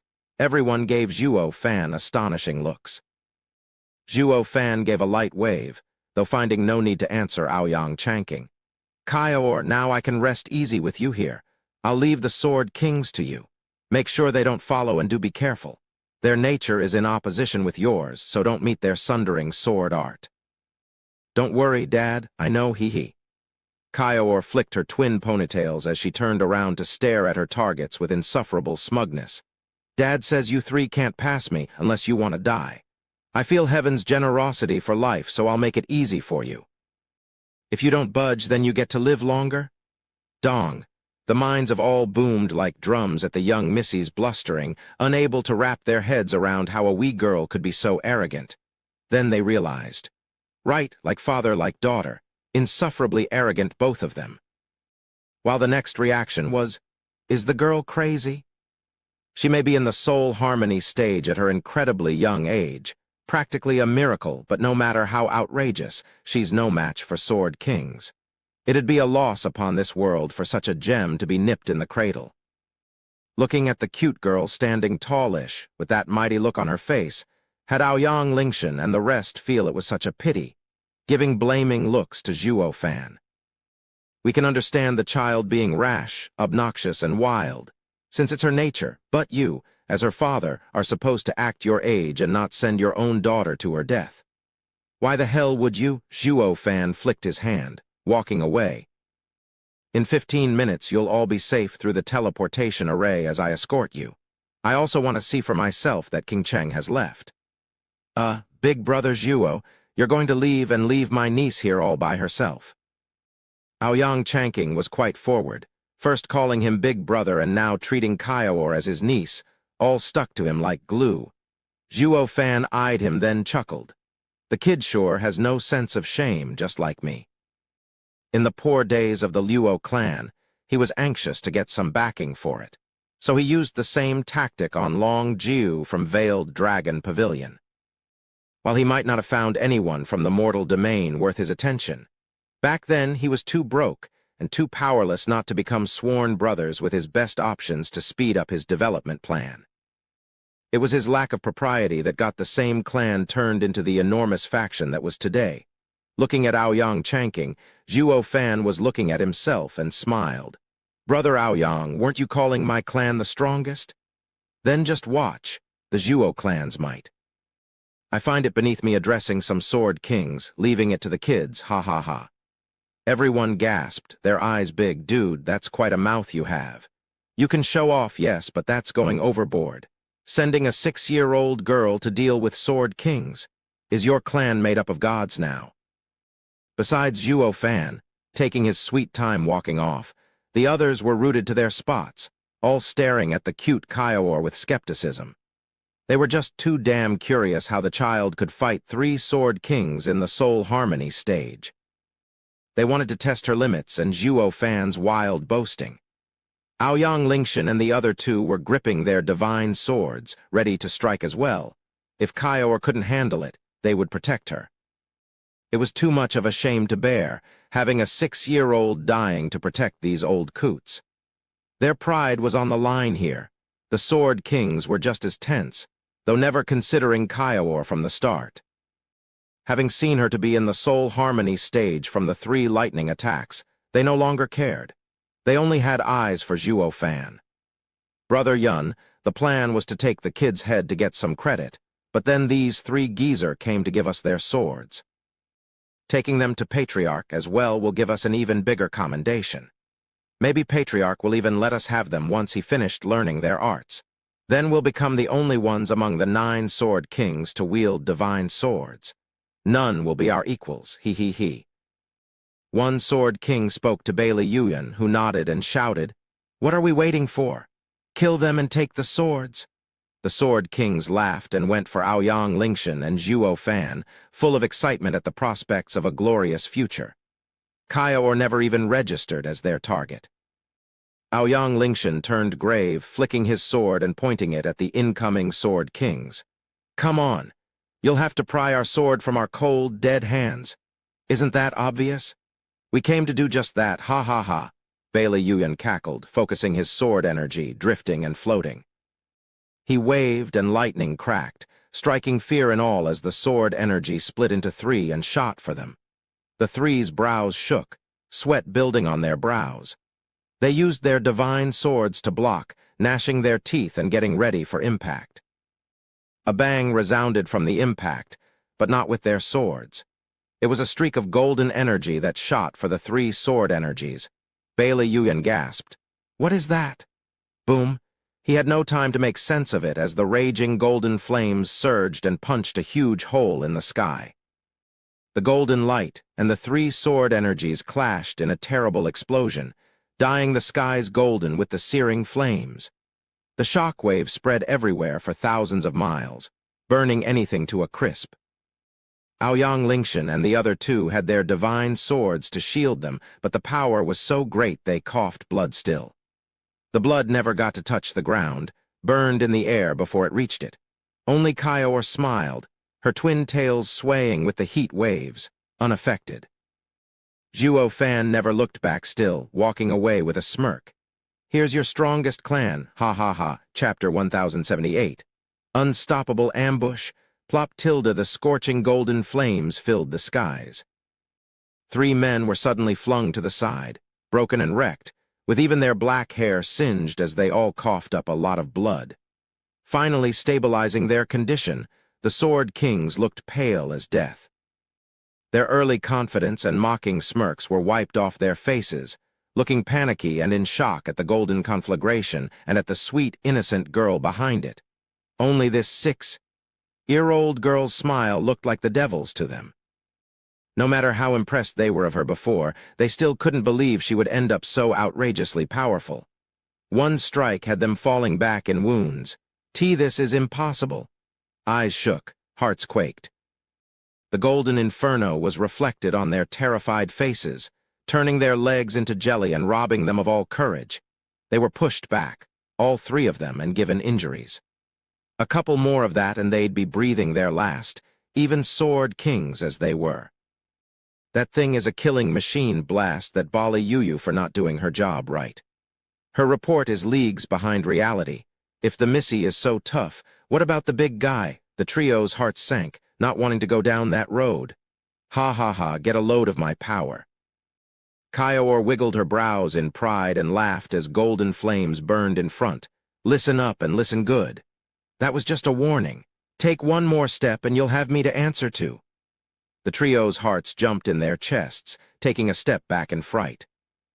The imperial family from the central area would have gone wide-eyed from shock. 3 great and strong Sword Kings ended up terrified and cowering before some kid. The reality was, the girl was just that damn dangerous that not even a Sword King could mess with her. Aoyang Chanking's jaw hit the floor, becoming numb from shock. He had to see it to believe it. The kid is so deadly that she can destroy a Sword King with every strike. Standing there frozen in shock, Aoyang Chanking took a long time to come back to reality. He whipped his head at Zhuo Fan and stammered, Big brother Zhuo are all in your clan like that. What the hell got you so monstrous? Not monstrous, but the strongest clan, no? Zhuo Fan smirked. Brother Aoyang, you said my clan is the strongest, and while I dislike showing off, sometimes you have to take a stand. Won't everyone treat your words like bragging otherwise? Ha ha ha, just leave this to Kaior. You should hurry instead and look after your father to leave this place. It's not safe at all here. With a wide smile, Zhuo Fan kept on walking, showing off his straight back. Aoyang Chanking was in awe as he muttered, Damn, I made the right bet after all. The Zhuo clan is outrageous and now I'm set to get in, ha ha ha. My foresight is the best. Ugh, forget my old man. Only now he recalled how the previous mighty blast sent the 3 seniors flying. The shock of Kaior's super ridiculous power had him blanked out till now, waking up at last to the fact that his father needed help. The 3 old men were slumped on the searing ground, blinking at the golden inferno and at Kaior, even forgetting about their wounds. They were in the same state as the 3 Sword Kings. Besides shock, they were more in awe. There's actually something so ridiculously insane in this world as a 6-year-old girl capable of. Dad, this is no time to gawk, not with your wounds. Big brother Zhuo wants us to leave, so let's go. Aoyang Chanking rushed over and pulled on Aoyang Lingshan's hand over his shoulder. The others heard his yell and finally reacted, going to the other 2 to help them out. Yet the 3 old guys were still out of it, unable to process what had just transpired, eyes staring blankly at Kaior. Someone's always above you. For the first time ever, they felt this saying on their own skin. There was no such thing as the strongest in this world, and there might even be more out there better than you. Men need to know respect and not be arrogant. The trio were taken away as they sighed with lowered heads. They were the strongest in their lands, at the top of the world, with only the invincible sword standing above them. They were all civilized men, but being constantly affected by their status made them develop unhealthy pride in themselves while disregarding all others. They only saw the invincible sword as their real opponent. Kaior now showed them, slapped them hard awake. There were countless young heroes out there, beyond even what these old relics could achieve.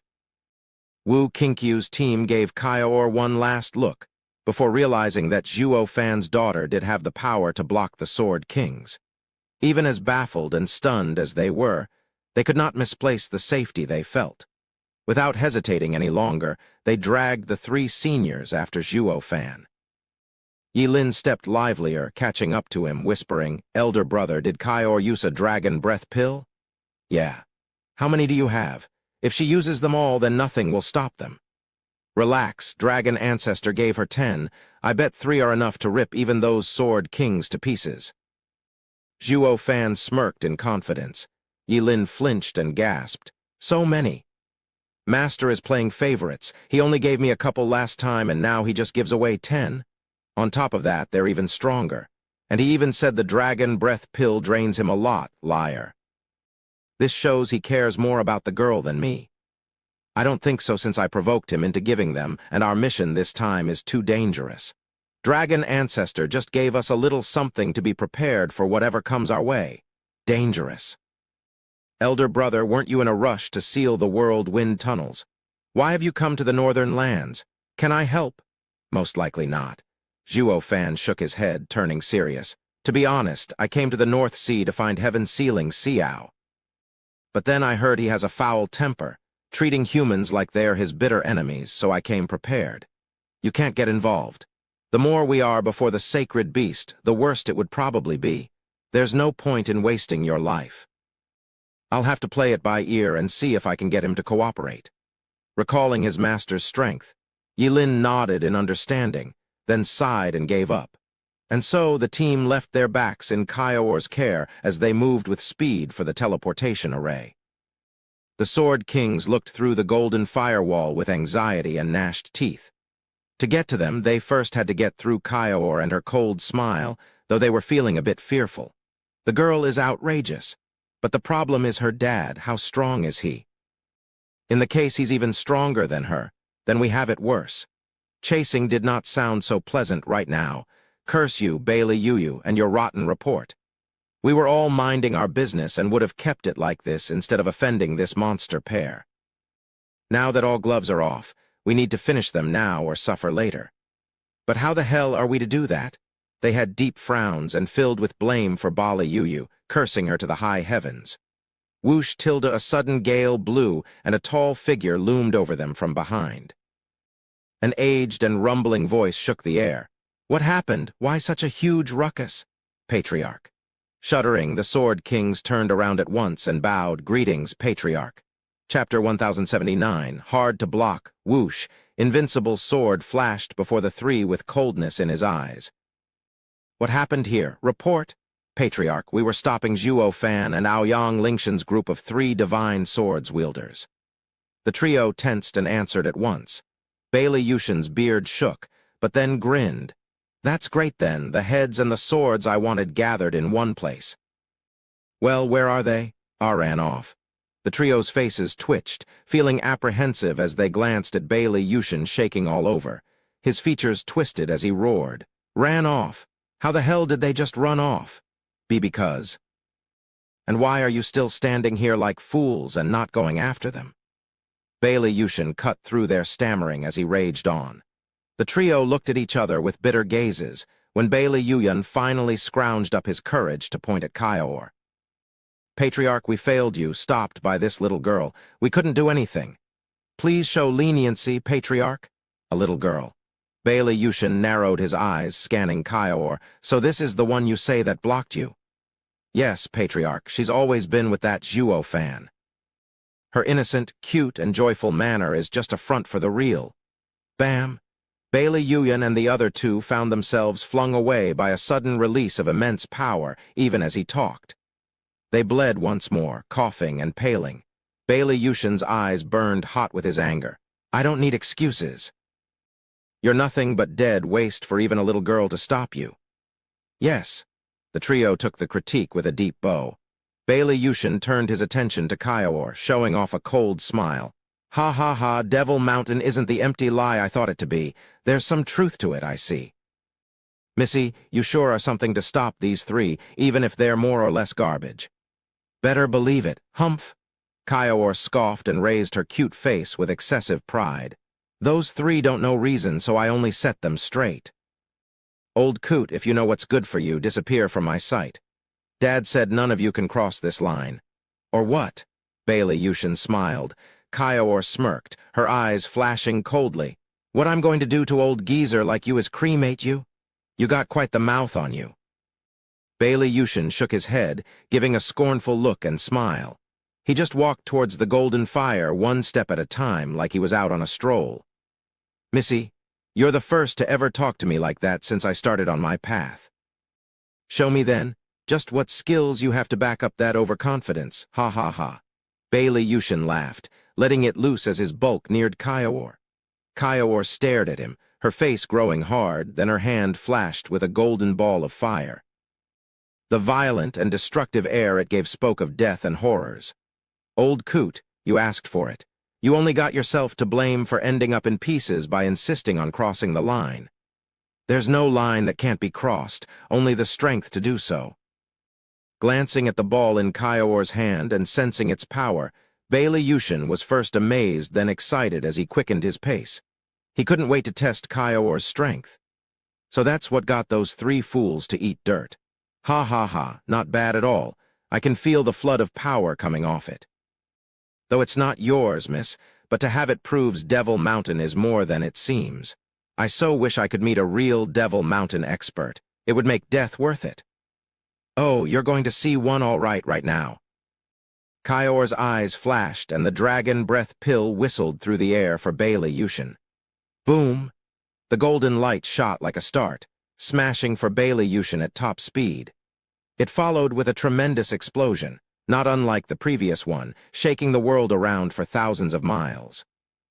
The golden inferno released decimating shockwaves that engulfed half of the sea bright sect and destroyed veritable monuments, having survived for thousands of years. As for the mighty invincible sword himself, it got swallowed up by the raging flames. The Sword Kings gasped in panic. Patriarch! There was no answer, giving the sinking feeling the old expert's body crumbled under the onslaught of fire. The Sword Kings slumped in shock. Kiowa giggled and mocked. That's what you get for pushing it, and he still went on about seeing some Devil Mountain true expert. Happy now. I am none other than such an expert of Devil Mountain. So rest in pieces, he. Ha ha ha, every true expert out there can use their own power to twist the world to their whim. An aged voice of disdain echoed from the flames. Miss, you've got a good talent, the makings of a great expert. It's a shame, though, that you're quite far from being one, with your childish use of another's power. Allow me to show you what a true expert can do. Rumble-tilde lightning crackled all of a sudden, and a savage sword wave crossed the skies and split the inferno. Invincible Sword appeared in sight, taking his time as he walked out, casual as before. With every step, rumbling echoed out. The golden flames crumbled with a sudden bang as purple lightning thundered high above, tearing into the golden fires until nothing remained. The inferno soon turned into a purple thunderstorm. Bailey Yushin thus became the overlord of this storm. With him here, the golden flames would never burn again. Patriarch, the Sword Kings cheered. Kiowa shook, looking at the old man in disbelief. No way. Dragon Ancestor's Dragon Breath Pill did nothing. What is he? Dragon Breath Pill, ha ha ha. Was that what you threw? Bailey Yushin's eyes shone with bloodthirst, his steps measured as he got closer to Kiowa. This toy is good enough to deal with a Sword King. It even made me twitch. Ha ha ha, how many years has it been since someone managed to make me feel numb? I'm really curious now as to who made this Dragon Breath Pill. Though no matter how great, it's still a crutch, while true experts wield endless strength from within. That's what I want to fight, not some child throwing toys at me. So I will ask you again, Missy, does Devil Mountain have any experts? Ha ha ha! Kiowar's brow shook, staring hard at Invincible's sword's stature growing bigger as he neared. She flinched back in reflex, her hand holding another dragon breath pill. Bailey Yushin noticed and shook his head. "Miss, so you chose to ignore me. I told you I have no interest in such toys." Whoosh Tilda Kiowar threw the second dragon breath pill and cut him off. "Then have another taste, geezer." Chapter 1080. Limit. Boom, another glorious explosion shook the skies with the raging fires leaping high above. From Kiowar's second dragon breath pill she threw at Bailey Yushin. The result was the same as the first time, unfortunately. Following the flashes of lightning, the fire soon got pulverized into nothing. Only the lightning remained, flashing across the skies, a hymn to the coming of an overlord. Bailey Yushin had no hair out of place, taking his time to walk ever nearer to the sweet girl with a smirk on his face. "Miss, what you got may stop others, but never myself. Can you see why? Ha ha ha, because I am just that much stronger. Every law, limit, rule in this world is nothing to the truly strong, one such as I," Kiowar shivered, looking shocked and stumbling back. She had lost her confidence and was now sinking into terror. His strength is inhuman, like a sacred beast, but more of a fledgling having yet to mature. Regardless, Kiowar still found it dismal how such an aberration walked this earth, besides her dear dad, of course. At least Zhuo Fan got a sovereign's legacy, while Kiowar's eyes widened, staring hard at the incoming firm steps with a lost look. Or maybe this old coot grasps the sword sovereign's essence. It all makes sense now, why Invincible's sword is so ridiculously strong compared to the other sword kings. He has come to touch upon the core of sword sovereign's swordsmanship, having gleaned into its fundamentals. Not even Zhuo Fan could top that. He was more quantity than quality, taking every legacy he got for a trial run and not delving deeper into their core values. As for Invincible's sword, he only had Sundering Sword's swordsmanship, and even that was just a fraction from the Sundering Sword. This, however, proved enough to take him to the pinnacle of power in this domain. Zhuo Fan and Invincible's sword both learned sovereign paths. But as to who would come on top, be it the broad approach or the focused approach, remained to be seen. Though facts already tipped the balance in Zhuo Fan's favor. He had widened his gaze while Invincible's sword focused it instead, making it one of the main reasons for going after the other divine swords. He learned all the Sundering Sword art had to give him, and to go further, he needed the other arts to rise above this stagnation. Kiowar had lost her precious calm, her palms feeling clammy. She knew then that she wasn't facing some average cultivator, but a future Zhuo Fan. As for Zhuo Fan's capacity for growth, she based it off of Dragon Ancestor describing Zhuo Fan's limitless future. A sovereign inheritance was a huge deal. Even with a shoddy perception, you'd still rise above the masses. This went double for Invincible's sword and Zhuo Fan, cultivation geniuses the world had never seen. Add to that a sovereign's inheritance, and they would become something the sacred beasts would come to pay attention to. Kiowar had the minor dragon breath pills Dragon Ancestor gave to her for protection, but they proved to be nothing but parlor tricks before the one grasping Sundering Sword's complete Sundering Sword art. "I'm going to end you." Kiowar shook hard, staring at the man coming ever closer, and 5 dragon breath pills showed in her hand before throwing them all at him. Boom! The first unleashed sky-high flames upon contact with Invincible's sword. Before the golden inferno suffered the same fate the last 2 times, the second dragon breath pill vame, unleashing another huge explosion. The second wave of flames overlapped the first, swallowing Bailey Yushin completely. Then came the last 3, throwing inferno after inferno at Bailey Yushin. The purple lightning flashed non-stop to scatter the flames, but 5 raging fires were too much indeed. Even under the constant lightning strikes from the heavens, the fire never died out. The 3 sword kings grew grave once more with worry. Despite it all, Bailey Yushin's footsteps never wavered, still walking on, yet a slight frown was still noticeable. "Ah!" A sudden cry came from him, unleashing all his power.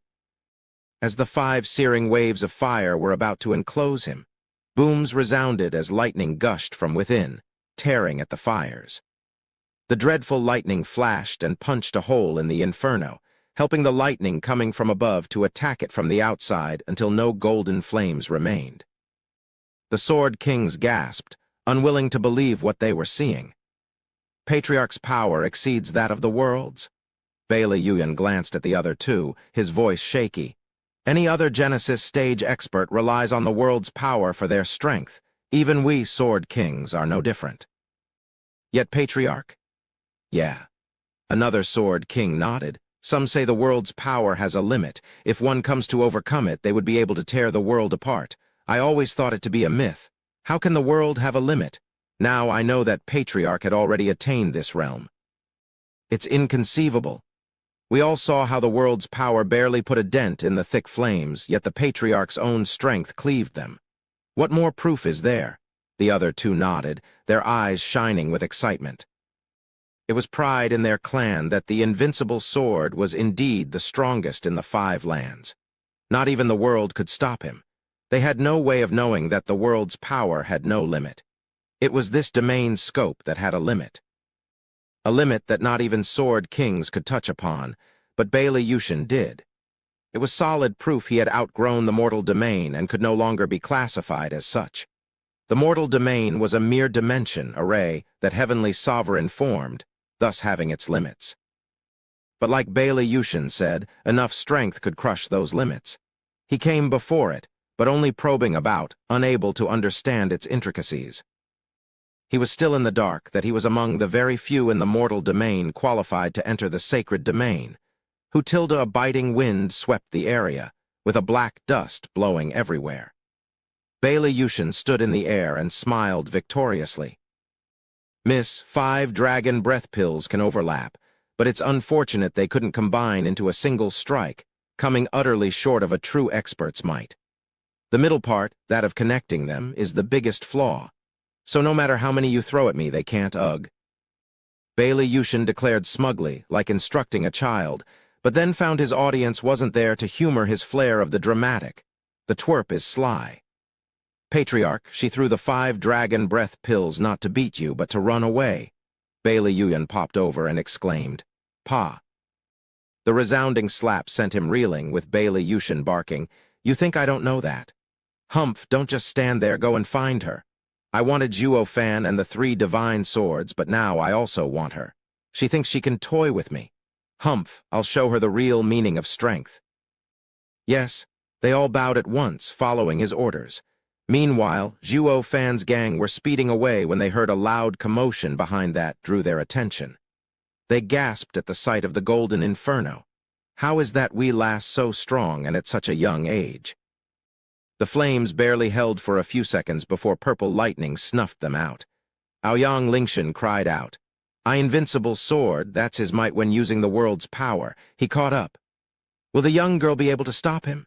Hey, Dad, don't worry, our Zhuo clan's the strongest there is. A child can handle 3 lousy Sword Kings, so there's no way invincible sword stands a chance either against our clan's young miss. He. Aoyang Chanking gave a dismissive wave. Aoyang Lingshan's face twitched. Boy, you sure switch camps fast, not waiting for me to die before relinquishing your history and ancestors. What are you saying, Dad? I'm still Aoyang and not turning my back on my ancestors. It's merely showing respect to my big brother. My big brother Zhuo and I will do great things together. Ain't that glorious? Aoyang Lingshan rolled his eyes, turning serious as he glanced at Zhuo Fan. Since he was of the Sea Bright sect, his son would become the sect's successor. Though with Zhuo Fan being so outstanding, a real go-getter, he showed incredible potential and promise. For his son to follow him might not be such a bad idea after all. By all accounts, this was a breach of sect's rules, though Aoyang Lingshan turned a blind eye. Anyone would strive to grow, and only a fool would be blind to Zhuo Fan's prospects to not follow. Although Murongzu always seemed to be against him. Humph, spineless coward, falling in with devils. Boom! A huge explosion came from behind just then, with a golden glow reaching high in the sky before it was soon covered in purple. Zhuo Fan shook, stopping for once. There's no point rushing it. Kaior can't hold them. Prepare to fight. Chapter 1081, Unfit. What, fight? Seeing Zhuo Fan stop, the rest halted as well, looking grave. Brother Zhuo, are you absolutely sure Kaior can't hold it? Zhuo Fan gave a curt nod. In the last two explosions, the lightning always prevailed over the inferno. It's proof that Kaior can't handle invincible sword. I wager they'll soon catch up, and escaping with our speed is pointless. That's why fight. Brows shook all over as faces sank in despair, balling their fists as fear creeped into their hearts. Besides the fact that all here were stragglers, not even at their best would they ever hope to stand a chance against that monster. Aoyang Lingshan was the most clear on that. He and the other two divine sword-wielders' only hope was in Kaior's godlike talent. This, however, turned out to be a bust as well, with the old freak coming to finish them off. Everyone shivered. Big brother Zhuo, what are our chances? Aoyang Changqing gazed at him with blinding hope. Everyone turned as well with burning gazes, including the three oldies here, all eager to know the answer to that question, having lost their backbone and awaited his instructions. Back when he was the Grand Marshal, they could still make use of that noggin on their shoulders, considering the three orders. Now, though, they relinquished their cognition in favor of following Zhuo Fan's orders. They were at the end of the rope, and the only way out was with help. Any that fell in such dire straits would stoop to any low, would take any deal. They would forego using their own minds in overcoming to earn another's help. The help might come from a volatile person, but no matter how wretched the character or unreliable, his words were law to them. Not to mention Zhuo Fan's intellect had been put to the test and prevailed. Their trust in him was blinding at this point. None had such complete faith in Zhuo Fan until now, especially the ever-belligerent Murong-Zhu. Even she found herself with her fate in his hands. Despair was among the best ways to get people to listen and obey. How else would you explain the many plebeian revolts throughout history? Zhuo Fan met their gaze with a knowing smile. Rest easy with me here, nothing will happen. Big brother knows a way. You can overcome invincible sword. Aoyang Changqing gasped, discovering another side of him. The boss is so tough he only used his pinky before, when he has the power to fight the best in the lands, really. But we're peers. There's a limit to how strong you can get. His suspicions soon waned right after, recalling Kaior pushing back 3 sword kings, and she was even younger. As her father, there's nothing big brother Zhuo can't do. The Zhuo clan is a hidden den of monsters. Aoyang Changqing cupped his hands in admiration. Big brother Zhuo is unfathomable, having not shown your talent for us to see. Now I get to see Big Brother's style, and I bet Big Brother and Invincible Sword's fight shall be the greatest and most glorious battle since the world came to be. It shall be our utmost honor to witness history being made. The rest looked at Zhuo Fan with astonishment. He can handle Invincible Sword, really? That's insane. Invincible Sword had trained for ages, but what about him? If he could meet the old monster head-on, these observers would be ashamed for the old coot. You cultivated for millennia, yet can't even compare to a guy being around for just a few decades. What have you been doing all these years, lounging? Those from the western lands were even more incredulous, since the last time they saw him was barely 10 years ago, when they knew his strength. There was just no way one could jump ranks so much and so fast. Not just Invincible Sword would be depressed if he could, but even them, feeling like they wasted their years. We've been hard at work training, so why are we still so far behind? Everyone had tense looks, waiting for Zhuo Fan's answer. There was hope and denial on their faces. While it was a great boon for them if Zhuo Fan had such heft, the same couldn't be said for their pride and self-confidence. What the hell have you been doing these years? How did you get so far ahead? We're not even in your shadow anymore. Gulping, Aoyang Lingshan and the other two were stressed out as they waited with fixed gazes on him, their thoughts and wishes in deep conflict. If Zhuo Fan declared he could fight Invincible Sword, they were the first to be in utter denial, taking out their sash and just hanging themselves with it. If you're such an abomination, what does that make us? Looking at them all, knowing full well the chaos in their hearts, Zhuo Fan chuckled and shook his head. Friends with my strength, even fighting peak Genesis experts is out of question, let alone invincible sword. I just happen to have some things on me like Kioor from my master when times are tough. I can at least escape with my life. Oh, I see. They all bobbed their heads, their rearing jealousy and envy curbed on the spot. What did I tell you? There's no way humans could train so fast. That's simply insane. It turns out to be some special means instead. That explains the last outrageous power. It's all based on something else. One's cultivation can only grow through hard work after all. Aoyang Lingshan and the other two had this belief ingrained in their hearts, getting testy the minute someone challenged it. If Zhuo Fan and Kioor had truly amassed in a few years what took 1,000, their minds would snap and would just curl up and cry in a corner. They thanked the heavens it wasn't so. This at least brought value to their bitter struggle to the top for years on end.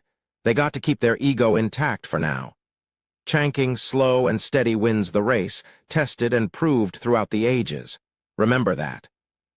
To be strong, you need to train hard and not rely on props. When they fail, and they will, you only have yourself to rely on. Understand? Aoyang Lingshan used this chance to teach his wisdom to the child, though doing more for himself and washing away this defeat. It included Zhuo Fan in it as well, though they all understood it. Old-timers found their limelight stolen by youth, so they could only hang their seniority over their heads to show off. Aoyang Chanking played along by nodding, the picture of an earnest pupil, yet rotten heart of disdain. Youths were pragmatic, looking only at the end and not the means. Sure, his old man's words held some truth in them, though here and now they fell on deaf ears. To make it worse, if it came from Zhuo Fan, for instance, he'd have his full attention. Whoosh. Purple flashed and Kioor caught up to them. She looked panicked, rushing to Zhuo Fan. Father T, that old-timer is too strong. Dragon breath pill didn't do anything. He's on his way right now. Ha ha ha, yes, but not on his way, having already arrived. Just as she finished, 4 whistling sounds were heard as Invincible Sword was upon them with the 3 sword kings in tow. Everyone flinched back from shock, even Kioor. For the first time, she scampered behind Zhuo Fan, peeking at Bailey Yushin with fear. The monster is here. Zhuo Fan lacked the obvious fear and distress prevalent running rampant in his group, smiling as he cupped his hands. Sir, we meet again. Indeed, Sir Zhuo, your absence weighed heavy on my heart, ha ha ha. Giving a smirk, Bailey Yushin laughed. Devil Mountain is such a big name, living up to its reputation. I have now come to see it for what it is. Although, I'm afraid leaving without your head and the 3 divine swords is out of the question. Will Sir oblige? Zhuo Fan cocked an eyebrow, giving off a smirk of his own. Sir sure is forgetful of our deal to stay out of each other's way. Isn't it a little too soon to come for my head? Sir might want to go back on his word, but aren't you too eager too? Undignified. An agreement is made between equal parties, something I considered you to be then. Not anymore. He squinted and gave an evil smile. If you wish the deal to hold, you will have to prove to me you have what it takes for me to honor it still. You don't say. Ha ha ha, then I guess the deal is off, here and now. Giving up so soon, sir? Ha ha ha, with your bluff seen through, you're sensible. That's where you're wrong, sir. Zhuo Fan grinned as Bailey Yushin laughed, his eyes disdainful. I found that from how Sir defined the deal that you're the one unfit for me to keep it. You're just too weak. Bailey Yushin shuddered, his manic smile frozen on his face as his expression darkened. Humph, Sir Zhuo called me forgetful when you're even more so. I take it back, you're not sensible but conceited. It might scare everyone else, but not me. You're only signing your death warrant. Chapter 1082, Showdown. Bailey Yushin flicked his fingers. The sky turned purple from the lightning, and a savage sword energy flew straight for Zhuo Fan. The pressure they felt spiked from that one strike, stalling everyone's breath and making them shiver. It even made their skin crack, scarlet blood seeping from their wounds, like they were ready to pop. Aoyang Lingshan and the other 2 had bloody faces, unable to resist. Not even wielding divine swords proved enough to defend against this casual swipe from Bailey Yushin. Invincible sword, unstoppable and decimating. He held the greatest power in the world, relentless and crushing. Below this sword wave, all felt death breathing down their necks, turning icier and icier. Ha ha ha, Sergio, I just came from having tried your child's toy. Quite impressive, I might add, but far from enough to threaten me. Sergio, a father shouldn't be using the same method like your daughter in desperate times. You'd only disappoint me. Bailey Yushin laughed with disdain. The three sword kings looked smug, seeing their boss smug, cackling on the inside. Mess with patriarch, and this is what you get. None can stand up to the patriarch. Devil Mountain's dragon breath pill might deal with a sword king, but it's only a crude toy against patriarch. Ha ha ha, Zhuo Fan squinted, facing the fierce winds, and looked at the obnoxious four above with a cold smile. Invincible sword, don't get too happy. You're far from becoming unbeatable. I might not have such toys on me, though I'm partial to having pets. Since Sir is gracious enough to show us how it's done, I would very much appreciate your input on this little beastie. Zhuo Fan flicked his hand, and the storage ring opened a portal. A fierce gale blew, and the ground shook. The sword energy was right on top of the group, about to take their heads, when a huge sharp claw lashed out at it. The explosion rumbled out, and the invincible sword's energy remnants faded off into nothing. A chilling wind passed as a wind shadowed the sun and the skies in its entirety. A single flap crushed stone and broke mountains. The endless purple lightning around got snuffed out as well under the biting gale. The invincible sword's dominance over the sky had been cut down to half its size as a three-headed humongous bird with an azure flame on its forehead presented its glorious size to the world. It shrieked, the piercing sound deafening and reverberating in all directions. All spiritual beasts within 1,000 miles cowered in fear, prostrating before their king. T-That's. All gaped in shock and terror, including even invincible sword. Could this be the legendary imperial spiritual beast of the 9th level, the three-headed crow? The sword kings were dumbstruck, face twitching and shaking hard. Patriarch, that's indeed the strongest spiritual beast, the 9th grade imperial three-headed crow. Hardly anyone has seen it. To think it would make its appearance today. The Devil Mountain is a monster to even rear something of this caliber. Bailey Yushin grew grave as he stared in disbelief. 9th level spiritual beasts are the strongest, said to be an emperor anywhere it went to all creatures. There has never been any man in the 5 lands' history capable of surpassing such a legend. It was in fact human empires that caved under its claw and wingspan by the dozens. I just can't fathom how such an emperor of beasts would be willing to listen to some human. Patriarch, Devil Mountain. Bailey Yushin shook in anxiety, his regret mounting. This expert could not be trifled with, having the might to subdue even the mightiest of beasts, a 9th level spiritual beast. The real issue here was that they got on this mystical hidden sect's bad side now. How are we supposed to survive it? When the real experts feel like coming for retribution, not even the patriarch might hold. Bailey Yushin grew panicked, looking at Bailey Yushin in fear.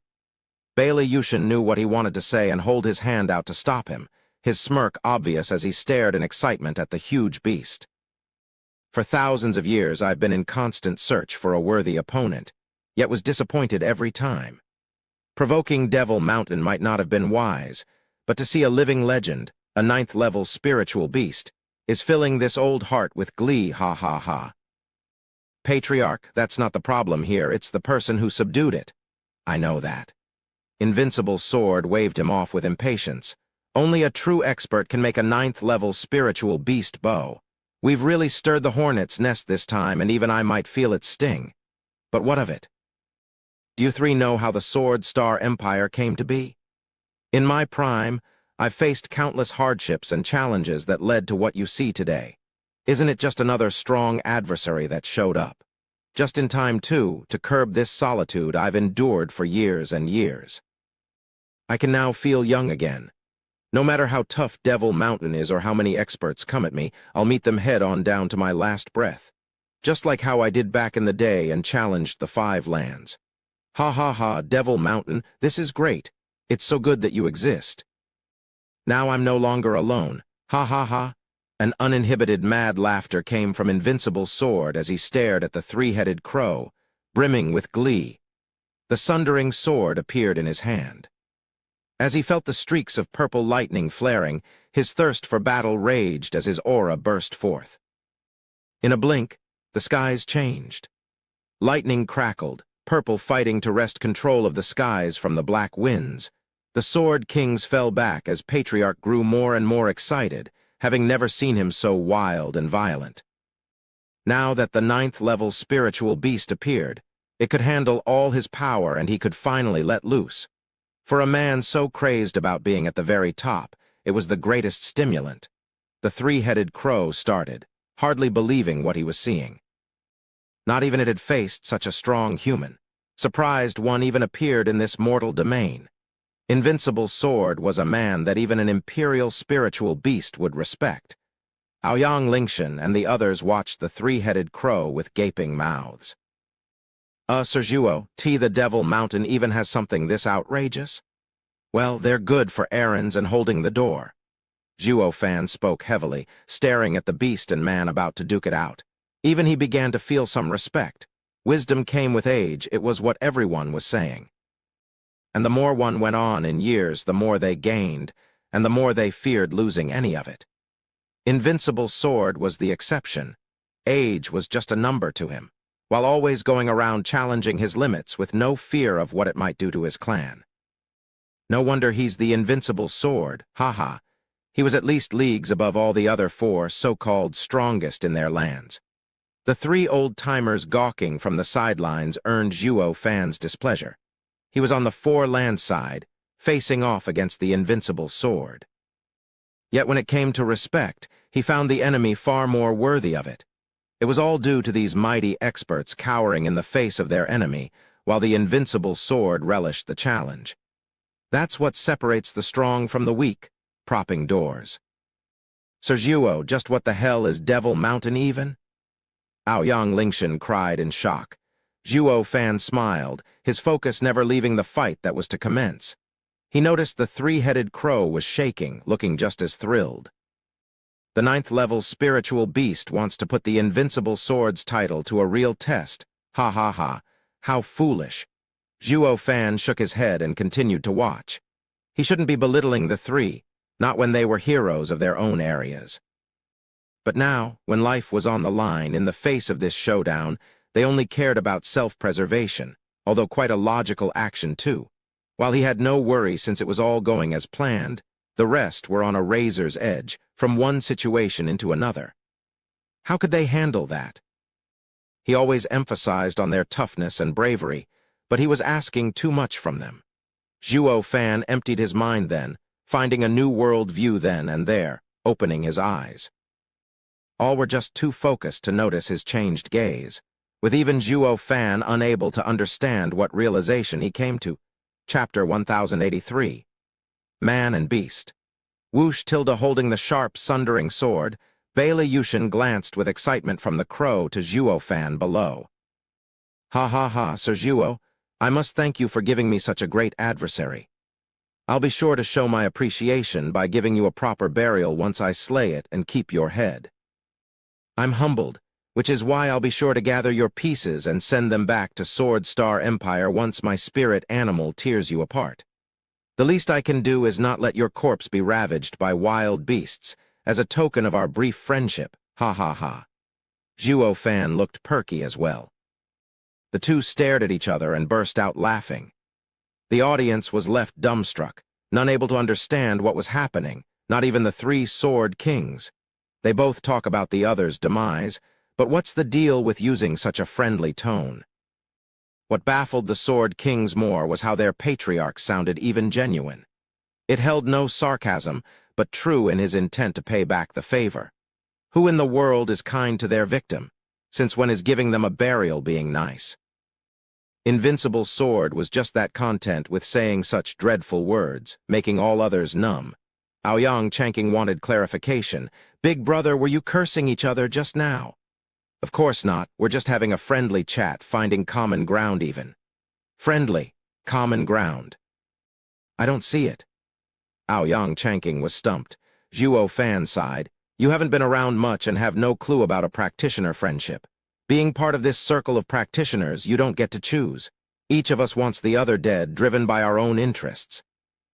That, however, doesn't stop us from having mutual respect as well, showing it by looking after their corpse. This is how you treat an honorable opponent, completely natural. How's that natural? I didn't understand any of that. Aoyang Changqing scratched his head, clueless still. Aoyang Lingshan took a moment to mule his words and then bowed to Zhuo Fan. We all admire Sir's conscience. Dad, you got what he said. Of course. The three old men laughed. Practitioners don't get to choose, ha ha ha. Star reader. The author is taking the idiom literally, with the implied meaning that they don't get to choose where to die or if they get a burial. They turned serious then, their smiles falling, turning to the man and beast above with nothing but respect. Self-preservation no longer dominated their actions, standing tall like a true top expert of their land. Zhuo Fan nodded. No wonder they understand, being the head of their land. A practitioner must be willing to challenge. That's what makes him a fighter, rather than stretching his time on this earth for as long as he can. They sealed it off in their hearts, sealed themselves from the Tao in the secular world. This may be why their insights in the sacred weapons lack compared to the invincible sword. Their hearts were confined with trifles. Now their hearts are open.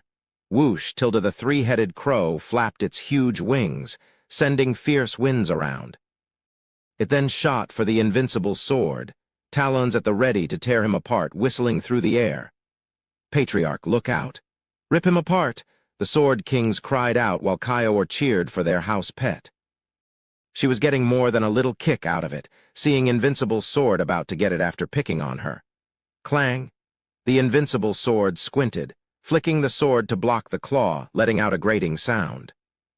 The power exerted was absurd, cataclysmic, with Invincible's sword forced back as he defended, his arms bulging from strain and sweat formed on his brow.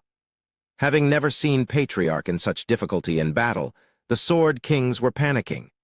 The rest, by contrast, were wild with joy. Aoyang Changqing skipped over to Zhuo Fan to exclaim, Big brother, if you had that precious, you should have taken out from the start and saved my dad and others the effort. I wanted to wait for the perfect timing to catch the invincible sword by surprise and end him. Now I had no choice but to let them face off.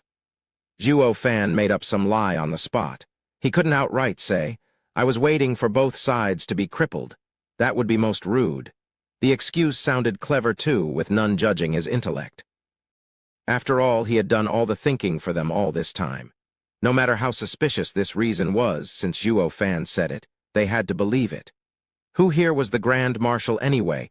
Only Aoyang Lingshan and the old-timers understood that the war didn't matter, only this battle. Ah! A howl echoed as the invincible sword tensed his legs and stood firm to stop his retreat. The invincible sword then pushed harder, flinging the humongous bulk of the three-headed crow back, making it roll in the air a couple times. The three pairs of eyes looked back with shock. You're quite strong for a human. It speaks just like that sea demon. Aoyang Changqing shrieked. Do all 9th-level spiritual beasts speak? Is the sea demon at the same level? The other paused, then nodded, coming to the same conclusion. Only Zhuo Fan and Kaior knew the reason behind a 9th-level spiritual beast could speak. The azure flame enlightened it. As for the sea demon, it was much, much worse than a puny spiritual beast. What did startle Zhuo Fan, though, was that the invincible sword was able to fight a 9th-level spiritual beast evenly. At this level, the beasts were king. Not to mention this particular creature was the Kun Peng's right hand, a cut above the norm. Despite it all, the invincible sword pushed on. Does this mean that the invincible sword is at the stage of a spirit king? He's not one in the truest sense only because the domain blocks him. Zhuo Fan's mind was calculating and observing. His power went beyond anything and anyone, yet his cultivation stalled. It did not match the natural order. If the invincible sword gets any stronger, will the domain press harder on his cultivation? If his power overcame the limit of the domain, once he broke through, he'd rise above the mortal realm, and he would incur heavenly tribulation. But with the sword, sovereign's inheritance, heavenly tribulation might not mean instant death. But then what? Will he remain in the mortal domain, or was the invincible sword the only true talent that reached this point in the long history of the mortal domain? There had to be generations of glorious talents and their centuries-long legends. With how the 5 divine swords existed since the beginning, the sword sovereign's inheritors couldn't amount to just these few. So where are they? If they ascended to the sacred domain, why hasn't there been word of any people coming from the mortal domain? Then, Zhuo Fan knew things didn't add up. The heavenly sovereign's domain wasn't merely made to trap sacred beasts.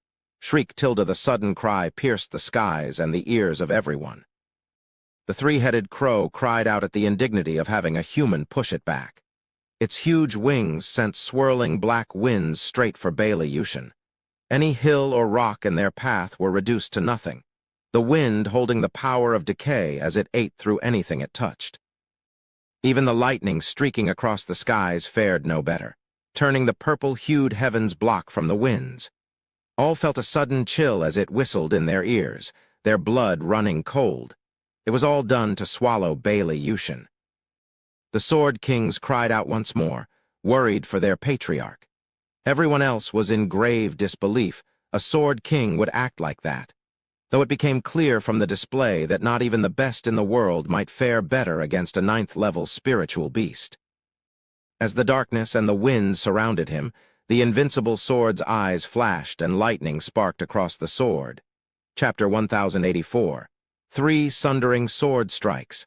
3 heads, be sure to give that old coot a good smacking for me. Kaior cheered from behind Zhuo Fan once she saw the dreadful powers clashing in the sky. 3-headed crow turned grim at its master's order, flapping his wings hard. Black astral wind annihilation. Rumble tilde the winds flooded the sky like a stampede, encroaching on invincible sword, trapping him within and closing in to seal his fate. The pressure was enough to stick the robe to his body, pushing harder and harder on him. Even his bones were creaking. Patriarch. The Sword Kings cried out, sweating from worry. Against such power, the likes of which they had never seen before, they themselves would have died on the spot if they were in the invincible sword's stead right now. And that was just from the pressure alone. Once the winds truly struck, then their patriarch, they grew more restless as fear fed them worst-case scenarios. Their nails dug into their palms, drawing blood without them even knowing. Aoyang Chanking and the others witnessed such a shocking scene with glee. The invincible swords legend was about to die. Only Zhuo Fan and the 3 old-timers were calm. The end of this fight between the man and beast wasn't just a mere conclusion to the war, but also the declaration of who stood at the top, who was the strongest. This was a practitioner's honor and conviction, something no profane reason could stain.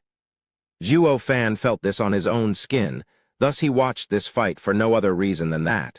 They all wanted to see the shocking showdown of the strongest, and how far they were from the top. Cough tilde as the power grew more savage in its approach. It caused his old bones to stiffen up. And with any flaring of its aura, pain speared through his whole body. What was truly astounding was that he was sweating as well. Bailey Yushin gnashed his teeth to bear through it, even as he wore an exciting smile and a lively gaze. He did not fear it, but relished it. He, how many years has it been since I felt such pain? This is a battle. This is how I should live, ha ha ha. Laughing on the inside, Bailey Yushin shouted and gripped his sword tighter. His whole body shone purple while the sundering sword flickered with lightning. First of the 3 sundering sword strikes, all-conquering. Whoosh tilde as the black winds were upon him, Bailey Yushin's hand tightened. His bones creaked and his body unleashed surges of lightning. With a sudden shift, a sword wave was unleashed in every direction, sweeping all in its path. Rumble tilde the sky thundered, and the earth boiled as everything around quaked. From the invincible sword, a powerful purple lightning storm spread out, and as it met the black winds, they stalled for a second before decimating the winds.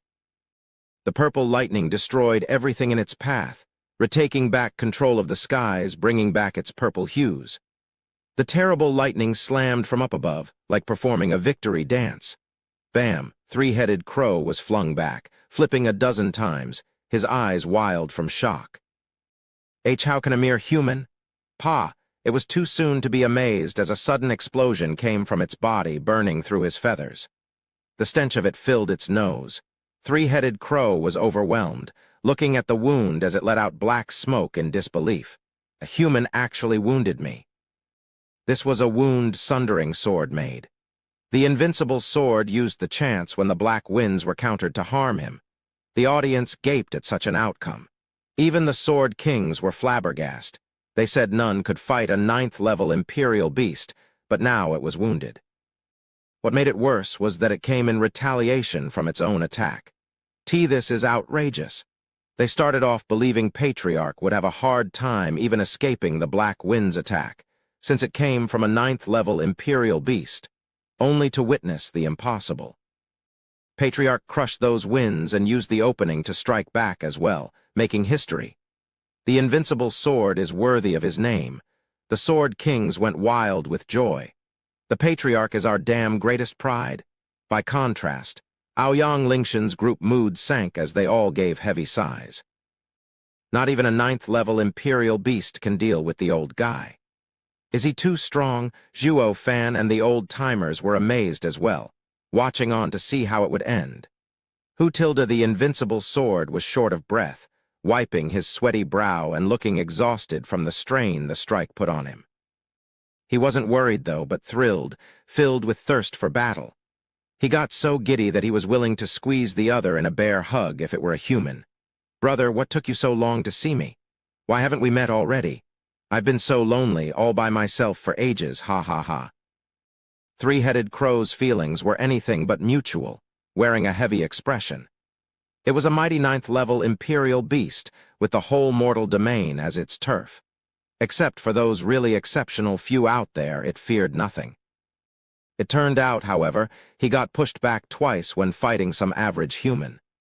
The annoyance was turning into hatred. All spiritual beasts were above humans when it came to power. Spiritual beasts of any grade were seen as either inferior, average, or superior. The first two could match a peak human expert, while the superior bests were a cut above even that, able to stand against those truly strong humans.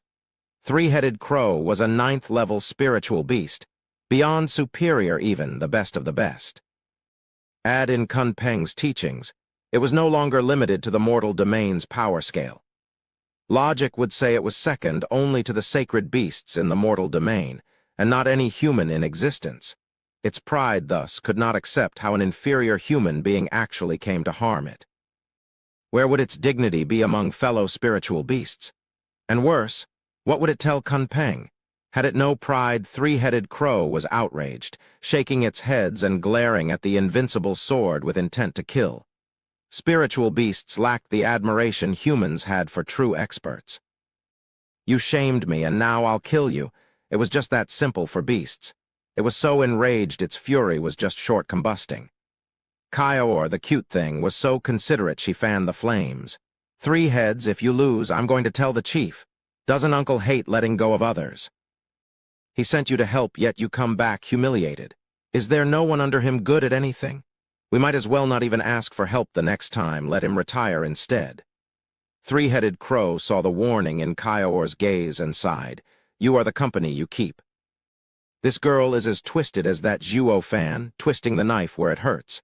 And hurt, it does." Three-headed crow feared nothing but the sacred beasts.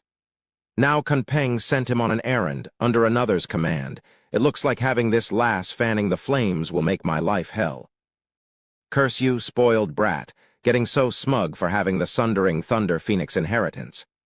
Stop playing cute with me. You're nothing but a 6th-level spiritual beast. You dare tell me what to do? Your mom was shivering every time she saw me. Why not me instead? We're both birds, so why can't I catch a lucky break? It pisses me off. Sighing hard, three-headed crow's mood sank as his thoughts took a worse turn. Though not like it could talk back to her, since things were different now, a reborn phoenix and all that nonsense. The lass will soon be just another boss.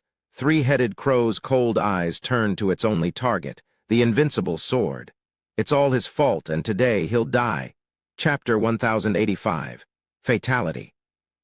Hutilda three-headed crow's azure flame above its forehead flickered wildly like candlelight. Its eyes, however, were cold and icy, focused solely on the invincible sword who stood across from it. Picking up on its thirst for his death, Bailey Yushin grinned, holding his sword in both hands, fully intent to match it with his own lust for battle. Come, foul beast, try my second attack of the 3 sundering sword strikes? How dare you? Three-headed crow shuddered, shrieking. A wretched human dares challenge my authority? You have a death wish. Three-headed crow shook, and the azure flame on its forehead expanded in size, like an explosion, before shrinking back to cover the crow. Hutilda with a mighty cry, the crow had turned into an azure firebird. Judging from the pressure increase, it had to be 10 times as strong at least. It left the audience gasping and wide-eyed. Aoyang Changqing and the Sword Kings were equally shocked. The crow was strong enough as it was, yet here it went going even further in displaying its complete superiority over them. The invincible sword barely fought back against it the first time, which meant now he would fall short. Aoyang Changqing and the rest's faces shone with hope, while the Sword Kings sank in the pits of despair, high-strung and worried. Patriarch, Bailey Yushin stared at the huge bird of fire, eyes calm and gesturing. Come, foul beast, pretentious fool. Three-headed crow squinted in anger, shouting as it flapped its wings to rush Bailey Yushin. Human, bear witness to a king's might, earth-crushing claw. Whoosh, as it dived to attack, 2 claws formed from azure flame, bearing down on Bailey Yushin. The air warped as it traveled, giving the illusion that space itself was melting. The azure claws of fire arrived in an instant, the blistering heat twisting the robe on Bailey Yushin, about to burst into flames. Not even the Yuan Kai protecting the best in the world could fend off this deadly fire and its effect. The Sword Kings were frantic.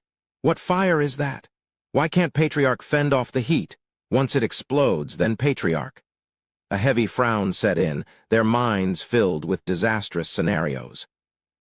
Aoyang Changqing clenched his fists hard, beyond thrilled. The old monster is done in at last. Ha ha ha, Zhuo Fan and the old-timers remained silent. Second sword of the 3 sundering sword strikes, obliterate. As the fire claws neared, Bailey Yushin's eyes shone and gripped his sword with conviction. Following his shout, the sword slashed forward with all the might his aged, yet fit, body had to offer. Whoosh. Unlike with the previous flashy and spectacular strike, Bailey Yushin released a thin sword energy this time.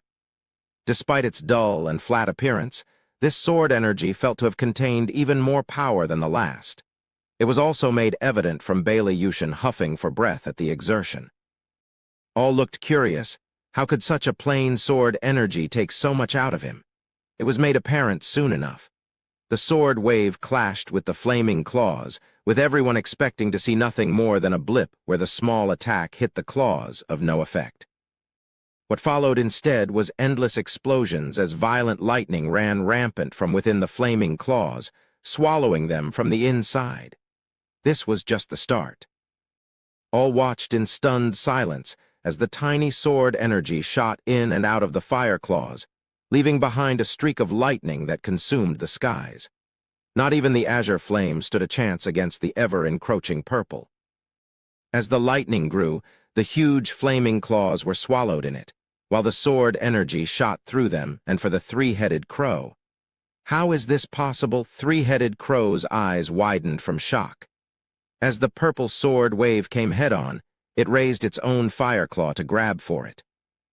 Rumble tilde on contact, the tiny sword wave exploded in a glorious fashion, unleashing a thunderstorm like no other, singeing the crow's body as it struck and swallowed it.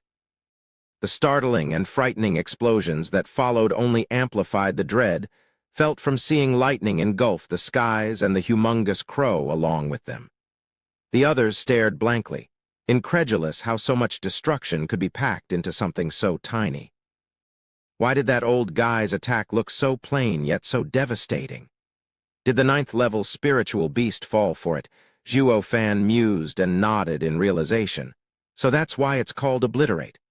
All power is focused on one spot, followed by a violent release that can submerge and destroy everything. Star Reader. He analyzed the individual characters that make up the word. First means bury, cover, submerge, etc., while the second means exterminate, destroy, etc. Yes, the Sundering Sword is essentially a tool for pure destruction. The Invincible Sword's insights are worlds beyond ours. Aoyang Lingshan sighed. Seeing that focused, destructive force only proves it, needing an amazing talent to control such wild power. The Invincible Sword is worthy of his name, the Peak Practitioner. The other two nodded with utter calm, despite this meaning that the Invincible Sword won and would spell doom to them all. They had broken off from the mortal affairs, gleaning into the world's nature. Whoosh tilde, a black shadow streaked across the endless lightning above as three-headed crow used its powerful bulk to fly out. It had lost its majestic air from before, however, now looking worse for wear. The only azure flame remaining burning was the feeble mote on the forehead. Even its plumage was singed, stripping away more of a ninth-level imperial beast's prestige. All of this was caused by one man, the strongest human. Three-headed crow felt its entire honor had been dragged through the mud. Its eyes burned with hatred for the old guy, screeching, "Rotten human, you have slighted me for the last time. Now you die." Three-headed crow shot for the Invincible Sword. Its speed belied its now worse state, filled with power and vigor. Humans had spiritual beasts beaten when it came to smarts, but their bodies were leagues above.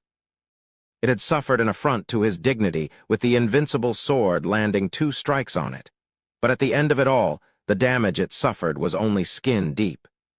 The Invincible Sword, instead, was the one who neared exhaustion from those attacks, panting. This was a gap between spiritual beasts and humans. The spiritual beasts' bodies were just too damn tough. Sword Kings knew this too and cried out, "Patriarch!" Whoosh tilde Bailey Yushin's wave cut them off. Taking deep breaths, he forced himself, although with a pale face and weakened body, to stand tall. He even smiled in excitement. "I have roamed the world undefeated with these 3 strikes, only ever forced to use the first.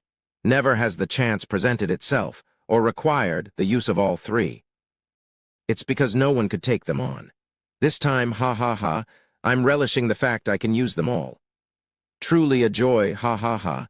Three-headed crow, thank you for fulfilling my lifelong wish and allowing me to fight with all I have." Bailey Yushin held his sword, his eyes sharp as he gave an effusive smile. Third sword of the 3 Sundering Sword strikes, fatality. Chapter 1086. Apex Battle. Whoosh tilde the Sundering Sword in the Invincible Sword's hand flashed purple and lightning snaked its blade. His eyes stared at it, and he started fading in and out of sight right under everyone's eyes. It gave off the feeling that the world was going along with this strike's build-up. Aoyang Chanking slapped his head. What kind of skill is the old guy using? Why is his body warping like that? One with the sword and nature? Zhuo Fan cried out. Bailey Yushin's genius is without equal in this world. His insights in the way of the sword are so great, all he needs is the right cultivation level to ascend. Brother Zhuo, he's at the top already, what ascending? There's hardly anyone in the 5 lands that can match up to him, maybe not even a 9th-level spiritual beast. I'm not talking about the lands, but... Zhuo Fan's brow shook, shaking his head and letting his voice trail off. Bailey Yushin had achieved the peak in terms of swordsmanship, with cultivation being the only thing holding him back from unleashing its full power. If he were a saint right now, he'd already be worthy as the next sovereign. Zhuo Fan was after the same stage as well. Though the sovereign stage was beyond arduous to reach. One not only needed to have adequate cultivation, but also needed insights in a path that made him one with nature. Many peak saints had strength while lacking true enlightenment. The Invincible Sword here had attained the hardest requirement first. All that he needed now was time. But with the 10 paths to heaven having been taken, no one could become a sovereign even by having the right to. The world's nature prevented it. There could never be an influx of true experts, to maintain balance in the world.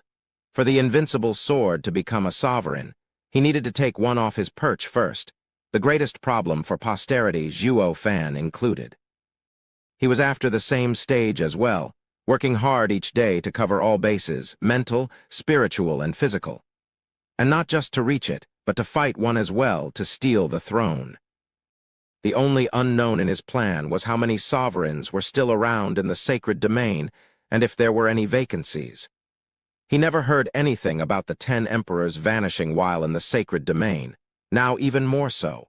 All he could do was get ready. In case of any challenge that might come, he'd cross that bridge when he got there. Zhuo Fan kept watching the invincible sword, his respect mounting. Anyone qualified to be a sovereign was a rarity, making it rest heavily on fate whether such fortune might befall you of all people. Aoyang Lingshan looked startled. The old-timers, having trained in the sword, could sense more than any just how incredible the invincible sword's attainment was, never leaving him out of their sights. Hutilda sending biting winds, three-headed crow charged head-on with its sharp claws primed to tear Bailey Yushin's skull off his shoulders. Bailey Yushin heard the whistling of the wind, and the sword finally moved.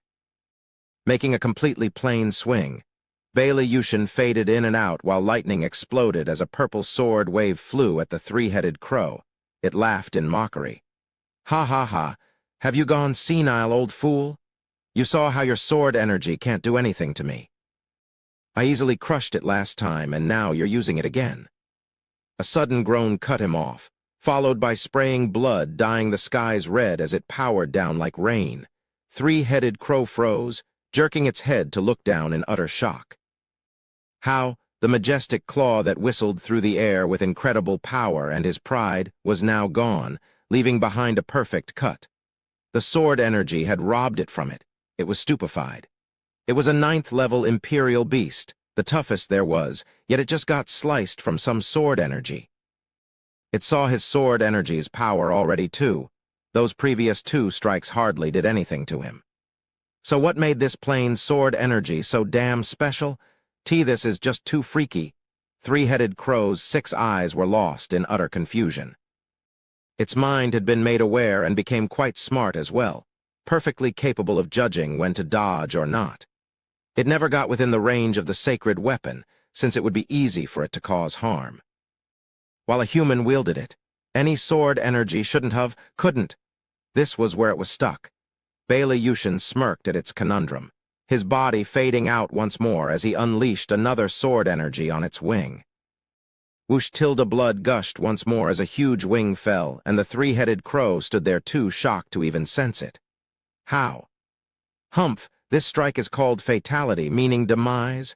Bailey Yushin grinned, showing his pearly whites. No matter what I face, I will cut it with fatality.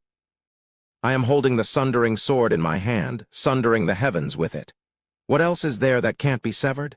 Bailey Yushin turned as he shouted, now fading in as he slashed hard at the three-headed crow's head. Wait, whoosh.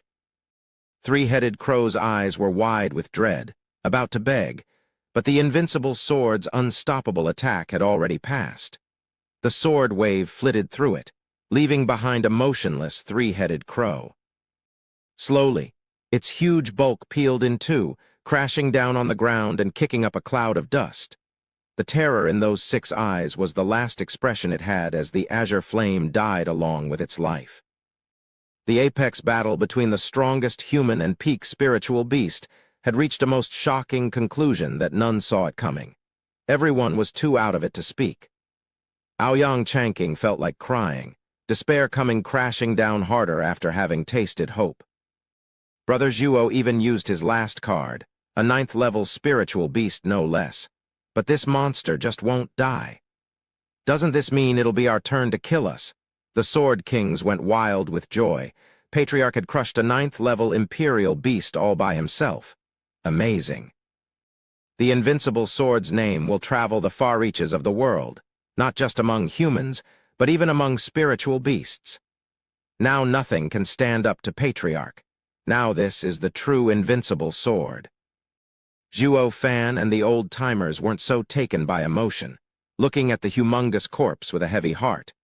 They were not relating its fate with theirs, but weighing the challenging future ahead.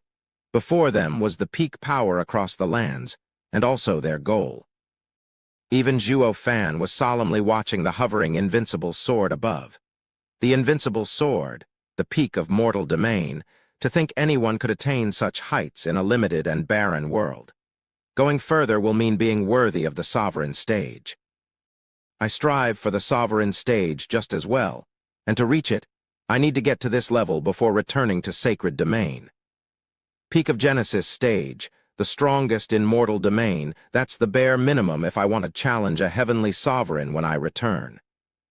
Zhuo Fan stared hard at Invincible Sword, an evil grin creeping on his face. Invincible Sword, you'll be my final rival in the mortal domain. The moment I surpass you will be the time I leave this world.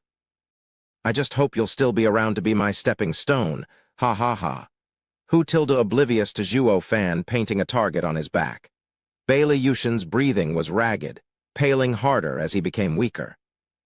Using all 3 strikes took a toll on his aged body, feeling how much it really was for the first time. But he did not mind it one bit, looking refreshed despite the waned face. He turned to Zhuo Fan. Ha ha ha, Sir Zhuo, thank you for that. I've greatly enjoyed myself. It's a shame I ended up winning, so going by our agreement, I'll be taking that head and burying you. Bailey Yushin pointed the sword at him with a cold smile. The Sword King flew next to Bailey Yushin, looking smug and arrogant. Well, now can you face the facts? Humph. Chapter 1087. Chilling Breeze. Heart sinking, everyone flinched back from fear now that this evil was coming for them. They still gave Zhuo Fan hopeful looks, like looking at their last lifeline to save them from this despair and terror. Bro, do you have anything else? Zhuo Fan muttered under his breath, then raised his hands to give a light clap, not looking the least bit terrified like his peers. Clap tilde Aoyang Lingshan, and the old-timers stood at his side with a grave look, picking up on his intent behind such a gesture. The Invincible Sword's brow shook, looking confused. Sir, you're too nice, and the right thing to do is thank you for such a favor. The crisp clapping halted, and Zhuo Fan said, Thank you for making us witness such a rare showdown of letting me peer into the heights of humanity's cultivation. It allowed me to have a clear goal, and for that, you have my deepest gratitude. Zhuo Fan leaned and offered a sincere bow. Aoyang Lingshan and the other 2 followed along. The Sword King's faces twitched, not getting anything. What's this guy up to this time? Aoyang Chanking's group were dumbstruck. Big brother Zhuo, Dad, what are you all doing? That monster's here to kill us and you're here bowing. You should be thinking hard on how to get us out of this mess, for crying out loud. You don't get it, Chanking? Aoyang Lingshan broke the silence. In our world, practitioners don't get to choose. Remember that. All our affairs belong to this circle, but as a practitioner, a cultivator, this bow is a tribute to the strong. By not bowing now, then the secular world is holding you back and preventing you from ever reaching the top. We have been around for far too long that we've forgotten our initial goal for Tao along the way. Now, having met Sir Zhuo, his actions and words have opened our eyes. People may be practitioners, but their hearts fall behind. We've been wrong for too long. Murong Lai sighed with wisdom, the trio giving Zhuo Fan another look of respect. As a fellow cultivator, this young man understood this truth better than these old relics who'd forgotten. That was why they fell short. Aoyang Chanking gave them a blank stare, then jerked, recalling the monster hanging over their heads. The Invincible Sword looked to be sympathizing with them, his gaze showing a rare and calm expression, actually coming to see the 4 as equals. This never would have happened before. The Invincible Sword was the best of the best, be it among humans or beast. Who could be his equal? This time, however, he had such a gaze. His Sword Kings were baffled. Putting away the sword, the Invincible Sword cupped his hands, filled with respect. I've been roaming the lands in solitude, but now I've finally met true fellow practitioners. Sir Zhuo especially, so young yet so enlightened to Tao, neither arrogant nor impulsive. You have my respect. It's a true loss that our intentions align, but not our positions. I am thus forced, by our circle of practitioners, to take your heads. Especially, Sir Zhuo, yours is an absolute must. It has been my greatest fortune to have met you today, Sir Zhuo, but now it's time to say goodbye. Bailey Yushin sighed one last time in regret, but then his eyes steeled, pointing the sword at Zhuo Fan with the intent to end him. Aoyang Changqing was on the verge of crying. He still thought Zhuo Fan was taking the refined approach with the invincible sword, appealing to his heroism to instill fondness in another hero so they'd all make up in the end. The thing was, the old freak was buying it. That was until he flipped and drew his sword. Brother Zhuo, he ruined your last feelings, so what do we do now? If only I knew this, I wouldn't have complimented him and just died. Now I'm not just ashamed, but also getting killed. How could he possibly understand these true practitioners' feelings? At the very least, they were all clear on their grudges and affairs, public and private, and respect had no part in this at all. By refusing to admit the opponent's strength, you yourself would never grow either.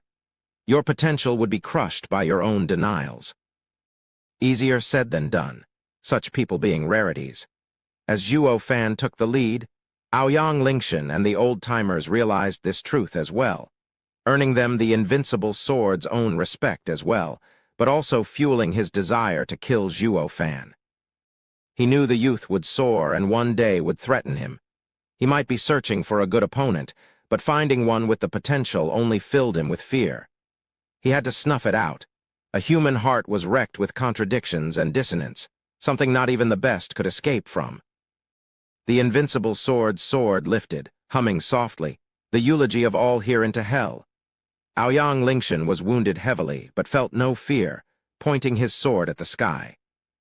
The old-timers were finally doing this not for anyone else, neither to defend, but to challenge the very top for their own path forward. A Tao heart warded all fears, for having the world within, one understood all. Here and now, the top of their respective land finally showed the strength they should have. The Sword Kings could even sense the trio's change, despite how weakened they were. It was as if energy gathered around them from the world, the same with Patriarch. Their hearts had grown, the Sword King's brows tense, hearts sinking. They must die here and now before they grow so strong they might even surpass Sword Kings. They have to die now to avoid a worse future. Aoyang Changqing was clearly blind to the change, sweating buckets. There's no way 3 wrecked people can defeat that monster. It's over, this is the end. Wait! The one-sided battle was on the cusp of igniting when Zhuo Fan shouted, "Sir, I recommend you don't take it further and just fall back." Afraid, is it? Ha ha ha, not fear, but reluctance. Zhuo Fan sighed. I didn't care much about your fate so far, but seeing your battle made me realize that you're an opponent I'll have to take down myself. My strength is lacking now, so I'd like for you to keep living, for when I personally come to challenge you, I'd hate to end you now. Bailey Yushin started, then cracked up. Sir Zhuo, you sure know how to speak in riddles. Not even I understand you. If you have the power now, why wait to kill me? If you do not, why then speak of wanting my life? Why on earth would I let you go just to bring me more trouble? Sir Invincible Sword, there's nothing conflicting about it. Zhuo Fan smiled. I want your life, but would hate to do it any other way than with my own fist. It would rob both of us of an enjoyable battle. So I say Sir should save his energy to let us live so that we may settle our fight fair and square. The winner enters Devil Mountain, and the loser will be buried in the dirt.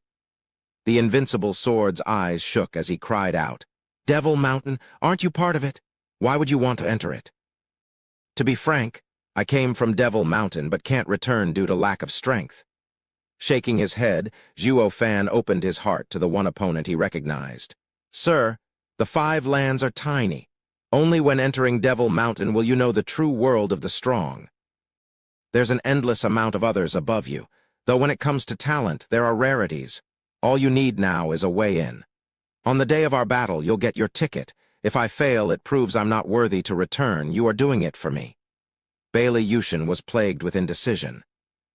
Bailey Yushin urged, Patriarch, the punk's words are poison. 1 minute he says he's from Devil Mountain, the other that he can't return. What kind of sect wouldn't allow the return of their disciples? He knows he's on death's door and clings to anything to fool us into letting him live.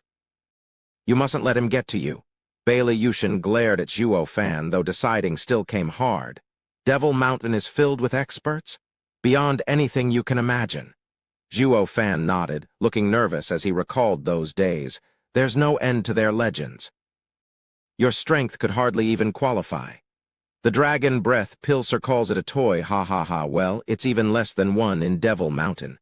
But I have something way better, something that would scatter your ashes in the wind. Would sir like to see?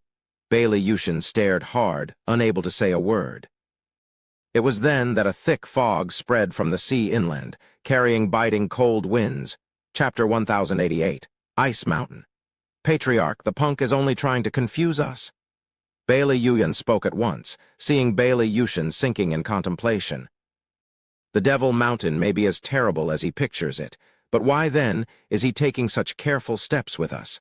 Why hasn't Devil Mountain sent even one elder to guard him? It doesn't add up. Is the sect that confident their disciple can roam the world all alone? Even as training, there should at least be some hidden guardian watching over him. Here he is, on his last leg, yet we see no trace of anyone coming to shield him. Are you saying there's no Devil Mountain? Exactly, or even if there is, it can't be as ridiculous as he makes it sound like. Bailey Yushin nodded, staring confidently at Bailey Yushin. Patriarch, you've been roaming the lands for millennia and yet didn't catch a word of something so overblown. As Sir is the pinnacle of the 5 lands, if you don't know its secrets, then no one does. The greatest doubt comes from this kid, being the only one who spread the so-called legend of Devil Mountain. He's its only disciple we've seen for thousands of years. Isn't that the least bit strange? How can it be just one training outside in all these years? For this reason, I chose to cut in. It's nothing more than a huge lie cooked up by this guy alone to fool all heroes and cover his back. The invincible sword's brow trembled, his face sinking as he glared at Zhuo Fan. Quite right, Sir Zhuo. How is it you're the only one from Devil Mountain in all these years? Are you lying to me? The invincible sword roared as his fury was evident in his sharp stare, along with the thirst for blood. Zhuo Fan shook his head, sighing, presenting the thunder ring. Since Sir doesn't believe it, there's no avoiding a fight. It pains me being forced to end such a good future opponent like this, but it is what it is. With regret on his face, Zhuo Fan's eyes went cold as his ring released a scorching and wild power. The others' hearts jumped in their chest, knowing a fight would break out. Their fists clenched, their brows sweaty. None knew just how effective the calm Zhuo Fan was in dealing with the best there was. Anything that might reveal it to be all a lie would doom them all. The invincible sword mocked the energy his ring released, again with the Dragon Breath Pill. Doesn't your family have any other toys? It's nothing to me. Yes, a Dragon Breath Pill indeed, although mine is leagues beyond that of Kaior. Sir, better watch it. Zhuo Fan had a smile plastered on his face in complete confidence. Again with the lying, you sure know how to act, Humph. There was nothing on Zhuo Fan telling the invincible sword this was all a ruse, but he still wasn't buying it. He was utterly convinced Zhuo Fan was bluffing, so he might as well finish this already. Well, of course, there were no tells to Zhuo Fan's acting, since all Zhuo Fan told was the truth. The instant he struck, there would be no trace of the old man behind.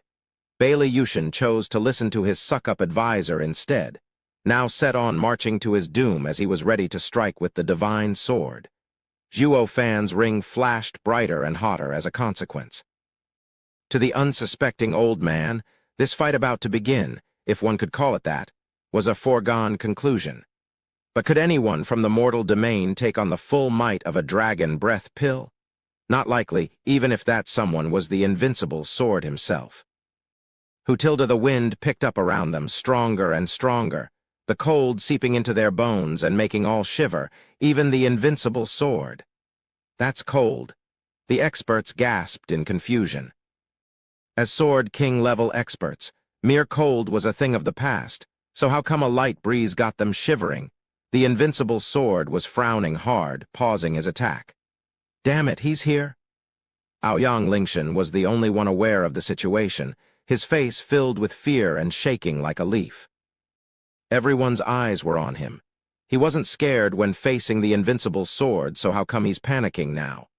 What out there could be more scary than the invincible sword? Aoyang Chanking glanced at his dad and asked, "Dad, who are you talking about?"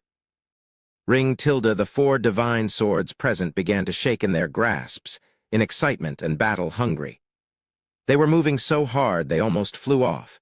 Everyone looked wide-eyed at the wild divine swords, with Bailey Yushin the most shocked of all. "What's going on? What did you do to the sundering sword? No one touched it, not while you're holding it."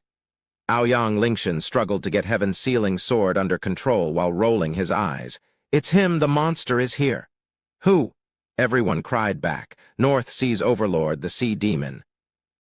Aoyang Lingshan turned in the sea's direction, watching as the thick fog engulfed the sea bright sect.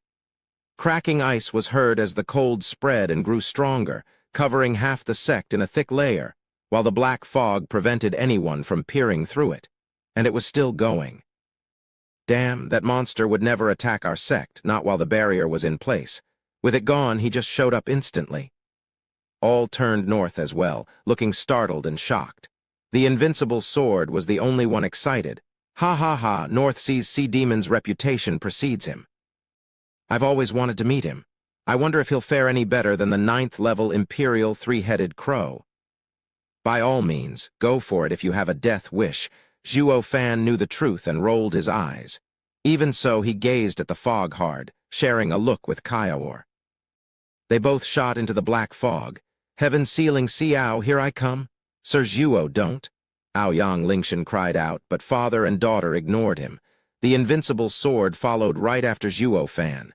"Patriarch." The Sword Kings shouted this time around, though he wasn't one to listen on a good day, let alone now. The black mist swallowed the invincible sword in seconds, leaving the worried Sword Kings behind. "Brother Yun, what do we do?" The other two turned to their elder.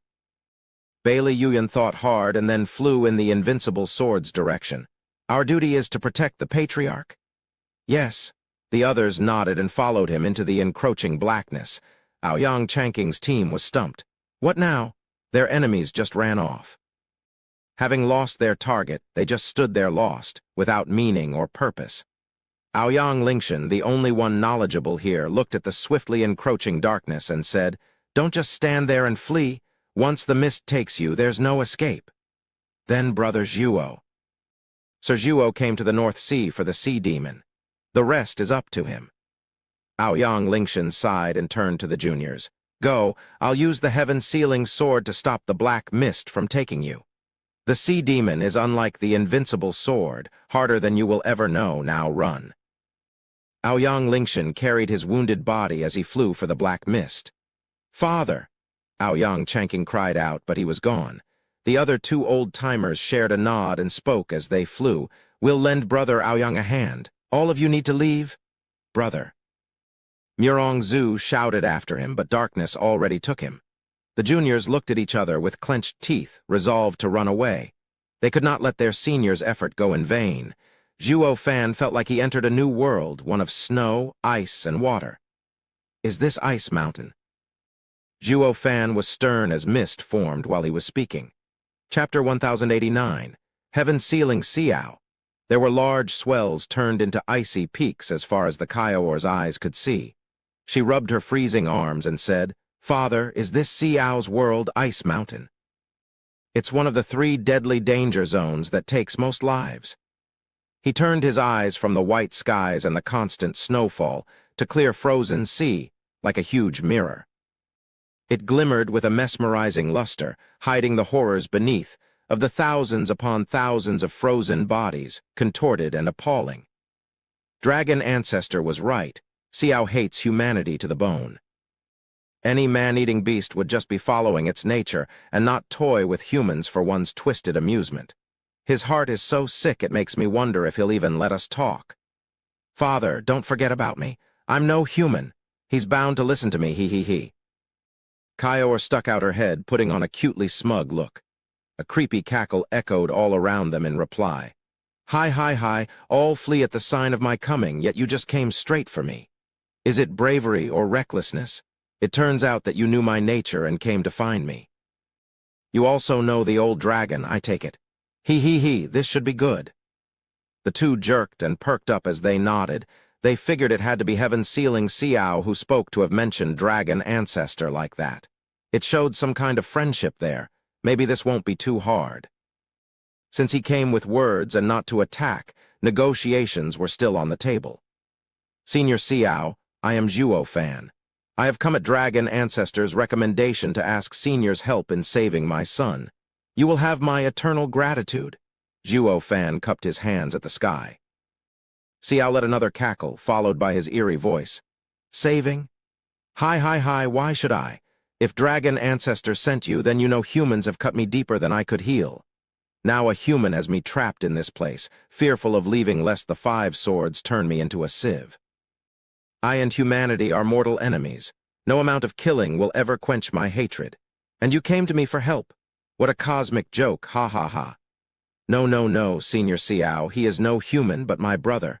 Kaior rushed to explain. Xiao taunted, he, thanks for reminding me, girl. Weren't you saying just moments ago that I'm bound to listen to you?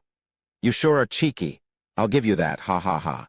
Do enlighten me then, where does that confidence stems from when we don't even knowing each other? Old Dragon might have sent you, but that's no guarantee if I'll agree, humph. Senior Xiao, I'm the future Thunder Phoenix. We're the same, you and I. Help me now and I'll return the favor. Kaior's cheeks went red, pondering for a moment before taking a soft approach. In this vast world, there's only 5 of us sacred beasts. We need to unite against the rampant humans. Heaven-sealing Xiao was silent, but then it cackled again. Little Thunder Phoenix, you only got Thunder Phoenix's legacy and had yet to fill her shoes. You certainly have no shame calling yourself a sacred beast so soon. A sacred beast is the strongest beast. You, on the other hand, have a long way to go. All you have now is talent, yet you already see yourself on top. He, that's not a sacred beast style. It's more accurate to say it stinks of human cunning. You have gotten too close to them and have taken their foul demeanor. And you dare call yourself a sacred beast? Humph! Kaior's heart shrank, turning to Zhuo Fan and shrugging. Little Thunder Phoenix, you came at the recommendation of the old dragon, but did he tell you to use his name when asking for my help? Xiao roared. Zhuo Fan and Kaior shook their heads. Senior Dragon Ancestor knows Senior Xiao's deep and bitter hatred towards humans and wouldn't wish to force Senior into anything that you might be against. My only hope is that Senior would appeal to our honesty and help us. Shut it! Don't use human conscience on sacred beasts. You know nothing about us. Zhuo Fan's smooth words only earned Xiao's lashing. Among the 5 great sacred beasts, I'm the closest to Old Dragon, but that doesn't mean I'll ever agree to any of his requests. Do you know why? Zhuo Fan shook his head, looking worried. Humph, for we, sacred beasts, are the peak of this world. We aren't like humans, living in societies but roaming the lands by ourselves. There's nothing holding us together. The only reason Old Dragon sent you to me is because I can help, and not because he can persuade me to. The other 4 are no different. No appeal to our conscience will work, because we don't have one. Only humans, like you, small and weak, live through working together for the betterment of the group. For any one of you alone in this vast world is doomed to die. Strength comes from solitude, with no friends or companions. Zhuo Fan heard Xiao's fervent speech and the fury behind as he continued. Little Thunder Phoenix, your tactic of warming up to me for your own goal is precisely how humans operate and not like us sacred beasts. You're not fit to be a sacred beast, one tainted by humanity such as you. Thunder Phoenix's spirit would be furious to know her legacy befell onto some human in beast clothing. I'll even bet she'd snap your neck. Bloodlust spiked then, flooding this world. The biting chill made even Kaior shiver in fear. Xiao wanted to kill her. Kaior wobbled back while Zhuo Fan flashed in front to protect her. Things were far worse than he thought. Xiao's hatred for humanity consumed him to the point he'll kill even sacred beasts with human air around them. He can't tolerate anything that has to do with humans, turning into a bigger problem. If it was just human hatred, any bloodlust would have been focused on Zhuo Fan. But he now included all related to humans as well. That includes Kaior and young Sanzi, the one in desperate need of his healing. This is a serious problem with no answer. Should I leave young Sanzi in his care? Zhuo Fan was conflicted. Xiao roared once more, and Zhuo Fan froze. Then the Xiao laughed, sounding nice for once. Ha ha ha, scared you, didn't I? Did you find my words frightening? Zhuo Fan had no idea what he was up to. Little Thunder Phoenix, I've only been telling you of how a sacred beast acts and hope you won't go against it. Otherwise, it won't matter much, since you can do whatever.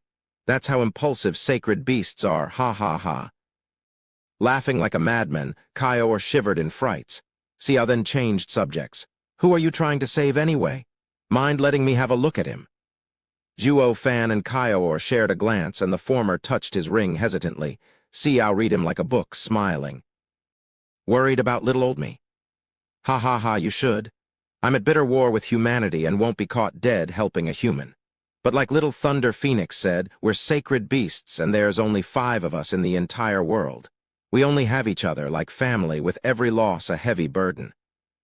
When family comes asking for help, I'm duty-bound to help. That's what I get for being your uncle of sorts, ha ha ha. Father, will you entrust brother's life to me? Kaior turned to Zhuo Fan.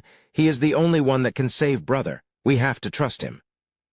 I can tell from his words that he's sincere. You call that sincere? Did he not just use your own approach? After talking you down, even Zhuo Fan squinted, not following her request. Xiao mocked. Ha ha ha, humans and their suspicions. They came to ask for help yet still don't trust you. So many years have gone, yet they never change. Humph, you can distrust me all you like, but since old dragon sent you, I won't make it harder on you. Go ahead and leave. With a hum, the space warped and a gap formed in the black mist behind the two, leading outside. Getting in was easy, while leaving was at heaven sealing Xiao's whim. By doing this, he also showed the two he was of no threat to them. Father, Kaior turned her hopeful eyes on him. This was a rare chance that might never come again. Xiao's domain roamed, unlike dragon ancestors, drifting about North Sea. How were they to find him again? He can also avoid us as well, making our search pointless.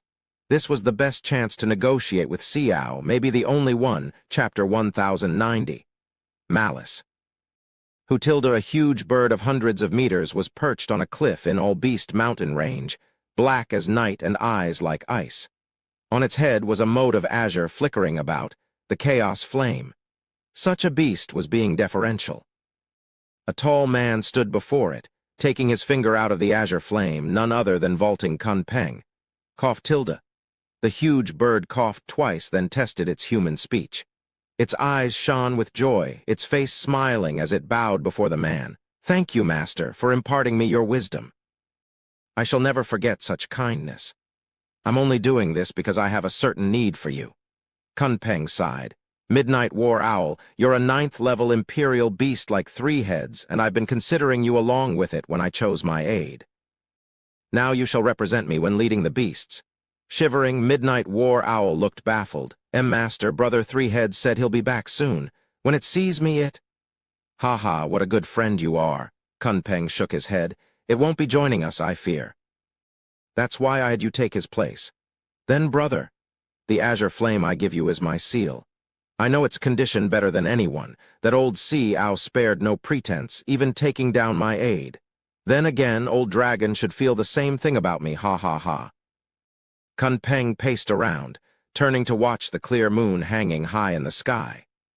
The thought of someone from the mortal domain making away with 3 heads never crossed his mind, not since it was a 9th-level imperial beast he raised, pinning all the blame on Xiao. War Owl, Xiao used to be the simplest and closest to humans among us 5 sacred beasts, but with deeper ties, the cut is deep once broken. He gave his sincerity and was rewarded with betrayal. Now his heart is filled with hatred, a malice he can't ever let go of.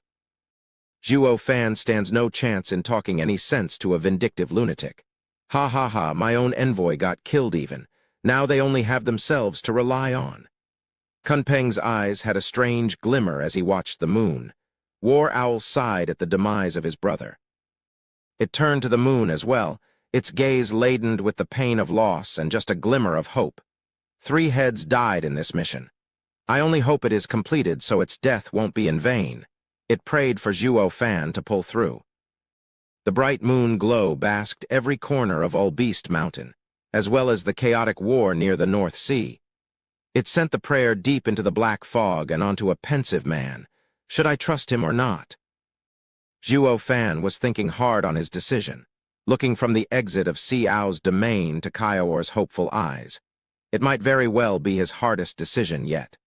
Facing a totally unfamiliar and untrustworthy opponent, he had no leverage to lean on, no control. Any choice had a real chance of ruining everything. By distrusting Xiao, he and Kaior would only avoid the problem, with a high chance of breaking it off with Xiao here and now, never to meet again and leaving young Sanzi helpless. But by giving young Sanzi to him, Xiao might take its fury and malice on young Sanzi. Zhuo Fan had heard it loud and clear, the true feelings Xiao's earlier speech contained. Zhuo Fan was at an impasse, unable to see any viable option. "Kid, I see you're hesitating, so I won't force you." "You can go." "Father," Xiao urged, and Kaior was being impatient. Whoosh! Zhuo Fan's eyes shot open just then, and young Sanzi's unconscious form appeared in this world of ice. He wore a gentle smile, free of pain and suffering. "Senior Xiao, he is Killin's son. I ask Senior to lend aid in saving his life. I will be eternally grateful." "Killin, how did his son become yours?" Xiao's voice echoed from all directions in surprise. Zhuo Fan cupped his hands. "He is my godson, and we depend on each other." "Humph, godson? Heaven sealing," Xiao mocked. "You even took him in. I can overlook taking the girl with the Thunder Phoenix's legacy, but now you have a true Killin as godson, planning on rearing them so you can one day rule the world. He, you sure know how to curry favor, taking them under your wing at their worst for you to use great sacred beasts when you need it most. You're the most deceitful human I've ever seen." Zhuo Fan did not refute, nodding. "Yes, those were my thoughts as well." "Were? Don't tell me they're gone now. They are my son and daughter, nothing more." "Lies," Xiao howled. "There's no wretched being out there as humans. They'll even turn on their flesh and blood, let alone others. You took them in so you can use them." Zhuo Fan chuckled and shook his head. "I won't deny it. I had that idea. As a family, children ought to obey their parents, no?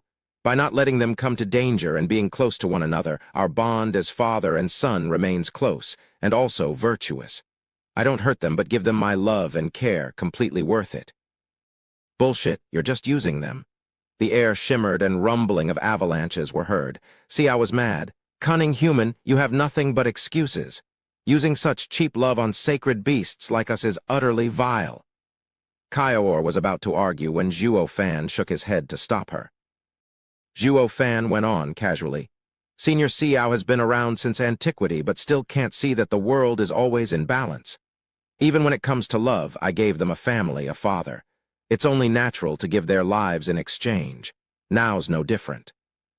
Save the Killin, and I am yours to send on any task Senior Xiao wishes without so much as a complaint. Sir is now stuck in this place like a prisoner. But worry not, I have the solution. It won't be long before the mortal domain will be broken and get you free. Seniors Kun Peng and Dragon Ancestor are behind me all the way as well. You may distrust me, but what about them? Rotten human, always looking to bargain. Those old fools must be blind to put their trust in a bastard like you. I won't make that mistake. I never trusted a human again, not since I have been imprisoned here." Following the roar, a deep cold shot for Zhuo Fan's head. Kaior shot to defend him, but something slammed into her and was flung a mile away. Hutilda biting and icy winds whistled past Zhuo Fan. Kaior flipped 4 times before she could stop, looking stunned at the sight. Zhuo Fan was encased in ice, frozen and dead. There was no sign of life coming from him. He was stuck with his arm out, like all those stiff bodies trapped in the ice below them. "Father." Kaior muttered, then wailed at the top of her lungs. "Father." Zhuo Fan was deaf in the block of ice, his eyes blank, his face flat. Hi, Xiao cackled from all around. "It's no use, little Thunder Phoenix. When I seal a human, even their souls are trapped. He's no different from a corpse, unable to see or hear. With time, his life will ebb, turning into another one of my samples. Hi. Damn it. Heaven sealing Xiao, give my father back now." Kaior shook from pain, her heart torn. Rage took her then as she roared at the air. Harm him in any way and I vow to take your life. Hi, hi, hi, how spunky, Xiao patronized. Little Thunder Phoenix, I can squash you as easy as a bug the way you are now. But even in your prime, no sacred beast can beat another anyway, ha ha ha. Why you, however? Xiao switched tunes when she began. You have a choice. Didn't you come to save the young Killin? You now get to decide who lives and dies, the human or the Killin. Hi, hi, hi. Chapter 1091, Choice. What? Kaior shuddered, looking between Zhuo Fan's frozen figure in ice and young Sanzi on the snow, barely breathing. He, what's there to think about, little Thunder Phoenix? Xiao's bewitched. You said it yourself, there are only 5 great sacred beasts that were a family. The Killin will die along with this young Killin, while this filthy human has been using you. It's obvious then. You only have to nod and I will make mince meat out of his corpse. Then the Killin can be saved, ha ha ha. Kaior gave a stiff shake, her eyes turning red as she choked. No, he's my father, I don't want him to die. I take it you'll be saving the human over the Killin, Xiao's snicker once again echoed, having a blast in her torment and weaving deceit. Then take the human while I'll have young Killin for dinner, he. How could you? You're a sacred beast too. How can you harm brother? And you aren't. Why then do you choose a human over him? Kaior was stuck, unable to reply as she looked between her father and brother with pain and sorrow. Whoosh till the 4 figures then flashed in her eyes, led by the best in mortal domain, the invincible sword. Looking at the prevalent white and the boundless ice, Bailey Yuyan was baffled. That's strange, we've been running around the mist forever. Where did we end up this time? Why is there a world in the black mist? Patriarch, do you know anything about this place? It feels familiar. I seem to have heard about it once. Bailey Yushin frowned, looking just as puzzled at the ice and snow, but then he noticed someone. He shot straight for Kaior with sword kings in tow. Lass, why are you alone? Where's Sir Zhuo? Kaior's lip quivered, pointing with bleary eyes and a frail voice. There. The 4 flinched as they saw Zhuo Fan encased in ice. What on earth? What happened to Sir Zhuo? And they then looked down and noticed the sea ice below them holding scores of bodies. Bailey Yuyan turned to Kaior in panic. Girl, you wanted to come here, right? Then you must know where we are. Dedad called it Ice Mountain. Kaior strained to speak through her pain. It's what everyone is calling it. One of the 3 danger zones, Ice Mountain. SSS, Tilda Bailey Yuyan gasped, his heart stuck in his throat as the news scared the life out of him. Anyone knew that no one came out of the 3 danger zones alive. And now they ran into one. The 3 sword kings were now tearing up as well, lamenting their fate. That was why the brash and cocky lass turned so meek and distraught. Anyone would cry in this heaven-forsaken place. The invincible sword found his predicament amusing, though. Ha ha ha, I've been roaming around for thousands of years and yet never stumbled upon any danger zone, only now ran into it. Though what makes this place so bad to be called a danger zone? Lass, what's so dangerous about it? Bailey Yuyan got the hint and turned to ask Kaior. In such a bad place, being in the dark as to what might attack them was the biggest danger. Kaior sniffed, pointing at Zhuo Fan. In other words, that's the danger, so watch it. Bailey Yuyan bobbed his head and asked, how did Sir Zhuo turn up like that? From the looks of it, the ice mountain made it very easy for one to end up sealed. The problem is how. Kaior was the only one to see it happen to Zhuo Fan, and so the Sword Kings got over their rivalry and asked, Humph, it's obviously the work of that wretched heaven-sealing Xiao. Heaven-sealing Xiao, the hell is that? The North Sea demon. Kaior rolled her eyes with a huff. The 3 exclaimed. The sea demon sealed the crafty punk. Bailey Yushin's eyes shone, the thirst for battle reignited. He looked around and shouted, Sea demon, I've long heard of you and have come for a challenge. Patriarch. The Sword Kings looked tense at Invincible Sword, sweat trickling down their brow. The sea demon was famed for its savagery, and challenging it before knowing its strength was ill-advised. Patriarch, you just finished fighting a 9th-level Imperial beast and are exhausted. You'll only be worse for wear if it turns out the sea demon is to be at the same level. Best you rest a couple of days, then challenge again for best chances. The strong had a powerful drive to challenge the stronger. The invincible sword was called such because he had been through countless deadly fights, but always prevailing. Where was the challenge in fighting a winning battle? The old guy had a nasty temper too, eager to throw himself into the fray against the sea demon, regardless of its power. Sea demon? I'm the strongest in the 5 lands, the invincible sword. Show yourself now, or are you afraid? Ha ha ha, then you should be running back to the sea, not coming to shore. Hi hi hi, yokels are the most ignorant. Sea Owl's creepy voice crackled. I'd have turned all you humans to pieces if it weren't for that heaven ceiling barrier. Now someone comes to run their mouths? You have a death wish. Bailey Yushin's eyes shone, resolved to fight no matter what. Anyone can talk, but hardly anyone can put their money where their mouth is and fight me. Stop hiding like a coward and yap along. That's the way of the weak. You call yourself strong. Hi hi hi. Heaven ceiling, Sea Owl laughed louder. Foolish human, if you're strong, the crickets and bugs ought to kill themselves in shame, ha ha ha. Bailey Yushin turned cold, brandishing the sundering sword as he shouted. Sea demon, enough talking. Show your face if you dare, so I can kill you. The sundering sword, the sea demon cried. So that's why you're the sundering sword's successor. Bailey Yushin spoke coldly. I've been using the sundering sword's art for thousands of years, reaching perfection.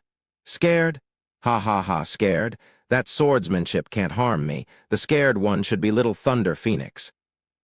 The 5 sacred weapons might look intimidating, but they hold no sway in my domain. Human, you shouldn't have brought it along, hi hi hi. Bailey Yushin was perplexed. He, so you don't know.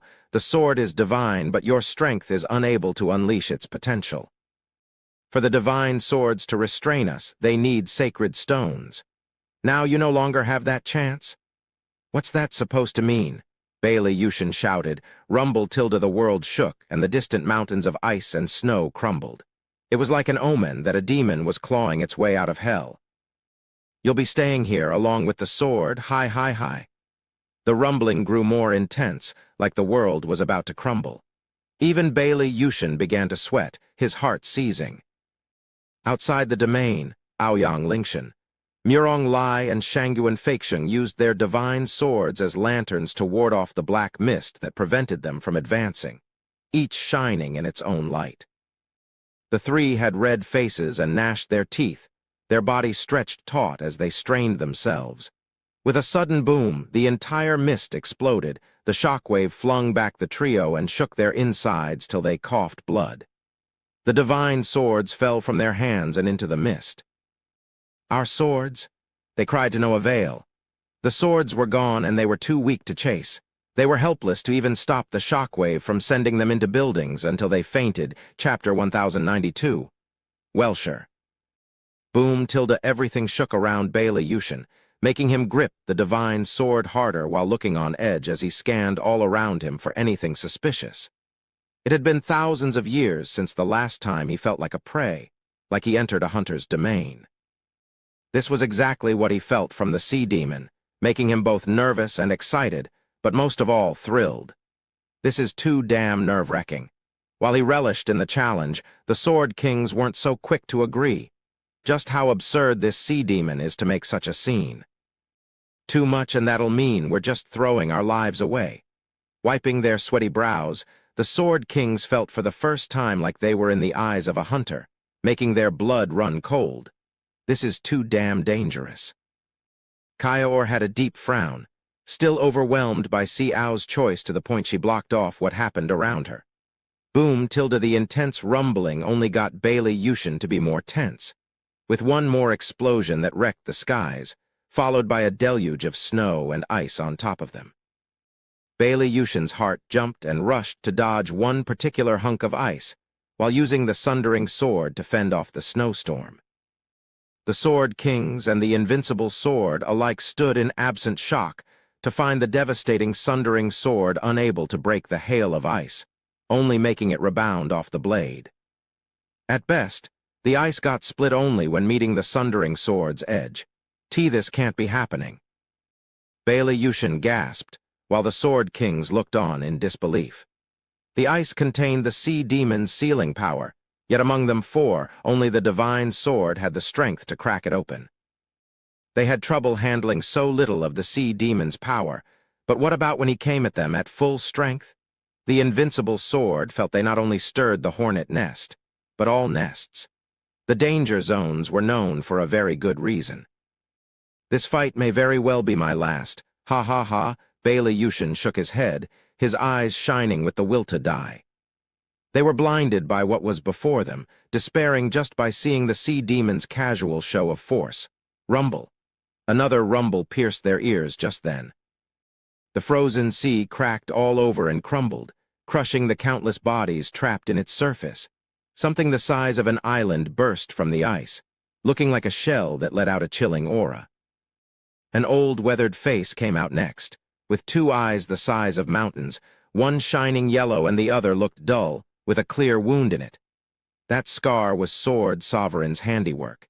The absurdly huge creature towered hundreds of meters over them, howling at the skies. Heaven-sealing Sea Owl's frightening power made even Bailey Yushin shiver, making him feel tiny and worthless. This is the sea demon, the Lord of the North Sea. Patriarch, maybe should we ask for leniency? Bailey Yushin's face twitched, looking pained. He looked at the creature outsizing him 1,000 times over and said, "This thing is different from that 9th-level Imperial beast. We have no chance."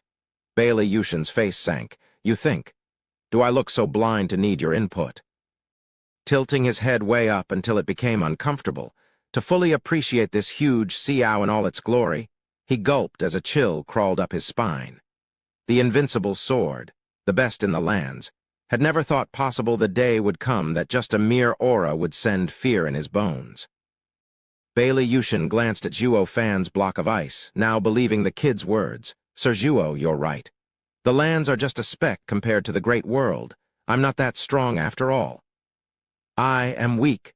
The invincible sword regarded the sea owl again and focused. He lifted the sundering sword and charged for the demon's head. "Patriarch," the sword kings cried out behind.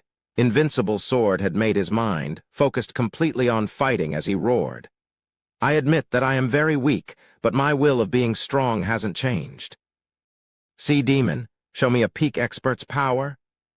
Who tilde the invincible sword psyched himself up, yet Sea Owl's reaction was to flare its nostrils, sending a chilling air at him. The invincible sword seized on the spot, unable to move. With a thump, a clear block of ice slammed the ground, containing the invincible sword with the sundering sword in his most heroic pose. Not even sundering sword could fight off the cold, slowly halting its ringing. Dong! The sound rang through the sword kings' minds, numbing them. They looked at the sea owl with dull gazes and pale faces. Their patriarch, the invincible sword, was done in from a mere exhale. What the hell kind of monster is this? Faces twitching, the trio crumbled on the ice in shock. Despair had their hearts in a tight grip, even hoping the sea owl saw them as nothing but extras and let them go out of the kindness of his heart. Sea Owl, however, hated humans with a passion, and that wouldn't change anytime soon. Hi, that's what humans are." Showing a condescending smile, Sea Owl shook its large head and cackled, picking on weak and fearing the strong, a race without honor. Where had their earlier fire gone to? Look at them, nothing but whiny dogs looking for clemency. Disgusting. Sea Owl's voice released a wave of cold. The Sword Kings turned to flee, but the cold swept them in an instant, leaving behind 3 more sculptures. 5 more vivid ice sculptures had now joined the endless others, and, unfortunately, might have the same sordid end as well, in pieces. Kaior's heart was wrecked with anxiety. Xiao chuckled. "Little Thunder Phoenix, now do you see humanity's ignorance? Now choose, will it be your human father or your killin' brother?" Xiao dove back into the sea, enjoying himself as he pointed out the Zhuo Fan sculpture and unconscious Gu Santong. Kaior looked left and right, unable to make a decision. Father would have definitely saved brother, because that's why we came here in the first place. But my brother wouldn't want father to be in danger. How is this a choice? You're overthinking it, Xiao snickered. Humans forget kindness and are adept in betrayal. This man admitted to using you too. What's so hard about casting him out? You're only tools to him. Why would he care for some tools? Sacrificing yourself for him is not worth it. Kaior sank in a long silence, but then she nodded. I've made up my mind. I want to save brother. Ha ha ha, good choice. Humans can't be trusted and should be abandoned. No, Xiao laughed, but Kaior cut him off with conviction, not abandoned, but chosen. I know father would choose brother, so I won't disappoint him. The cackles stopped, with the Xiao giving her the cold eye. You're saying you're choosing the human. Kaior flicked her hand. I've made my choice, so save brother. This is what my father and I both agree on. Father's spirit would be gratified. Just how father saw mother losing her mind over him, he would be torn with guilt knowing he lived while brother died. A fate worse than death. Bull! Those vile and dishonorable humans can't feel guilt. Xiao roared, with Kaior pointing at his nose and shouting back. I made my choice. Are you going to do it or not? Are you a Welsher? So humans are bad like you say, but aren't you the disgrace of sacred beasts for not keeping your promise? Xiao squinted and cracked a smile, revealing a deep chill. Using humans as reverse psychology. Good one, little thunder phoenix. Having come to this, if I don't agree. What will change? Xiao mocked and opened its maw to bite on the ice. Just that where he bit, young Sanzi lay. Xiao ate young Sanzi in one gulp. Kaior was too stunned to react. Chapter 1093. A Father's Rage. Kaior's eyes went wide as saucers and turned red from the tears. She pointed a trembling hand at the devious and smug Xiao, her lip quivering. Why you lied? You ate my brother. Give him back now. Hi, girl, no one can tell me what to do, ha ha ha. With a prideful laughter, heaven-sealing Xiao gave the little girl a patronizing look, relishing her desolate and crushed expression. Kaior's face twitched, the pain in her heart growing. Father and daughter braved many dangers to come save young Sanzi. But they just arrived here, and her father sacrificed himself, sealed in ice, while Xiao toyed with her emotions, giving her an impossible choice. When she did come to a decision at long last, she found out it was nothing more than a ruse, the bastard not planning to keep his word. She and her father were his entertainment. Kaior's eyes were bloodshot, roaring, Xiao, you rotten bastard, you used me. You broke your promise. You're not worthy of being a sacred beast. Hi, I sure had to mess around with you. What of it? Don't you humans use these petty tricks all the time? I'm only responding in kind. What's wrong with that? But my brother and I aren't humans. You've been corrupt from being around one, which makes you human all the same. Kaior raged, but Xiao went cold and flashed its fangs with killing intent. I've said before that no sacred beast reeking of human stink will be a sacred beast again. You, the Killin, and that human father you all attach to are nothing but humans. As long as I'm around, no human will ever leave my presence alive, you included. Hutilda Xiao breathed out a wave of frigid mist, turning into a tornado as it shot for Kaior. Kaior was unable to move from shock. She had no chance as she was against the heaven-sealing Xiao since she hadn't matured. The three of them would find their end on this very day. Ice spread over her body, creaking as it formed. Kaior stared into space, her eyes filled with tears of despair. Forgive me, father, I failed. I couldn't save my brother. You and I are helpless as well, with me about to join you. Father, brother, see you again below. Kaior closed her eyes, having given up all hope, and sank in despair. All that remained of her defiance were those hot tears, evidence of the indignity she suffered. Xiao mocked as she turned to ice. Hi, I told you, little thunder phoenix. I never planned on helping either one of you. All I did was use you for the best entertainment. Sorry, but it seems I've given you false hope, ha ha ha. I just love to see my prey squirm. The thrill of seeing that hope broken, the horror is to die for hi. Ah!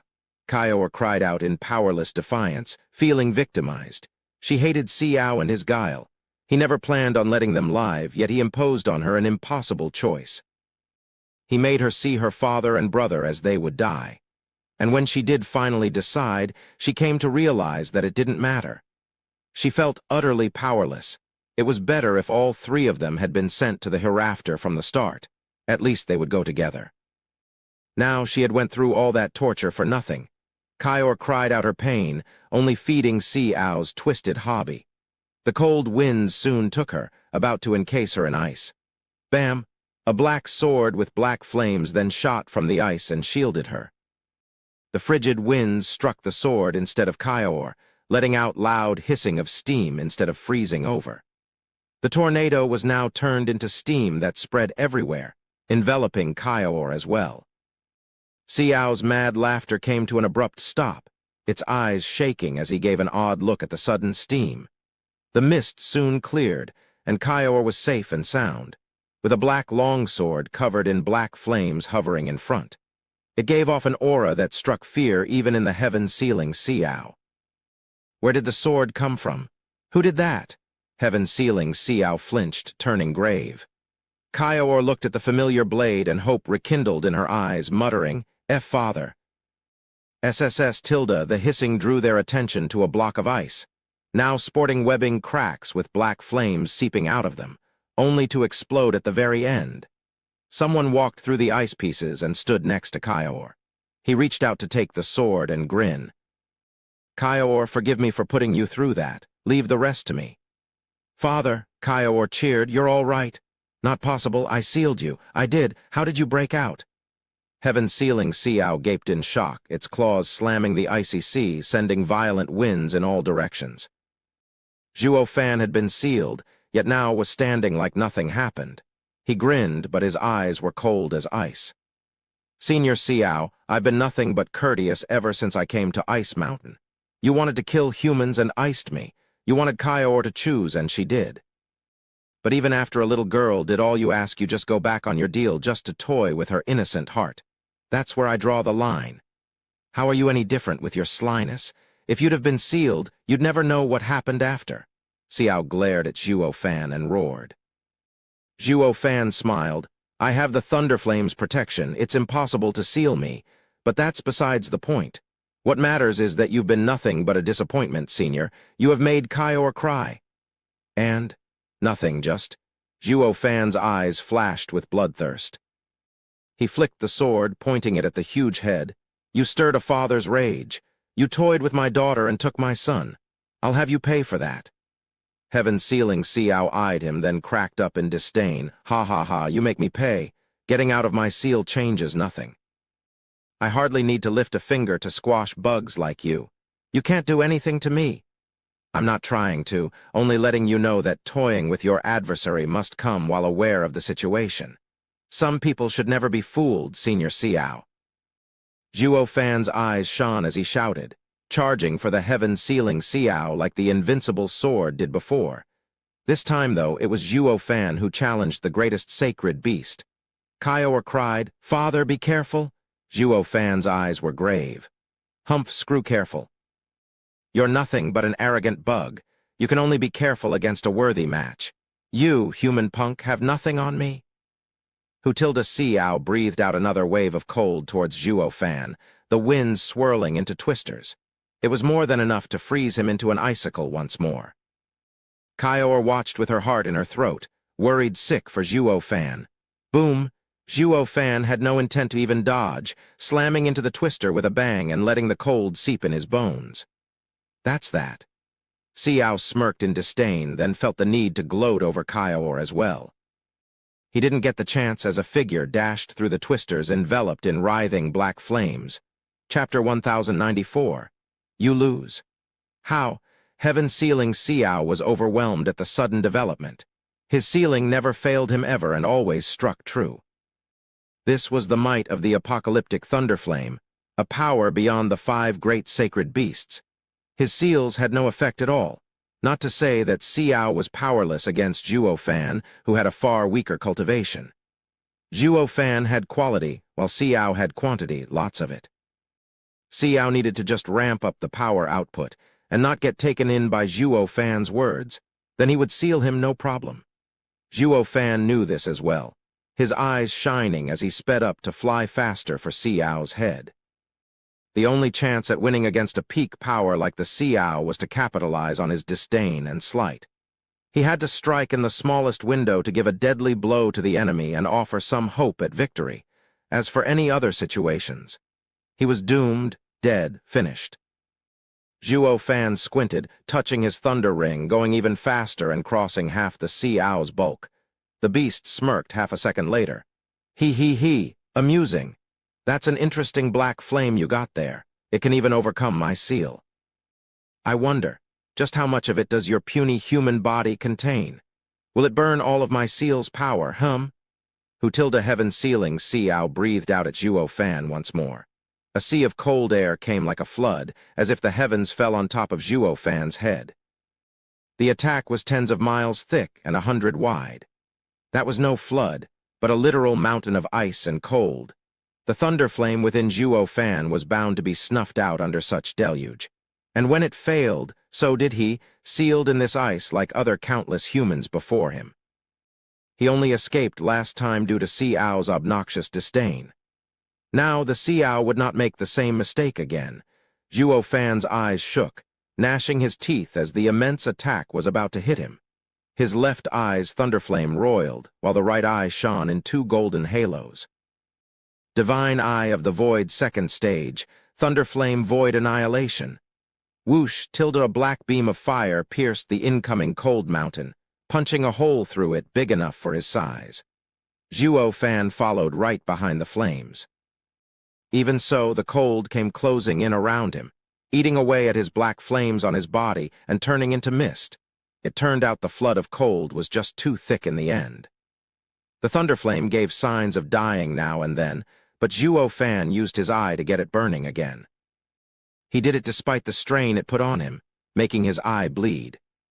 For the second the thunderflame halted was the moment it was all over for him. There was no room for error on the edge of the knife. Kaior was anxious, unable to provide any bit of help to her father.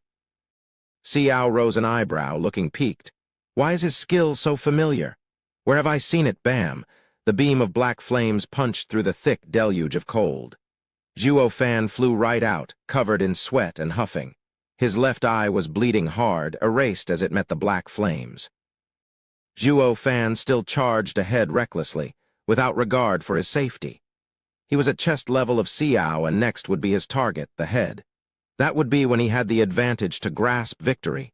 Zhuo Fan stepped forward while ignoring his exhaustion. Kaior eased a heavy breath, now knowing her father had come through. Right, Heavenly Sovereign. It's Heavenly Sovereign's Divine Eye of the Void. A howl of fury wrecked the world as Xiao's bloodlust spiked. Why, you're with the Heavenly Sovereign. I'm going to crush you to a pulp. Xiao slammed with its huge claw, making it look comical compared to the bug-sized Zhuo Fan. With rage burning in his bloodshot eyes, it roared. Heavenly Sovereign trapped me in here all my life. I'll never forget this debt for as long as I live. For being Heavenly Sovereign's inheritor, you shall die all the same. I'll ground your bones to dust and throw it all away. Hutilda the huge claw whistled through the air, its pressure stealing Zhuo Fan's breath away. He then felt his sternum snap and had to spurt blood from the damage. Shocked, Zhuo Fan turned grave. Just his pressure made me suffer already. That means the moment the attack lands, there'll be nothing left of me. Sweating buckets, Zhuo Fan was at an impasse. Kaior paced in worry, powerless to help. She could only watch and pray for him. Zhuo Fan was now near the neck, just 1,000 meters to go. Zhuo Fan's right eye shone with 1 golden halo. Whoosh, tilde Xiao's claw slammed down, hitting nothing. Zhuo Fan had jumped on top of Xiao's head with an evil grin. Divine Eye of the Void's first stage, shift, Xiao cried out. It had let anger get to him, and Zhuo Fan's action slipped unnoticed. But then his intact eye squinted and yellow shone from it. Humph, rotten punk, don't think for a second that popping around the place will stop me. Your skill is crude at best compared to Heavenly Sovereign's. Void Seal. Tilde ripples flew in all directions, giving Zhuo Fan the impression there were walls all around him. Now there was no way of escaping through shift. Not that he cared, having reached his target. He smirked in glee, his hand touching the thunder ring. Xiao was clueless to his intent, merely laughing at the fact the rat was trapped, laughter laced with sorrow. Ha ha ha, let's see you run now. There's nothing you can do, you can't harm a hair on me. Conceited little shit. Just because you got a taste of Heavenly Sovereign's inheritance, you think you can blow your horn in my face. The only reason you survived so far is because I never saw you worthy of my attention. Now that you're with Heavenly Sovereign, you'll feel all my wrath. Heavenly Sovereign, you son of a she-dog, I can't take it out on you, so I'll crush your successor to soothe my hatred. Xiao cursed and shouted, snapping his head around and opening his maw to bite at the space-locked Zhuo Fan. Rotten punk, I'll make mincemeat out of you, and there's nothing your master, Heavenly Sovereign, can do about it, ha ha ha. Xiao, hold on. My father has nothing to do with Heavenly Sovereign. You're wrong about him. Kaior cried out, but Xiao was past listening, his eyes red with sweet retribution. He wanted the kid eaten to quell the hatred festering within. So what if he got it all wrong? The target was human, wasn't he? All humans deserved death in his book. Father. Kaior's worry for Zhuo Fan only mounted, seeing he wasn't listening. Zhuo Fan ignored everything, only focused on the ring shining on his hand. As the abyss that was Xiao's maw closed in, his grin only grew eviler. Heaven sealing, Xiao, your loss today is all because of your conceit. What? Xiao reacted out of reflex, still going in for a bite. Zhuo Fan had a strange spark in his eyes, his snicker growing to his ears. I'm saying thank you for giving me this chance. You lose. Whoosh tilde Zhuo Fan flicked his hand and a miniature sun appeared, scorching and terrifying. Chapter 1095. World of the Strong. That's. The huge eye squinted and heaven-sealing Xiao gasped as he shouted, Old Dragon's full-powered dragon breath pill. Why would he give it to you, Heavenly Sovereign's successor? Ha ha ha, he'd never trust me if I really was Heavenly Sovereign's successor, but there's a difference between being a successor and learning his ultimate skill. I agreed to help him and he shields me. Like you said, they're all after something and not noble like you. As for now, Zhuo Fan's eyes shone cruelly, ready to throw the dragon breath pill. Xiao was shaken up, scrambling to flee. He rushed to close his mouth and stammered, Now hold on, let's talk about this. Don't. Talking only works among equals. But you, sir, are too strong. Zhuo Fan didn't fall for his stalling so he could escape, so Zhuo Fan threw the fireball without qualms, shouting coldly, Here's my gift, Senior Xiao, for looking after my children. Also, Senior Dragon Ancestor sent his regards. May you eat well and stay healthy, ha ha ha. The dragon breath pill crushed any barrier in place as it swirled straight into Xiao's gaping abyss. Boom! Everything was dyed orange as the flames unleashed a sea of flames. Dragon Ancestor's full-powered dragon breath pill went off in Xiao's mouth, and the raging torrents of heat and fire shot in every direction. The terrible flames melted all ice in an instant, turning the sea into steam before it as well was erased in the scorching heat. Xiao's fangs broke off then and there, ruined. The fire made its way deeper and into his body, every nook and cranny, engulfing his organs in boiling lava. Only when all his being was saturated with fire did it leak out, sending plumes of blood high in the sky in a mist of red. His body was now in dire straits as tons of blood spewed out of his mouth. His proud visage now paled greatly, his scales black, singed or burned. With one strike, Zhuo Fan was close to taking his life. As Xiao was on the same level as Dragon Ancestor, taking such a blow had serious consequences. Only this time, it was even worse. The only way Dragon Ancestor could reduce Xiao to such a state was by risking his own life in battle.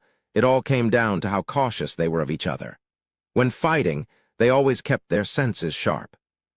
While Zhuo Fan was fairly easy to look down on, being a puny human and all, working in his favor.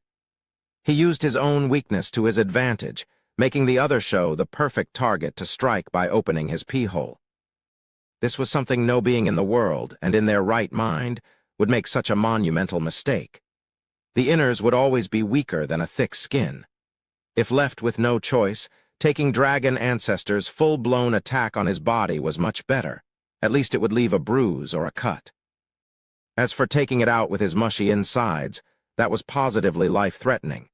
Then again, who could blame Xiao if in his shoes? Zhuo Fan was just too weak to even tickle his stomach if he detonated inside. Who'd ever saw it coming that he'd deliver Dragon Ancestor's attack instead of himself into the maw of the beast? It was no different than dragon ancestor breathing fire down his gullet. In a duel of peers, why would one expose their weakness? To die. Zhuo Fan hit him more than good this time, practically destroying him, since that was the plan all along. Using Dragon Breath Pill from the start would hardly make Xiao even twitch, only making him angry instead. The best course was to be a patient hunter for the right moment to strike, as he did. His plan involved using 2 Dragon Breath Pill, one on the face to pry the jaws open and the second down the hatch. It was like a boon from heaven itself, how the guy simply offered himself from the start. That was why Zhuo Fan even drove the nail in by saying he lost, since he exposed his weakness. And now Xiao was paying the full price for it. Heaven-sealing Xiao roared in pain, tearing up even. He swore on his life that such disgraceful defeat had never happened to him in his long, long life. He never suffer so much ever. Yet the day finally came that a bug from the mortal domain did him good. He, the overlord of the sea, a sacred beast. He was enraged, he lost all his honor and howled with bloodlust. "You little shitty bastard! You're not getting out of here alive." "Ha ha ha, Senior Xiao, do you think you're in any position to make threats?" Zhuo Fan mocked as he watched the black scales fall off, the maimed body, and smelled the burn coming out from that blood spurting from him. With another spray of blood in tons, the sea took darker shade of red. Heaven-sealing Xiao glared at Zhuo Fan. "Don't get cocky, bastard, I haven't keeled over just yet. Wounded as I am, it's still more than enough to deal with the likes of you. Die." Heaven-sealing Xiao reached with his claw to slap Zhuo Fan out of existence. Bam. All Xiao did in the end was break an iceberg into ice cubes. Zhuo Fan flashed on the singed and wounded claw, sporting a smug and evil grin. "Ha ha ha, Senior Xiao, I see you don't feel like talking. The feeling is quite mutual, I assure you. I have no intent of settling this peacefully. Our debt is far from over." Zhuo Fan's eyes shone and waved his long sword. The black flames on it roiled as he then shoved the pointy end into the claw. Pa! The deadly black flames and the sharp edge of the sacred weapon went through the tough scale without a hitch, letting out booms after booms. "This is for young Sanzi?" Even more wounded, Xiao wailed. He slammed with the other claw, but Zhuo Fan was long gone, now appearing on a shoulder. He slashed this time, and the black thunderflame licked the scales and blew many away. That earned another howl from the sacred beast. "This is for Kaya or?" Pitiless, Zhuo Fan lashed out all over the huge body and leaving gaping, bloody wounds in his wake. Zhuo Fan was not about to let this bastard toy with his own daughter and had her suffer in vain. "Senior Xiao, you're hanging by a thread at this point and can hardly muster the strength to seal me at 'tis point. Your huge body now became a burden. Now I ask you what you ask me. What can you do to me?" "Ha ha ha." Zhuo Fan cackled, buzzing around the huge Xiao like an annoying flea, slashing and poking at every chance. Xiao was powerless to swat him, reduced to roaring and crying in pain. He was a proud, sacred beast, among the best in the sacred domain. Even the sovereigns were weary of him. His stride must have come to an end, since now even he ended up toyed by a nobody. It was a disgrace. No matter how humiliating it felt, he could do nothing, for he was on the verge of dying. And that was due to Zhuo Fan's grace too, or he could have just thrown another dragon breath pill and be done with heaven-sealing Xiao. He would be the first in the mortal domain to kill a sacred beast. His name would go down in history. Ha ha ha. Ah. Zhuo Fan laughed like mad while Xiao cried out in pain. Thanks to the early searing heat wave and the endless rumbling, the 4 sealed experts were thawed. The invincible sword gripped the sundering sword and suddenly coughed blood with ice and fire. The sword kings had it worse, spurting a couple more times. They turned worried towards him. "Patriarch, are you all right?" "I'm fine, just a serious wound." The invincible sword took a deep breath and spewed blood with flame and ice again. "What happened anyway?" The trio shrugged in confusion, right as the symphony of wails and laughter reached their unfiltered ears. Curiosity got the best of them, and now they were witnessing a most bizarre play that left them dumbstruck. Before them was a battle of the strongest. Chapter 1096. I lost. Ah. Heaven-sealing Xiao shouted in rage and pain, twisting and jerking from every attack. He flayed his tower-sized claws around in a futile attempt at ending his torment and squashing the bite-sized interloper. But the meal just wouldn't stay put, having also learned to bite back and hard at every chance it got. The end result was mounting wounds, tons of blood loss, and excruciating pain for the overlord of the sea. Zhuo Fan cackled all the while, his eyes savage and sadistic each time his blade sunk into Xiao's flesh. Ha ha ha. The invincible sword and the Sword Kings blinked constantly, trying to get some sense of this absurd development. Bailey Yuyan's face twitched as he strained to ask. What's he doing? Is it me or is he torturing the monster? It's all real. I never once took the kid to pull something like this. The invincible sword was just as dumbstruck, looking dazed. What happened to me? Patriarch, the monster blew its nose and encased you in ice. And then, what happened after? We got frozen too and don't know. Bailey Yufeng looked on stiffly as he gave automatic and flat replies. He forgot all about decorum, while Bailey Yushin lost his customary pride, reduced to giving an unconscious nod, and forgetting about chiding the junior's lack of respect. That's what this so-called fight did to all of them. Xiao's humongous body that was riddled with wounds entered his vision. He felt he was still in a dream. I couldn't even touch this monster, and now someone is toying with him. How did the kid do it? Bailey Yushin's brow shook and sighed along with his Sword Kings. Regardless of how, the strength must be absurd. The kid was being honest when he said he could wipe out the 5 Sword Kings back then. In the case of him having the same powerful tool, he wouldn't admit it either. This was a true trump card. If it could cripple the likes of Xiao, then who in this world could withstand it? I was a dreaded existence, yet humiliated to such a degree. Thank heavens we have yet to reach a point of no return with him. The Sword Kings sweated buckets, and the invincible sword squinted as his jaw set in defiance. Boom! The powerful shockwave spread everywhere and picked the 4 off their feet, flinging them all over the place. They slammed into the ice hard 1,000 meters away, heavily bleeding and looking much worse for wear. Looking back at the main event, they found the source. Xiao wanted to squash Zhuo Fan, and this had resulted in them suffering for it.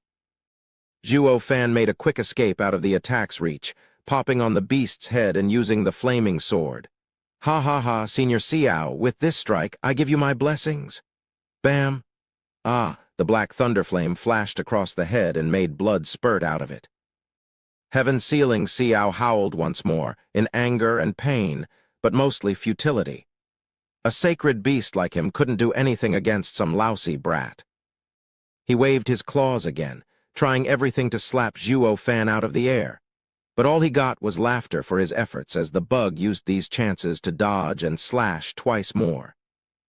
Xiao unleashed twisters with every wave, shaking the world around him, but what gave the greatest horror was the constant cackle of Zhuo Fan from within the winds. Like a devil from hell, he clawed his way out to toy with his prey while flaying it alive. The Sword Kings gulped hard, their hearts running wild as they made sure to dodge an errant ice block blown their way while keeping their eyes on Zhuo Fan. What was most prevalent was the terror in their eyes. Why didn't anyone tell us this kid is a freak of nature? The monster is like a child compared to his sadistic streaks. Is he the devil? Patriarch, we'd better run before we get caught up in that kid and Sea Demon's battle. Looking behind, he saw the thick black fog filled with holes from the searing heat wave. Bailey Yuyan perked up and urged Bailey Yushin. Bailey Yushin cursed. Humph, are you in that much of a rush to flee for your life, you weakling? In all my long years roaming the world, I've not once feared another's fight. You're right, Patriarch. No man in the 5 lands can stop Patriarch, but these two are anything but humans. Better to be safe than sorry, sir. Bailey Yuyan was hopeful as he shook all over while pleading. He knew Patriarch was not one to listen, but this was not the time to throw a hissy fit. They were all sporting deep wounds, and they might very well meet their end from Xiao's stray attack. Patriarch, let's just go, please. Bailey Yuyan was sweating all over. Bailey Yushin turned from him to the battle between man and beast and sighed. We're leaving? Great Patriarch. The trio cheered. Ding, Bailey Yushin paused, looking at his hand to find the purple sundering sword shaking while pointing at the Xiao with hunger. Invincible swords had a pained gaze. Sundering sword, you want to fight, don't you? Ding. Sundering sword gave a jerk in response. I'm afraid we can't. That fight isn't one we can meddle in. That is the world of the strong, a world I have yet to even enter. Bailey Yushin sighed, sapped of strength while tightening his grip on the sword. The moment I held you in my hand, I vowed to the heavens to take you to the summit. You made the right choice accepting me. Over the following millennia, I never stepped back against any that faced me. I'm sorry, but now I understand that I've yet to take you to the peak. I am truly weak, but rest assured my promise hasn't changed. The day will come when I will take you into such a peak fight. For now, we must withdraw as we don't qualify to join it. Ding. The sword was restless still, though it soon quietened. It had now forgotten its mission of killing the sacred beasts. Even with one before it, wounded as it was, the sundering sword still gave up. It had long since become one with this human expert. The invincible sword's wish was the sword's. It wanted to challenge a sacred beast while being held and not go take one down by itself. The invincible sword smiled. Thank you. He flew out of the mist with the sword kings behind him, but not before he gave Zhuo Fan one last look, shouting, Zhuo Fan, don't you die on me. I will one day rise to the top, and for that I need that ticket in Devil Mountain. Bailey Yushin then vanished in the fog. Zhuo Fan shook and smirked. He shifted out of another claw and popped next to Kaior. Stop, I lost. Xiao, in the middle of his craze, jerked to a stop. He turned a confused eye on Zhuo Fan. What's with him? Why give up? I might be strong and look tough, but he has dominated the fight all this time. Why then? Chapter 1097. Gentle. The humongous creature plunged into the sea, sending a tsunami in every direction. Heaven-sealing Xiao gave Zhuo Fan a dark look of confusion. What's that supposed to mean? Nothing besides losing. I now await my sentence? Ding, he let vaulting sword slip and stick into the ground while he sat down. Kaior cried, Father! Xiao was perplexed. What's the damn kid's angle this time? Zhuo Fan had a genial smile on his face. Gone was the mad and sadistic expression, now looking like a real gentleman that wouldn't hurt a fly, preaching love and peace. A disturbing silence ensued. Heaven-sealing Xiao was still tense and on guard at the sudden change. His fury now cooled down to a confusing calmness. All that he could think of were questions upon questions. He even forgot what he was supposed to do. His brain stopped working the minute Zhuo Fan gave up out of the blue. Why, you don't want to punish me? I take it we can talk then. Zhuo Fan watched Xiao just staring there with a dumb look and smiled. Senior Xiao, please spit out my son. Xiao flinched and then exclaimed in anger. Are you making fun of me now, brat? No games and no insults. I only have a simple request for Senior to calm down and negotiate better. Zhuo Fan smiled like a sage of boundless wisdom. His back was straight, his gaze deep. As I've said, talks or negotiations are conducted between equals. Please forgive my earlier transgression.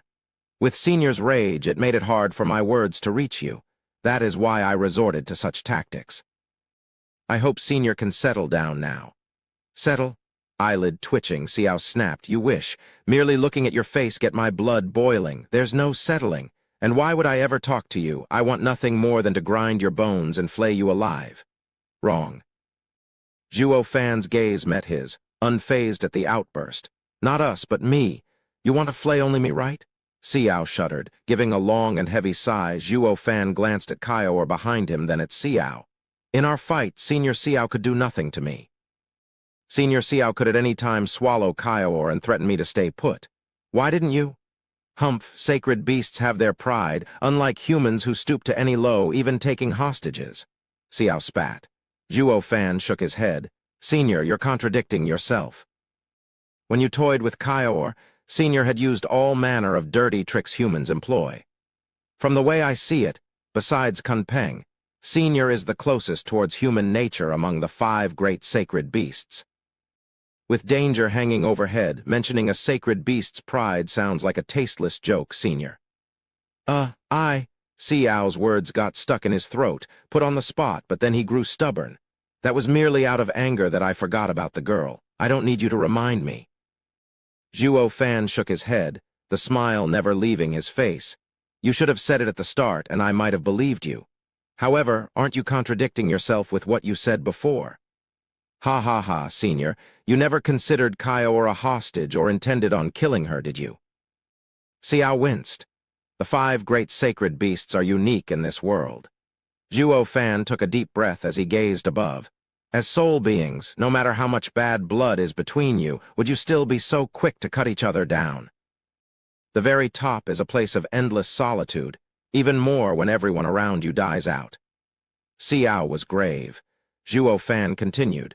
Senior does indeed hate humans to the bone, willing to even take it out on the sacred beasts that humanity corrupted. That bloodlust directed at Kaior did not lie. That's why I believe Senior truly wanted Kaior and young Sanzi dead. But humanized sacred beasts are nothing more than misled children. Regardless how furious, how outraged Senior was, were you still willing to end them? As such, I've always been watching you from the start, Senior, to see if the madness was real or not, and whether you'd be willing to kill young sacred beasts. I'm glad to say Senior has not crossed that line. That can only mean young Sanzi is safe. So I ask Senior to heal him. Zhuo Fan gave a full bow of respect. Damn you, human, are you tricking me, is that it? Heaven Sealing Xiao set his jaw, his huge eyes turning bloodshot as he raved. Over many years, I've seen more people than I could count and know the darkness that lies in a human's nature, but you are the most sinister and cunning of all. I knew it the moment you used old Dragon's attack. Now you're breaking my principles, twisting my beliefs so you can get your young Killin back as good as new. No, I will not listen to you. Come fight me if you dare, but I will never do what a human asks even if it kills me. Kaior's face fell, looking worried at Zhuo Fan. He shook his head. Don't say that, Senior. I said it's my loss already. You call that a loss? Look what you did to me, and you're holding all the cards. You can leave when you want or even kill me. Why is it I can't see you lose out on anything? I lost from the very beginning. Zhuo Fan sighed, saluting. Young Sanzi's Killin shield is damaged, and Senior is the only one that can restore it. I brought him to request your help. This put me at a loss from which I could never recover. The only thing left for me to do was not to suffer a total defeat, losing even that with which I came. Nothing I could do will ever change Senior's refusal to help. That is why I ask Senior to lend a hand for the sake of the 5 sacred beasts. Heaven Sealing Xiao gave him a long look, then snickered. Hi, after all that yapping, we've finally reached the real issue. Let me tell you. Senior? Zhuo Fan's shout cut him off, his gaze steeled in determination. Senior won't heal Killin all because of me. Let me bear all of Senior's loathing towards humanity. As long as Senior agrees to save him, Senior can take a life for a life. Father, Kaior cried. Heaven Sealing Xiao shook, his eyes having a strange glint. Senior might deny all you want, but know that you can't do anything to me unless I let you. Killin and Kaior are both your juniors and can't do anything to stop you. I am the one who earned your ire, your bitter enemy. If you want to take it out on someone, would you feel better killing me or them? Zhuo Fan smiled. Senior's malice needs to be let go, and I'm willing to be the means to do it. On the condition that Senior lends a hand. Kaior quivered, her tearing eyes never leaving Zhuo Fan as she bit her lip, drawing blood. She knew no one could change Zhuo Fan's mind once he was made up. This was also his only option. Xiao was stunned, suspicion flashing in his eyes. Then he cackled. Hi, you're just too shrewd. Are you up to your mind games again? He, you think I'll sympathize and won't kill you. Wrong. I will definitely crush your bones and scatter your pieces everywhere. Xiao slammed his palm on Zhuo Fan's head. The violent winds were sharp enough to rend the ice around. Kaior's tears flowed down her cheeks. Wait! A shout came just as the palm reached Zhuo Fan. The heavy palm grounded to a halt. Xiao parted the claws to peek at Zhuo Fan with a mocking smile. Hi, I just knew you were working an angle. You played the noble sacrifice thinking you could earn my sympathy. Once I save the Killin, you can just use it for your mind games, making these 2 pups want to die for you. Sneaky human, I've seen this old trick already and it won't work on me, ha ha ha. Senior, that's not it. Since Senior mentioned trickery, Senior ain't exactly trustworthy either. Zhuo Fan's eyes shone, taking off his ring and throwing it to Kaior. My sacrifice can't be in vain. Once I die, Senior Xiao must save young Sanzi. But if Senior breaks his word, there's another dragon breath pill in there you can throw immediately in his face. He'll be sure to join me and young Sanzi in hell once he takes another one. Just remember not to waste words or listen to him. The instant he stalls, throw it. Chapter 1098. Backlash. Are you threatening me? No, a mere precaution. Zhuo Fan had an evil grin. I believe without a doubt that Senior wants me dead while eager to help young Sanzi. The human heart, a complex concept, appears similar in some aspects to Senior's actions. As such, I am unable to confirm whether Senior would keep his word or not, contradicting himself once more. While I'm most sure that people won't readily give up their lives out of stubbornness, we all know that the true winner is the one living. You kill me, then die yourself from a tantrum. What's the point? Ha ha ha, Xiao stared hard, his eyes flashing with bloodthirst. Fine, now can I get on with it? Are you that willing to give your life for the young Killin? He's my son. There's nothing I wouldn't do. Zhuo Fan showed a bright smile. Xiao's brow shook and the claw resumed its savage descent. Great, now die, human? Whoosh tilde the thick bloodlust bore heavy on Zhuo Fan's shoulder. Father, Kaior cried out, holding the thunder ring tight. Her body was shaking all over and her heart was ready to break. Her father was about to die for young Sanzi's sake. Tilde Zhuo Fan sat with his back straight at the coming winds, his eyes crystal clear. The palm halted at the very end for some reason. Xiao shifted it back and looked coldly at the unfazed Zhuo Fan. Kid, there's no chance of winning this fight. You won. Bam. Xiao slammed the claw into the water, sending a huge wave all around. Zhuo Fan smirked. Thanks. Father. Kaior was stunned. Sure, she was thrilled Zhuo Fan hadn't been splattered all over the place, but a large part of her was plagued by confusion and doubts. Xiao lowered his eyes and said, Little Thunder Phoenix, I knew from the beginning this human was sly, but you two children meant the world to him. Under my taunts, any other cunning man would fake sincerity and gain my sympathy. He acted like he was after something to provoke me into being savage and cast all my hatred on him while leaving you and the young Killin out of it. You're wrong there. I really was after something. That never changed. Zhuo Fan threw his 2 cents. Xiao shook his head.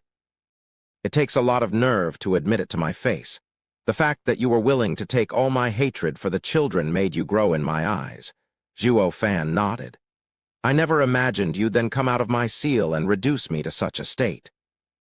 I knew it was all to enrage me so you could give your life for Killin's, but you really went all out. You are one shrewd prick. You almost had me fooled as well. Xiao continued. It then occurred to me, wasn't I making a mistake, perhaps? Weren't you afraid I'd kill you then forget about saving Killin? As you sacrificed yourself, I then realized all of it was nothing but a grand scheme to you. You angered me just so I'd give value to your death in exchange for Killin. With one minor detail. Zhuo Fan scratched his nose. I did aim to garner Senior's rage, but when I rained havoc on Senior, there was hardly any planning involved doing it for Kaior's sake. It felt great too, ha ha ha. Xiao stumbled and then glared at him. It only proves your genuine feelings. Why get so angry if you never saw the children as your own? The victim in all of this is my weary old body now wrecked. But with all of these, I still couldn't believe you. What had me stop my desire to end you were your eyes. My eyes? Yes. Xiao sighed. I once caught a youth who had the same look as you, calm, peaceful, and steady. He only moved with the purpose of understanding the world, the Tao. He did it in the end, becoming a sovereign, becoming a dear friend of mine. Then why would he betray this bond? I never fully understood and have been in constant search of this gaze. One after another, people came, soon turning into millions upon millions, but not one proved of help. On the verge of death, everyone has anxious looks to some extent. Those self-righteous zealots are no different. So how then could such a gaze exist in the first place? Human, why didn't you have any hesitation beneath my palm? Did you truly believe I wouldn't kill you? You may be an expert in mind games and seeing my intent, but is your heart that steady even in death? Zhuo Fan mused for a moment and shook his head. An unsteady heart is born out of regret. Regret gives rise to fear, anger, and many more raw emotions. I had none as I sacrificed myself for my son. I had no true regrets, just some qualms. My promise to my wife and the promise to battle with another would not be fulfilled. So that's why. Xiao sighed. The Tao can be split in two, obsession and detachment. The obsessed can't achieve it unless they let go. You have detached yourself from life and death, but cling to your vows. It's rare to find such a combination of characters. Kid, you have what it takes to become a sovereign. I'm sure of it. Now it all comes down to you if you can grab one of the 10 paths to heaven. Zhuo Fan nodded. Xiao raised its head, and with a rumble, something flew out of his mouth. A blue and clear ice landed on the ground. In the 1 by 2 meters, young Sanzi rested.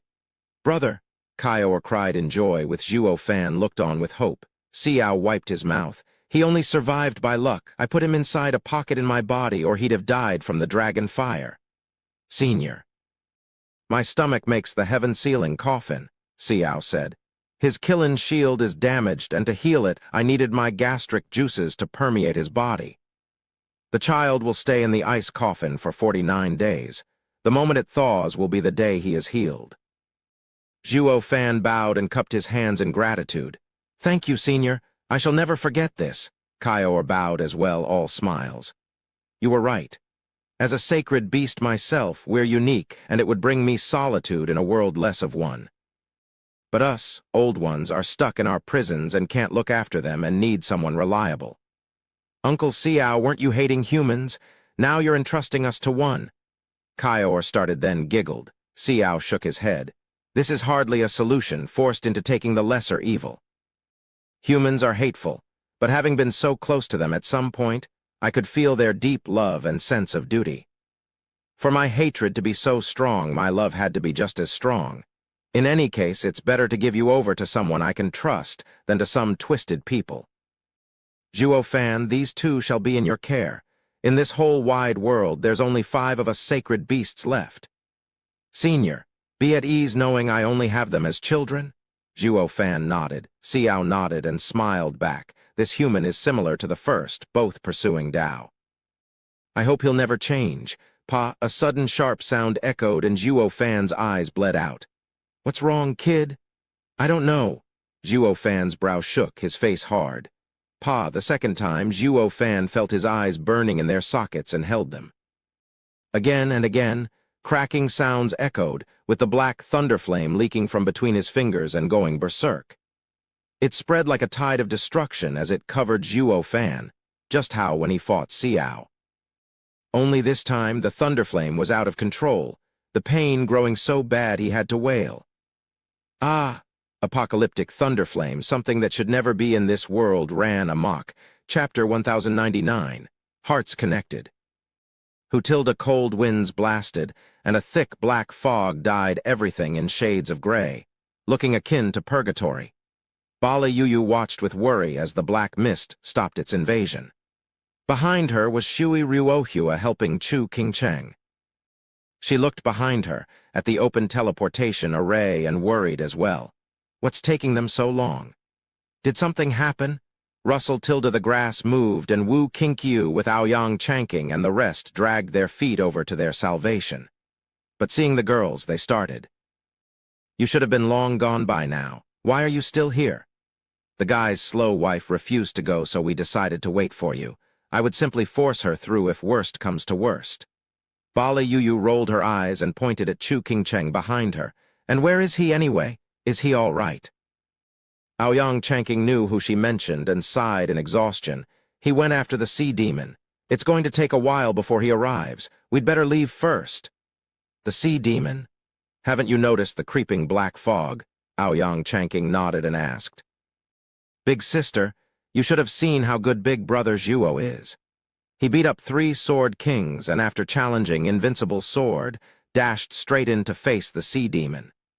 Invincible Sword must have followed after Big Brother for a fight as well without delay, all plunging straight into the black fog. You're telling me Patriarch is after Zhuo Fan?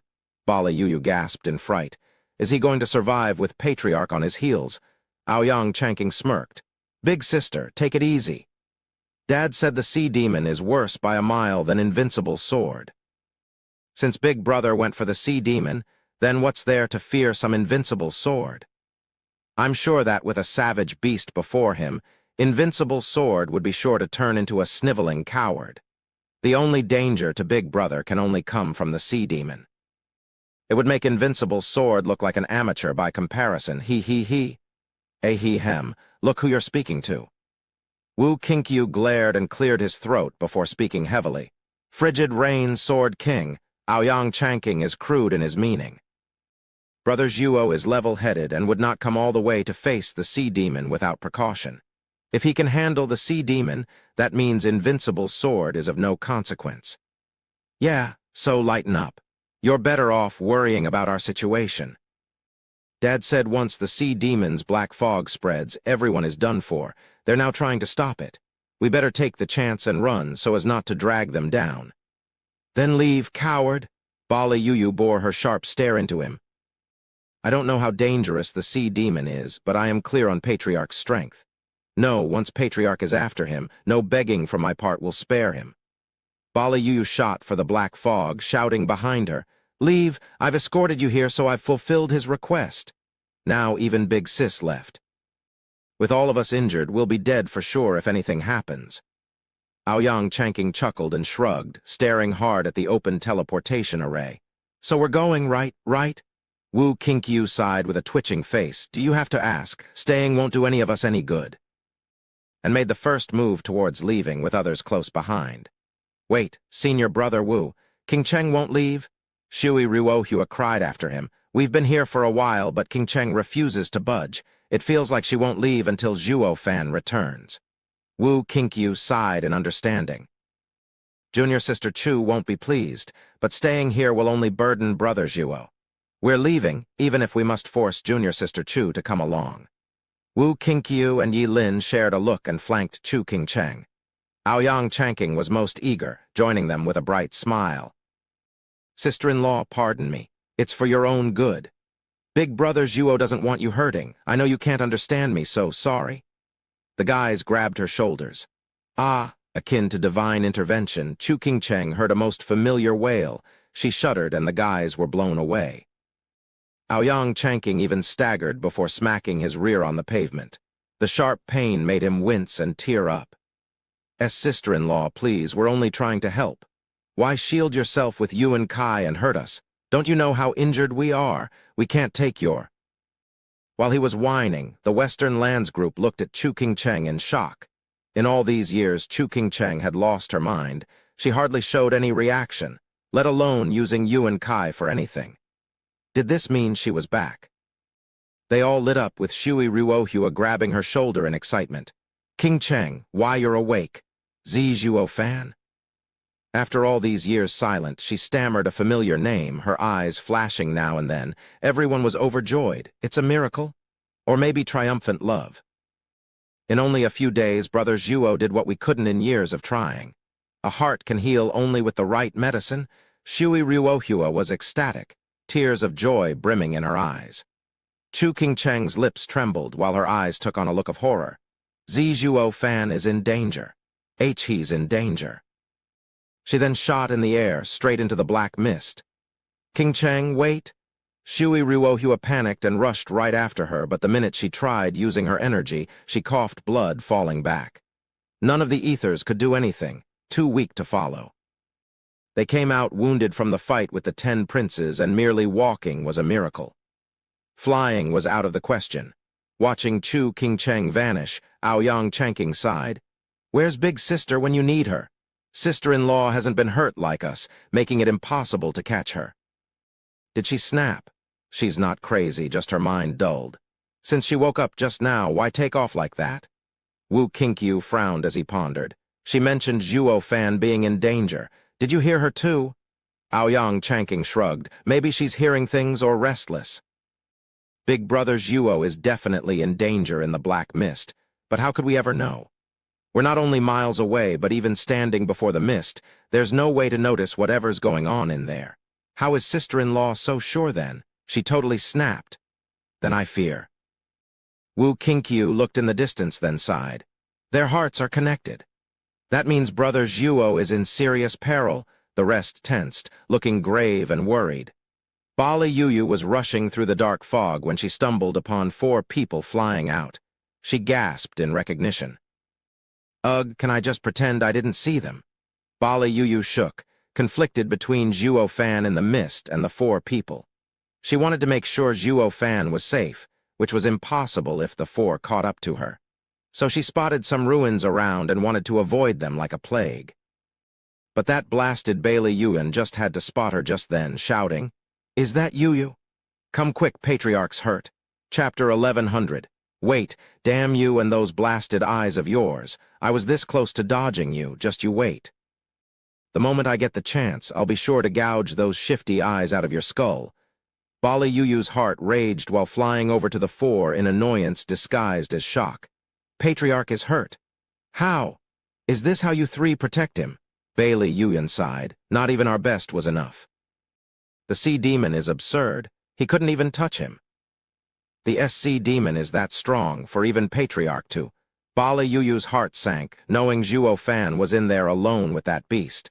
How could Zhuo Fan stand a chance where Invincible Sword failed? Filled with worry, Bailey Yuyu turned to the black fog with tense fists. Bailey Yushin failed to notice Bailey Yuyu's shift. Maybe the deep wounds scrambled his senses. He coughed iced and burning blood and sighed. I've never seen strength like the sea demons. I have suffered a complete defeat. But this is only the beginning. One day I will come to challenge Ag. Ugh, Invincible Sword coughed fire and ice again, his face white as paper. Patriarch, don't speak. We better look for a quiet place to heal. We can't ignore your wounds, Bailey Yuyan urged. Invincible Sword waved him off, sighing and looking at the black fog behind with determination. No, I'm staying. I have lost, but I want to see with my own eyes the result of such a powerful showdown and its victor. Powerful showdown? Bailey Yu lit up. Patriarch, is someone still and they're fighting the sea demon? Bailey Yushin took a deep breath and nodded. Bailey Yuyan sighed with a grumble. Yuyu, speaking of, I have something to say to you. How in heaven's name did you even do your investigation? Because of you we were this close to making a mess of this and getting wiped out. What did I do? Bailey Yuyu was baffled. Bailey Yuyan spat. You have the nerve to ask, did you not say that Zhuo Kid is in soul harmony stage at best, a trifle? Yeah, why? Why? Did it ever occur to you that the Missy next to him might have a powerful bauble to give us, sword kings, heavy wounds? That child almost had all 3 of us killed. Bailey Yuyan shot a reproaching glare, with the 2 nodding along, feeling victimized. It was utterly mortifying for a wee girl to make them scramble away in fright. If word got out in the central area, they'd have no self-respect left to even walk outside. Bailey Yuyu gave a confused shake of her head. You mean Kaior? But she's adorable. How can she be tough? Adorable. That's news to me. Bailey Yuyan's face twitched, fuming along with his 2 brothers. Like father, like daughter, like master, like disciple. With the small one godlike, the parent couldn't be any lesser. Did you not know she has a trinket to handle sword kings? What's worse, her dad had something that could end Patriarch. Heaven almighty, he just took out a 9th-level imperial beast for crying out loud. His spirit animal no less. That's a damn 9th-level imperial beast. I'm willing to bet not all 9 sword kings combined could put a dent in its plumage before getting annihilated. SSS Tilda Bailey Yuyu gasped. A 9th-level imperial beast. Wasn't that just a myth? It exists, and he has one. You didn't know. Not a hint. That's why I'm asking, how did you make your investigation? Bailey Yuyan huffed and puffed, turning at the end to Bailey Yushin. We were fortunate Patriarch's skill is divine to kill the 9H-level imperial beast, the true best in the lands. Ignoring the blatant suck-up, Bailey Yushin felt he was at the lowest point in his life to mind anything else. Bailey Yuyu's heart jumped in shock. Patriarch killed the beast. When it was his turn, did Patriarch finish him off? Ugh, Bailey Yuyan shook from a sudden chill, his face sinking. He peeked at Invincible Sword, then barked. Don't stick your nose where it doesn't belong. He can never again be mentioned anywhere near Patriarch. But aren't I talking with you, Brother Yun? I'm saying your info is faulty and almost got us killed. Don't mention it again. All right. Bailey Yushin raised his voice, sighing at the black fog. I was about to fight with him when the sea demon arrived. He was after the sea demon, and I wanted to meet it too. All of us entered its domain. I arrived there just to see him frozen by the sea demon and challenged the beast. It ended with me frozen as well before I could even get close. By the time I woke up, I'd found myself gravely wounded along with the three of them, but I witnessed a most shocking scene, one that I would never forget for as long as I live. What? Bailey Yu was nervous, eager to know. Bailey Yushin sighed. Zhuo Fan and the sea demon fought. He was clearly not to its level, but thanks to an ingenious skill, he was slowly gaining advantage. The sea demon was forced to just take his attacks. That happened after Sea Demon was gravely wounded near death. I don't know how he did it, but I'm certain he was behind it. It was thanks to his showdown with the Sea Demon that a heat wave blasted over us and thawed the ice while also leaving us with deep wounds. With how the Sea Demon suffered at such a blow, it's clear that once the two of us fought, I'd have been reduced to ashes. What invincible sword, ha ha ha. I've been blind all my life, unable to see the vastness of the world. The Sword Kings lowered their heads. Bailey Yun shot a glare at Bailey Yu. See? This is what your report did, downplaying the tiger into a cat. He almost ripped us to shreds. It's giving me the chills just thinking about it. Bailey Yu was stumped, blinking her big, dull eyes of their fog. The guy is that great. He sure didn't look like it, Patriarch. You're waiting for the fight to end, but how will you find out the winner? It'd be better if you tended your wounds. Bailey Yun bowed. Bailey Yushin said, It's simple. We can't see their fight, but the end will be obvious. If Zhuo Fan wins, he'll be coming out. If the Sea Beast won, the black fog would retreat, leaving nothing behind it. Retreat? Why would he? Ha ha ha, the Sea Demon would have won a Pyrrhic victory. Is he supposed to wait here for other humans to kill it instead of licking his wounds? Bailey Yushin's eyes shone with conviction. So I'll be waiting right here for the conclusion and confirm my next great rival. The Sword Kings started and nodded, staying with him. Bailey Yu was nervous as she remained here, waiting not for the end, but with hope in her heart that he would come out of the black mist. Whoosh tilde someone shot past just then and plunged into the fog. Bailey Yu cried out, Didn't she transfer away? What's she doing here? Can't those louses do anything? Oh, someone found it tedious and came to die. Bailey Yun noticed and mocked. That right, there is a fight that could end even us, watching from the sidelines. For a mere girl in the 5th layer of ethereal stage to go in is plain suicidal. Ha ha ha. Or maybe the kid won and she'll be safe.